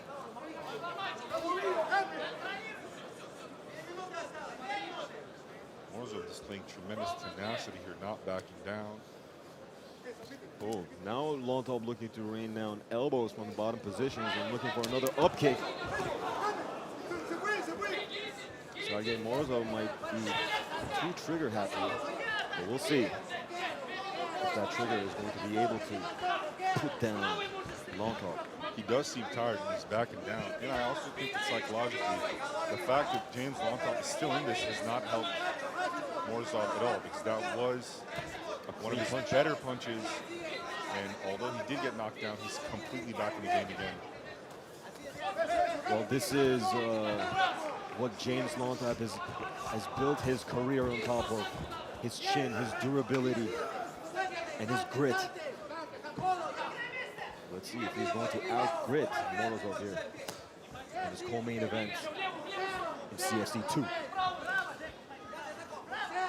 Morozov just ducked under a high kick. Oh, a beautiful knee there by Lontop. Lands on Morozov, just dazed him for a second there, but Evgeny eats it.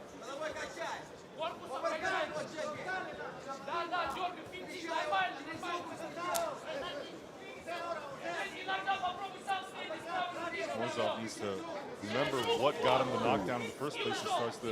He needs to start to hit the body again. A hard kick there to the midsection by Lontop. Again, hits the body, gets the 1-2.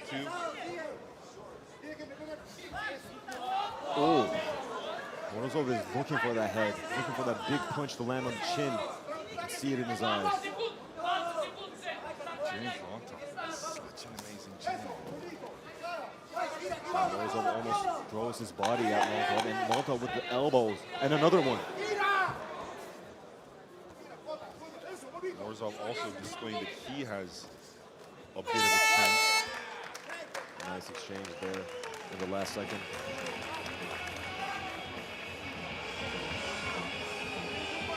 What a round.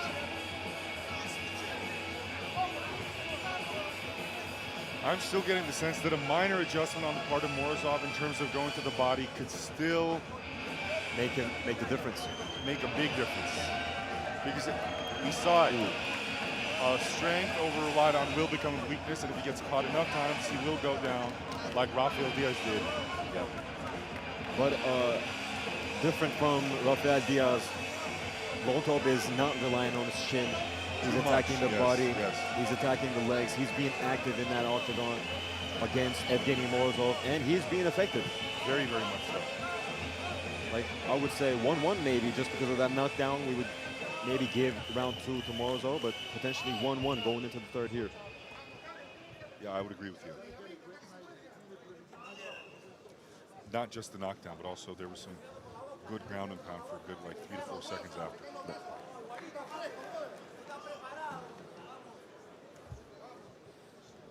And the referee, Mark Goddard, has started the third round here in the co-main event between Morozov and Lontop.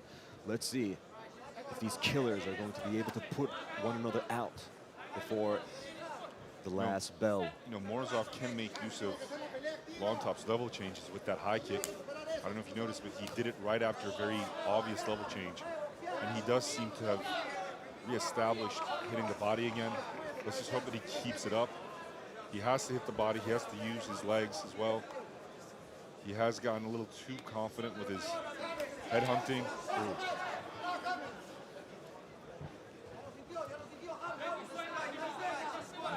We just saw sweat fly off of both fighters as they connected on each other. Or rather clashed. Ooh, another big punch. How is that even possible? How can you land such clean 2 hooks and James Lontop gives you nothing? I mean, this is very impressive. Beautiful pull counter by James Lontop. Morozov still trying to close the distance. Oh, Morozov again with a hard right. It's a hard overhand right, and yet Lontop eats it.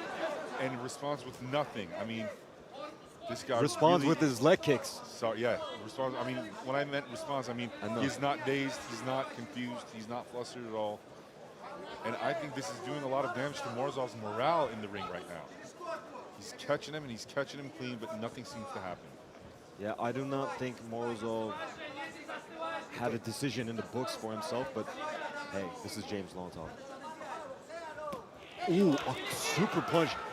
Barely lands, but if it landed clean, it would be amazing. Now Morozov takes Lontop down, but will he be able to keep him down? Will he be Looks able like to? a no. Yeah, he's not been able to keep him down, and he's not been able to prevent from losing good position. His back's against the cage right now, but they go back to striking distance. Morozov is going to the body. If he just mixes up some more kicks, maybe he's going to have success with the strike that he's looking for. Ooh. Tries an overhand from hell and strings it into a beautiful takedown. Yeah, we heard that thud when James Lontop fell on the ground. James Lontop is doing a good job maintaining defense, but Morozov has Lontop's back, but he loses it.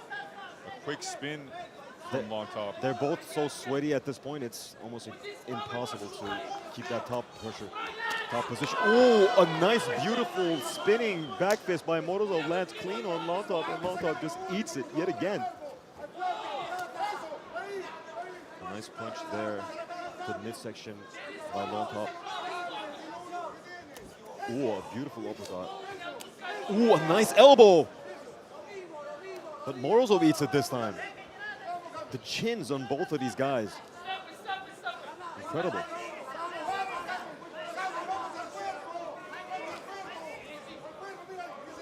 With a minute and 30 seconds left here on the clock, it seems like both of these fighters are looking for that big one-shot, one-hitter quitter. We'll see if they can get it. Morozov with the beautiful boxing, slips and counters with an uppercut and a hook. Trying to create some damage in the knees. Oh, clean jab there by Goes in for the single leg, gets it, But is he going to be able to go somewhere with it? And yes, he was. can. An orthodox way to take your opponent down, but just by the virtue of Morozov being a tank, he pushed Lontop and got him down.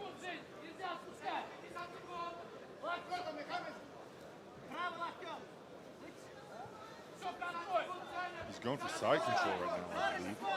Maybe he's going to pass it to get into a crucifix. He's very close to a crucifix. He has the crucifix.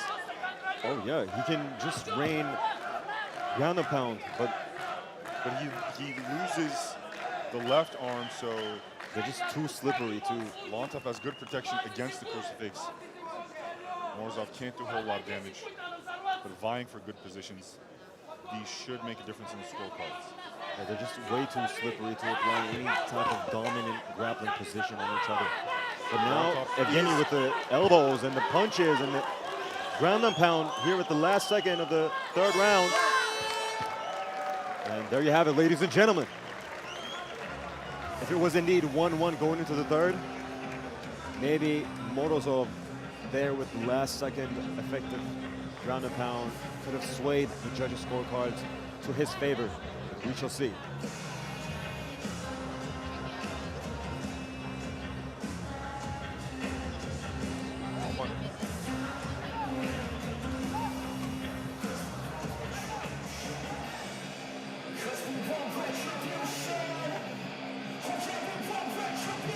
And here we see the replay, the beautiful elbows from Lontop that were effective throughout the entire fight. And we see the last second ground and pound by Evgeny Morozov, my bad.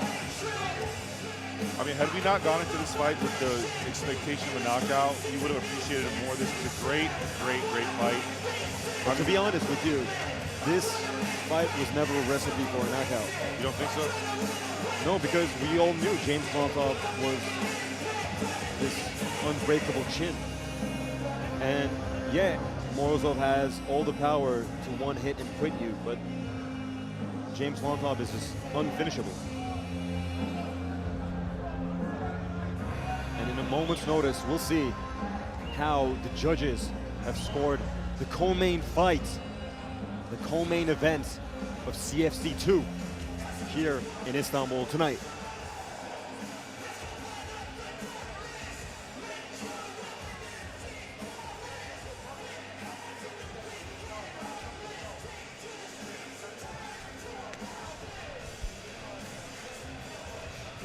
This matchup between perhaps the most stoic two fighters in the entire card.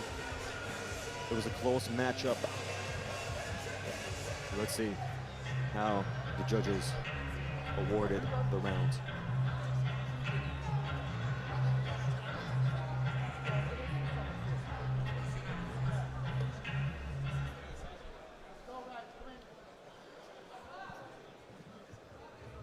And now the announcer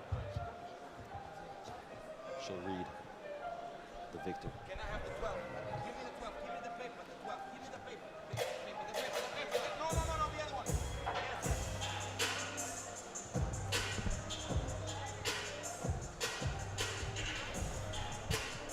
All right, ladies and gentlemen, and the winner is by a unanimous decision for the blue corner from Serbia, Evgeny Morozov.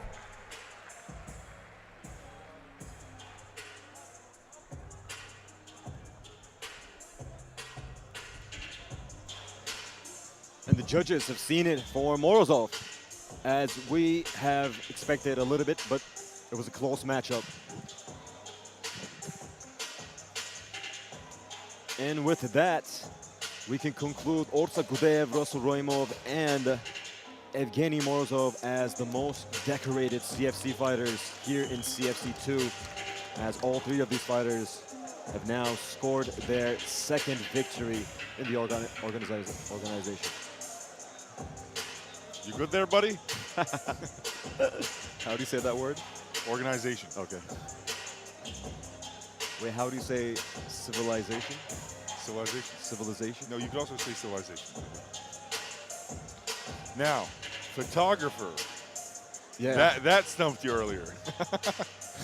photographer? No, Yeah. that's not it. Photographer.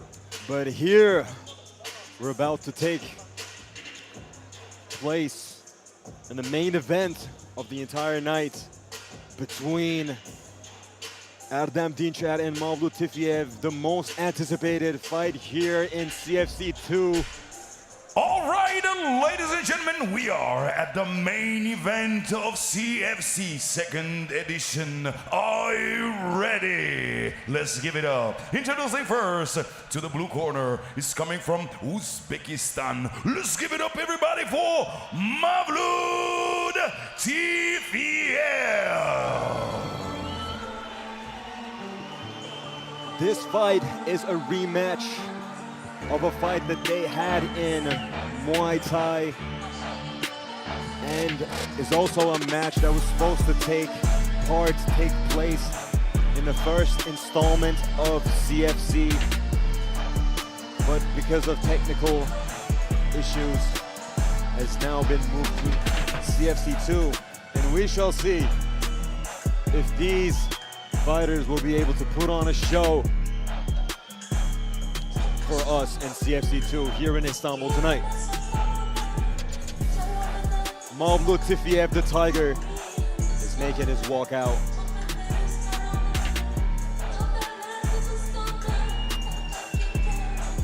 I locked eyes with him for a second there. I believe he taunted me with his eyes. I have huge respect for this fighter, and I'm a fan. But the question I asked during the press conference may have created a slight beef between us. I'm only kidding. By the way, bro, you should be careful looking these guys dead in the eye. You may scare them off. You may scare them off, man. Hey, please don't tell about the beef I have with Tifiev to the boss. My lips are sealed. I'm kidding. Of course, I do not have any beef. Like I said, I have huge respect and admiration towards all of the fighters, and even more so to the fighters here in the main event.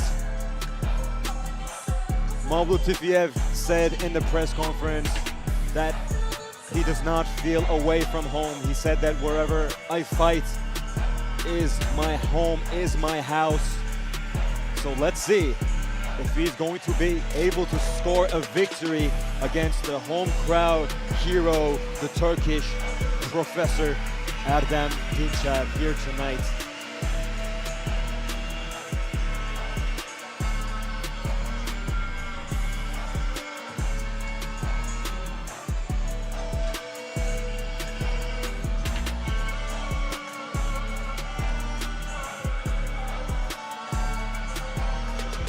A Turkish fighter against a Turkic fighter.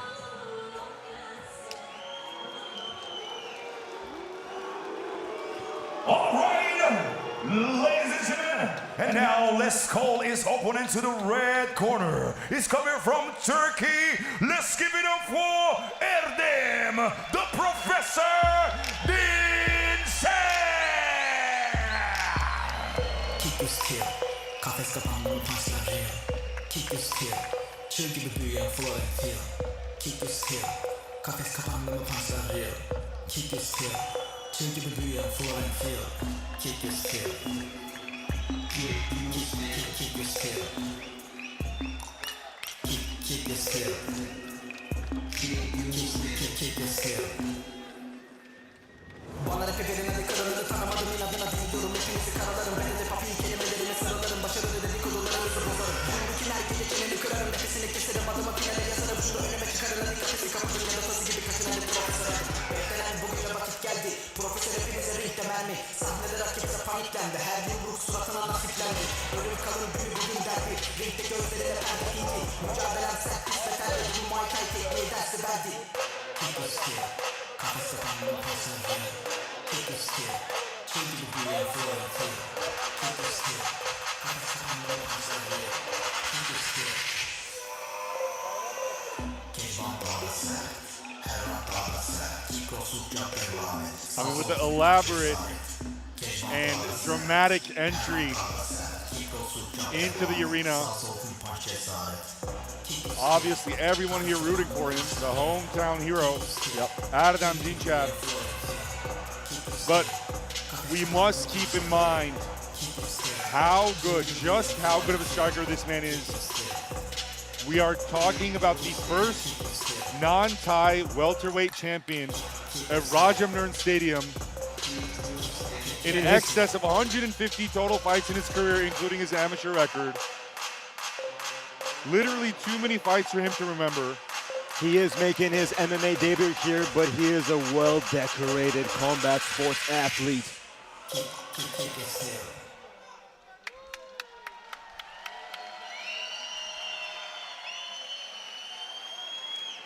And we see his family, his mom, his sister in his corner. He is looking to show up and show out.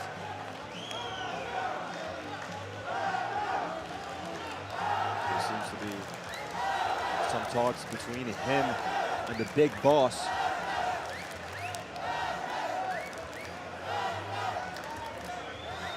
And he threw his shirt.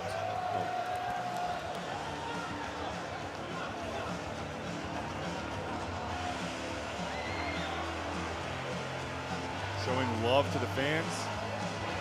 Trying to gift everyone something before even the fight has taken way.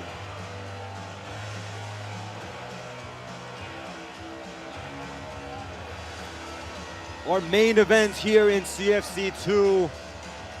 Erdem Dinçer. This is the star of the entire show. The whole reason that this event has been organized. All right, ladies and gentlemen, we are at the main event of CFC2 here in the beautiful city of Istanbul, Turkey. Are you ready?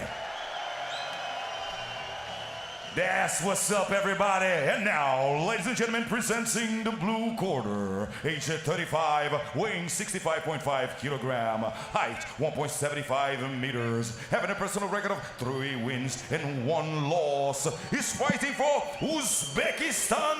Let's bring the noise for Mavlud, the Tiger TVL.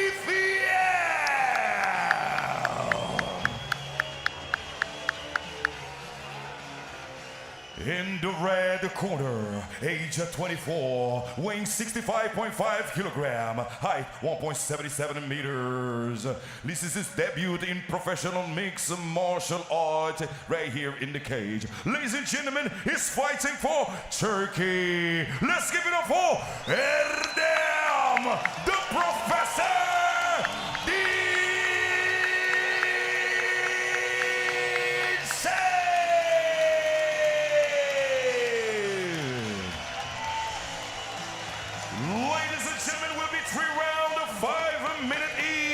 The referee in the cage, Mr. Mark Goddard. Good luck. The two gentlemen, the entire fight card was built around. And now, the main event of the night between Mavlud Tifiev versus Erdem Dinçer shall take place. Let's see if another lightning will strike here in CFC 2 here tonight. Erdem starting out with a boxing stance. Mavlud Tifiev having a wider stance, reminiscent of a karate stance almost. The first exchanges have been made. Both gentlemen are staying distance. Erdem taunts Mavlud for a leg kick and throws his own almost patented middle kick. Erdem walking down Tifiev, maintaining a boxing stance, interestingly. We do not expect any of these fighters to engage in wrestling or any type of grappling. Erdem looking very slick with the boxing. Maybe taking the risk. Just as I say that, Mavlud Tifiev takes Erdem Dinçer down in the middle of the cage. Tifiev with the more experienced MMA record, and he will look to use any discrepancy to his advantage. I just didn't think it would happen this quick. It did. And Tifiev is on top position. Erdem, if he wants to stand up, he has to look to create distance put his feet, his heels on Tifiev's hips. Tifiev is working to advance his position, but the more he tries that, the more they scoot over to the fence, which may aid Erdem in standing up.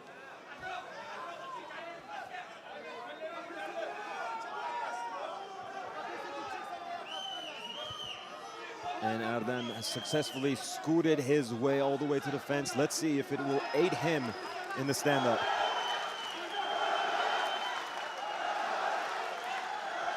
He's been successfully able to avoid sustaining any ground and pound damage. I mean, all Tifiev is doing right now is moving him about. Obviously, he is in top position. It is, at least theoretically, an advantageous position, but he's not been actually using the set advantage. Erdem has closed his guard and still elusive, even on his back. Just slipped a punch on the ground. Slipped another punch on the ground. The level of composure and reflexes on display are astounding. Yet he's having difficulty getting out of this position. And maybe he doesn't want to. Maybe he wants to go to the submission. Maybe he wants to surprise the world, but Mark Goddard. Referee Mark Goddard stands his fight up.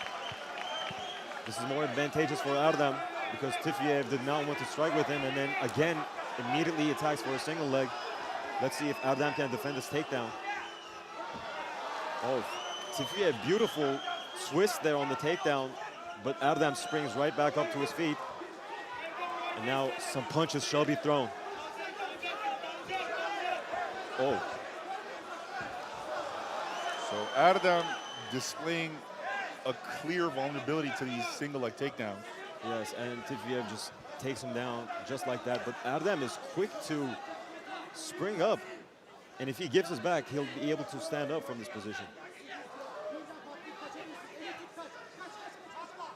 He's already on his knees. But Tifiev so far good with that control. And he is risking a back take, which means he is risking a choke. Okay, Mark Goddard has gotten involved again.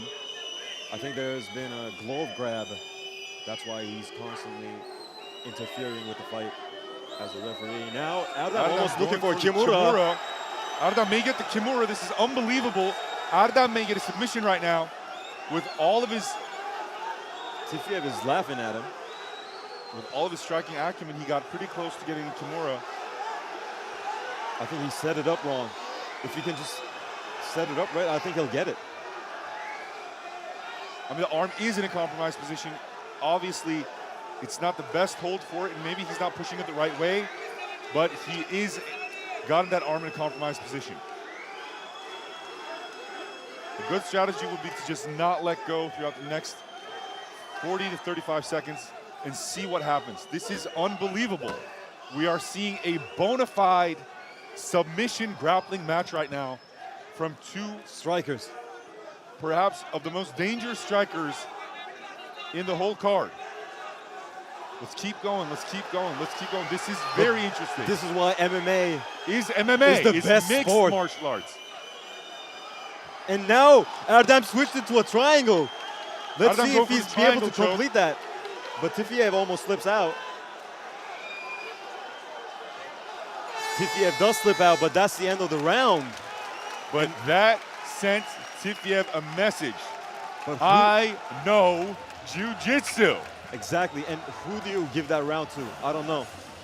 Hard to call, but I would, you know what? I would give it to Erdem simply because he did have Tifiev under a greater likelihood of damage. He had the arm hold. Yeah, he was attempting controlling to the arm. He was the one attempting the finish. The finish, Yep. as you said. But had it not been for those very clear finish attempts, You would give it to I would give it to Tifiev because for the he control was, time. Yep. and the success in the takedown. Yeah. Now, mind you, Erdem has had fights where he's gotten a little too overconfident with his head hunting, and now I think he's doing a bit of the same with the distance. He is trying to get into boxing distance, and earlier in the round, he's displayed some beautiful head movements, so obviously he's capable of boxing in a very technical way.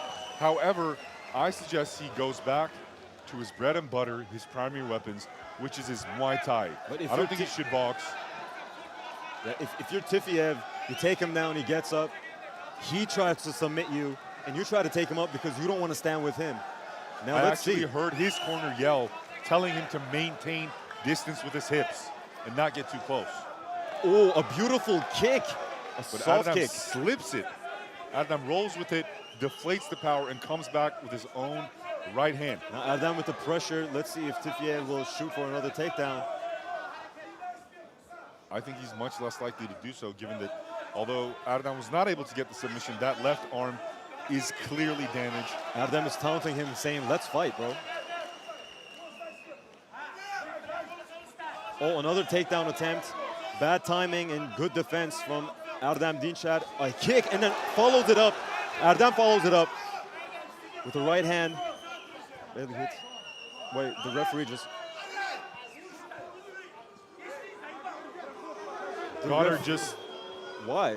warns perhaps the overexcited corner of Erdem Dinçer.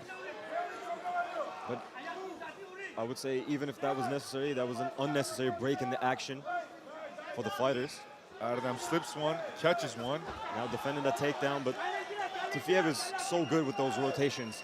When we did our other practice stream, you were always talking about the twist in those takedowns, and Tifiev is using those twists in the takedown beautifully against Erdem Dinçer. This was like the third time he used that twist to get Erdem down, but Erdem is quick to spring back up to his feet. But Tifiev is also good with that top control. Let's see where round 2 goes from here.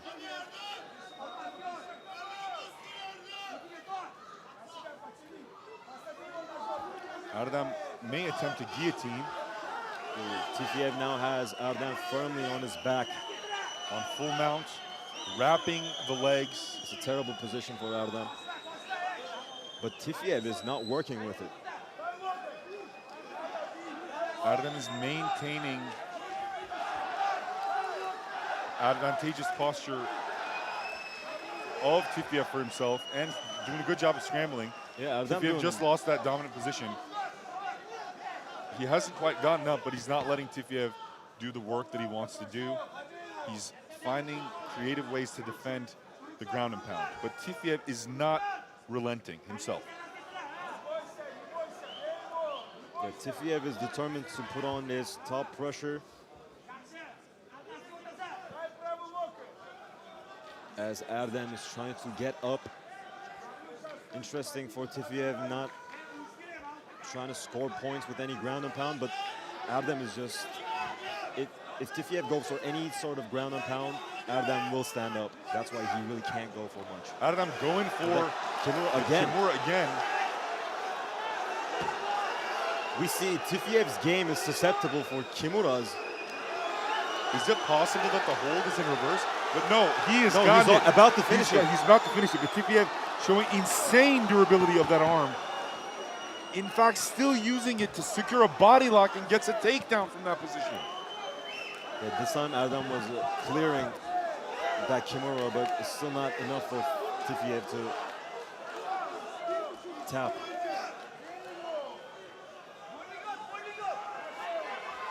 Oh, now he's too high up, and then Erdem managed to get him down. Now Tifiev is down. Erdem trying to rain ground and pound, but loses a leg. And now he has the top position firmly.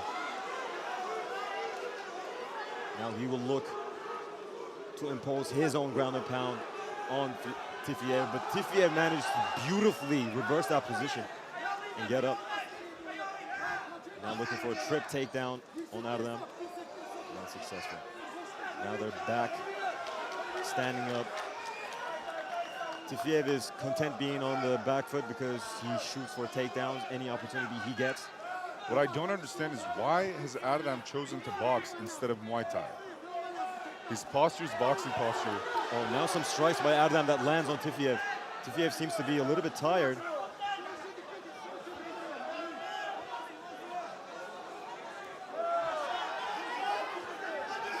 Oh, Erdem with the connecting Tifiev is combo. Tifiev is almost a little bit lazy with the body language on the striking defense, but managed to take down Erdem yet another time, but Erdem springs back up to his feet. Tifiev now with the cage pressure yet again. With our last 10 seconds. You know, with how inactive Erdem's hands have been, I'm starting to suspect that the weight loss, the weight cut, has really done a number on him. I mean, I'm not seeing the same level of sharpness that I'm used to with him. I'm very surprised in his ability to avoid compromising positions on the ground. Yes, obviously he's conceding top position, but he prevents damage being done to him, and he's actually been able to do most of the damage that he's done from bottom position using jiu-jitsu. However, on the feet, I am not seeing the Erdem that I know, the Erdem that is blindingly sharp with a tremendous amount of power, especially with that middle kick. I'm not seeing the hands, I'm not seeing the middle kick, and I am somewhat confused. Well, Tifiev is a great athlete. For and foremost, even before he's a fighter, he is a great athlete. Any discrepancy he's able to find against Erdem Dinçer, he will exploit it. And so far, the grappling has been that element, has been that discrepancy. Let's see if Erdem can score a finish in round 3. So far, the first 2 rounds have gone to Tifiev. Both of them, in my humble opinion. Let's see if Erdem will run for a finish and whether that urgency will award him that finish. Oh, and now he connects with both hands. And then now he connects again with the left and the right. Displaying clinical boxing here, not even Muay Thai boxing. So accurate with his punches, just not being able to throw them so much in this fight so far. But in round 3, let's see if Tifiev's energy will be able to keep defending, keep slipping away, keep running away, and keep shooting takedowns. And Erdem finds another left hand, and a right and a left. Puts Tifiev down almost. Now he's going for that guillotine. Just leave it, go for the striking yet again. Now Tifiev throwing back. Erdem stalking Tifiev at this point and connecting with pretty much at will, not letting Tifiev do the takedown. Tifiev seems too spent. Another punch is connect, 1-2. Takedown. Tifiev is too, like you said, too gassed to throw his own takedowns. Erdem touching him at will, hitting him at will, and easily outclassing him at this point. Another lazy takedown and a huge elbow by Erdem. In the 3rd round, he's piecing him up. Another takedown defense. Another takedown defended by Erdem Dinçer. Oh, he flew with the elbow. He missed.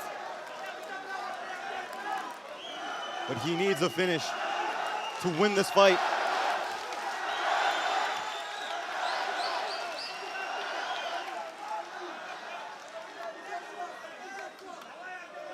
And he is looking for that punch, but he cannot give Tifiev any time to rest up, because Tifiev will attack with another takedown.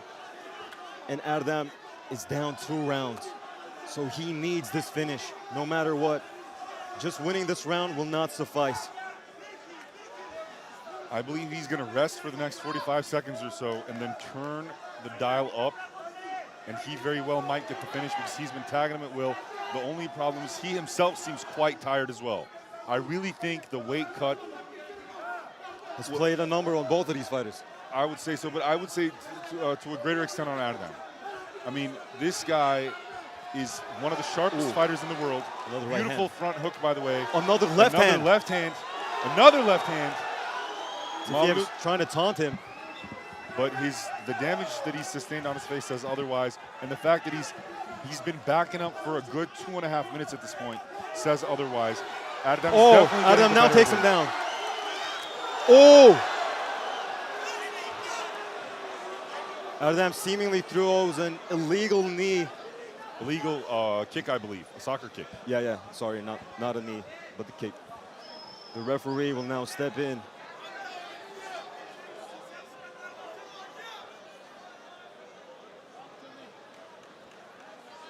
But you can see his eyes. Yeah, that wasn't illegal. The hands were still on the ground. It was a second too early. Yeah. It was a second too early. Like in Bedia's case, it's very clear that he wasn't going for a dirty strike, but he timed it just a tad early where the hand was on the ground. What is he doing? Just sit and rest.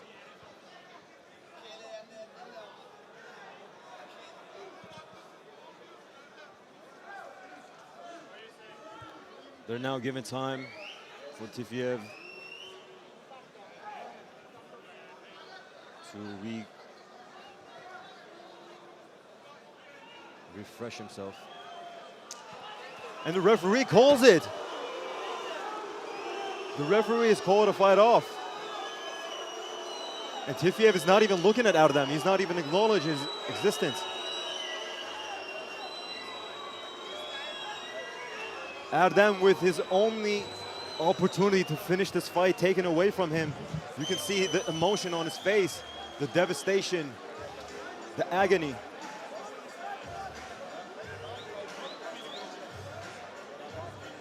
Tifiev, even if he took this as an opportunity to move away, it's his right to do so after getting struck by the illegal knee. An unfortunate finish to our main event here in CFC 2. So we are somewhat confused. I mean, the fight was stopped. Erdem is very, very unhappy.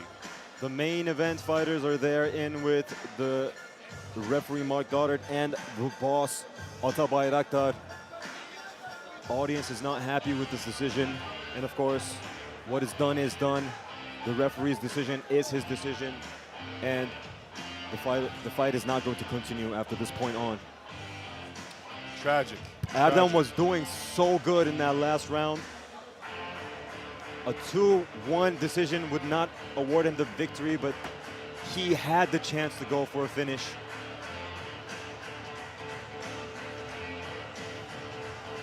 But we're going to see if this fight is going to be scored a no contest or awarded a victory for Tifiev.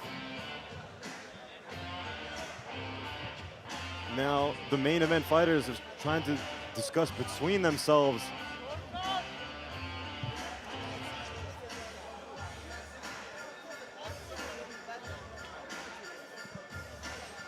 Devastating. Erdem's pointing to the, what did you call this? Telescreen? Well, yeah, no, that had a name. That did have a name, like all other things. Yeah, like all other things, of course. But like the billboard screen or the something. giant screen, let's say. Oh, Erdem's corner now making fun of Tifiev for being a chicken.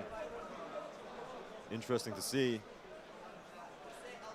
A lot of bad All right, blood. ladies and gentlemen, the judge decision is the red corner will be disqualified. So the winner is the blue corner from Uzbekistan, Mavlud Tifiev. Erdem's girlfriend having some choice words for Mavlud Tifiev. Erdem chose not to shake hands with the opponents.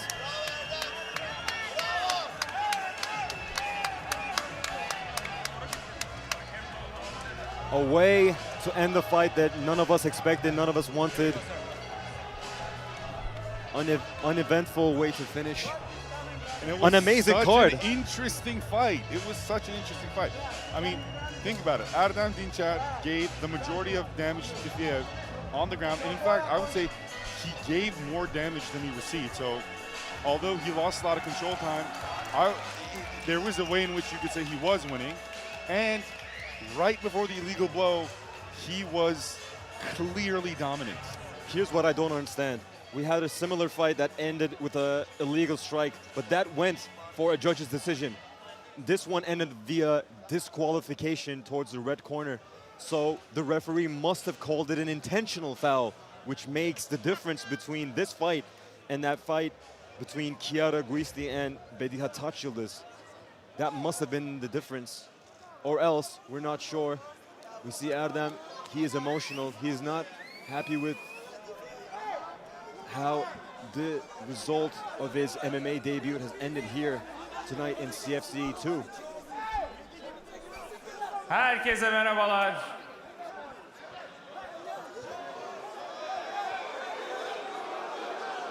Okay, everybody's getting heated right now. We're seeing some Fighting happening, maybe. Safiev is cornered trying to fight with people in the audience.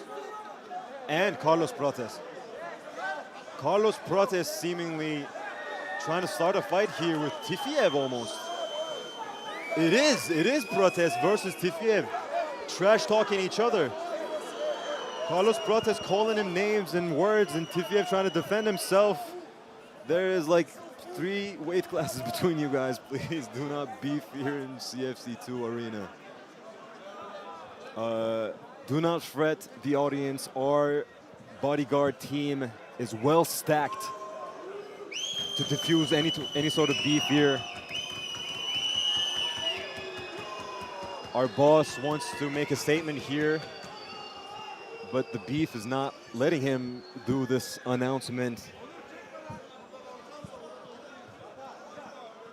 Arguably, this beef here, last moment between Carlos Prates and Tifiev has been another highlight to the event, dare I say.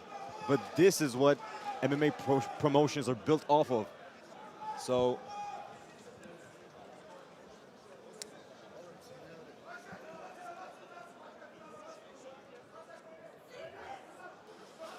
yes, a tragic end to an otherwise greatly going fight.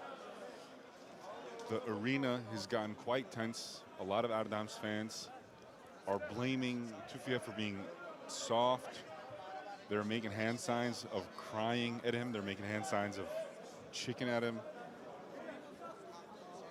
On the one hand, this does add a layer to the story and the history that these gentlemen have had so far.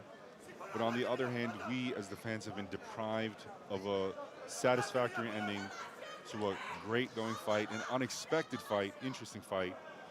And perhaps the most tragically for Erdem, a fight that he looked as though he was turning around and he might have gotten the finish.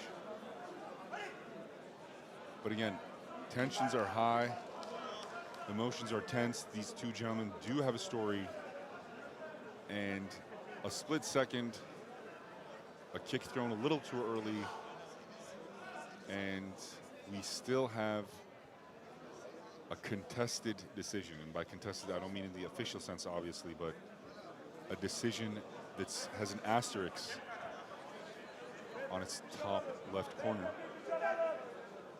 Now, on the one hand, this almost certainly means that we will have a third fight. So I guess by that token, we can console ourselves as the fans of the sport and as the fans of the fight.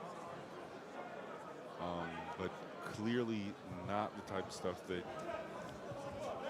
any fan wants to see, any fighter wants to see, and any organization wants to see.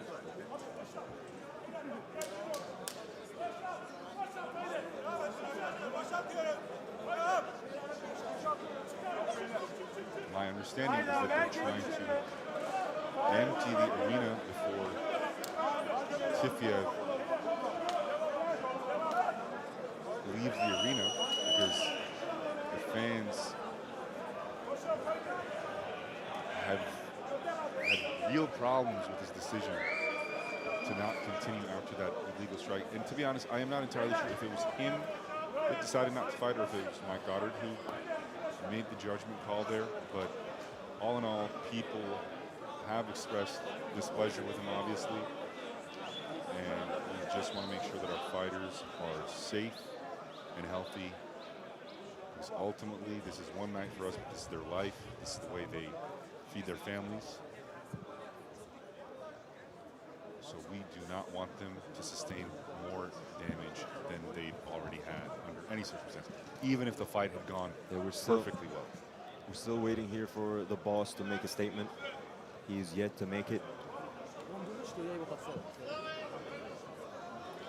Well, after that uneventful finish, most of the arena has walked out.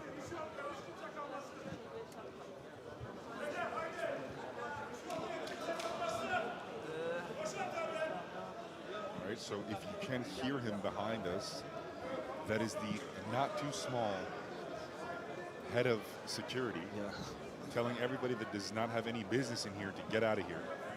Get the Dodge out. And I'm assuming our viewers, if you were here, you would be highly inclined to listen to that man. Yeah. But yes, that was by and large our event. We will have some closing commentary by the owner of the promotion, most probably addressing the tragedy that went on in the main event. Between Mavlut Tifiev and Erdem Dinçer. It was really unfolding to be a great fight. The big question in our heads was Erdem Dinçer was so close to a finish in round 3, and would he have been able to get it? He would have been awarded the victory, but had the match went on to a decision, we would most likely see Mavlut Tifiev be awarded the winner, but unfortunately we did not get to see those sequence of events play out. You know, if you watch Erdem's fights in the Rajimnern Stadium, you will see that 4 fights in his lost. He did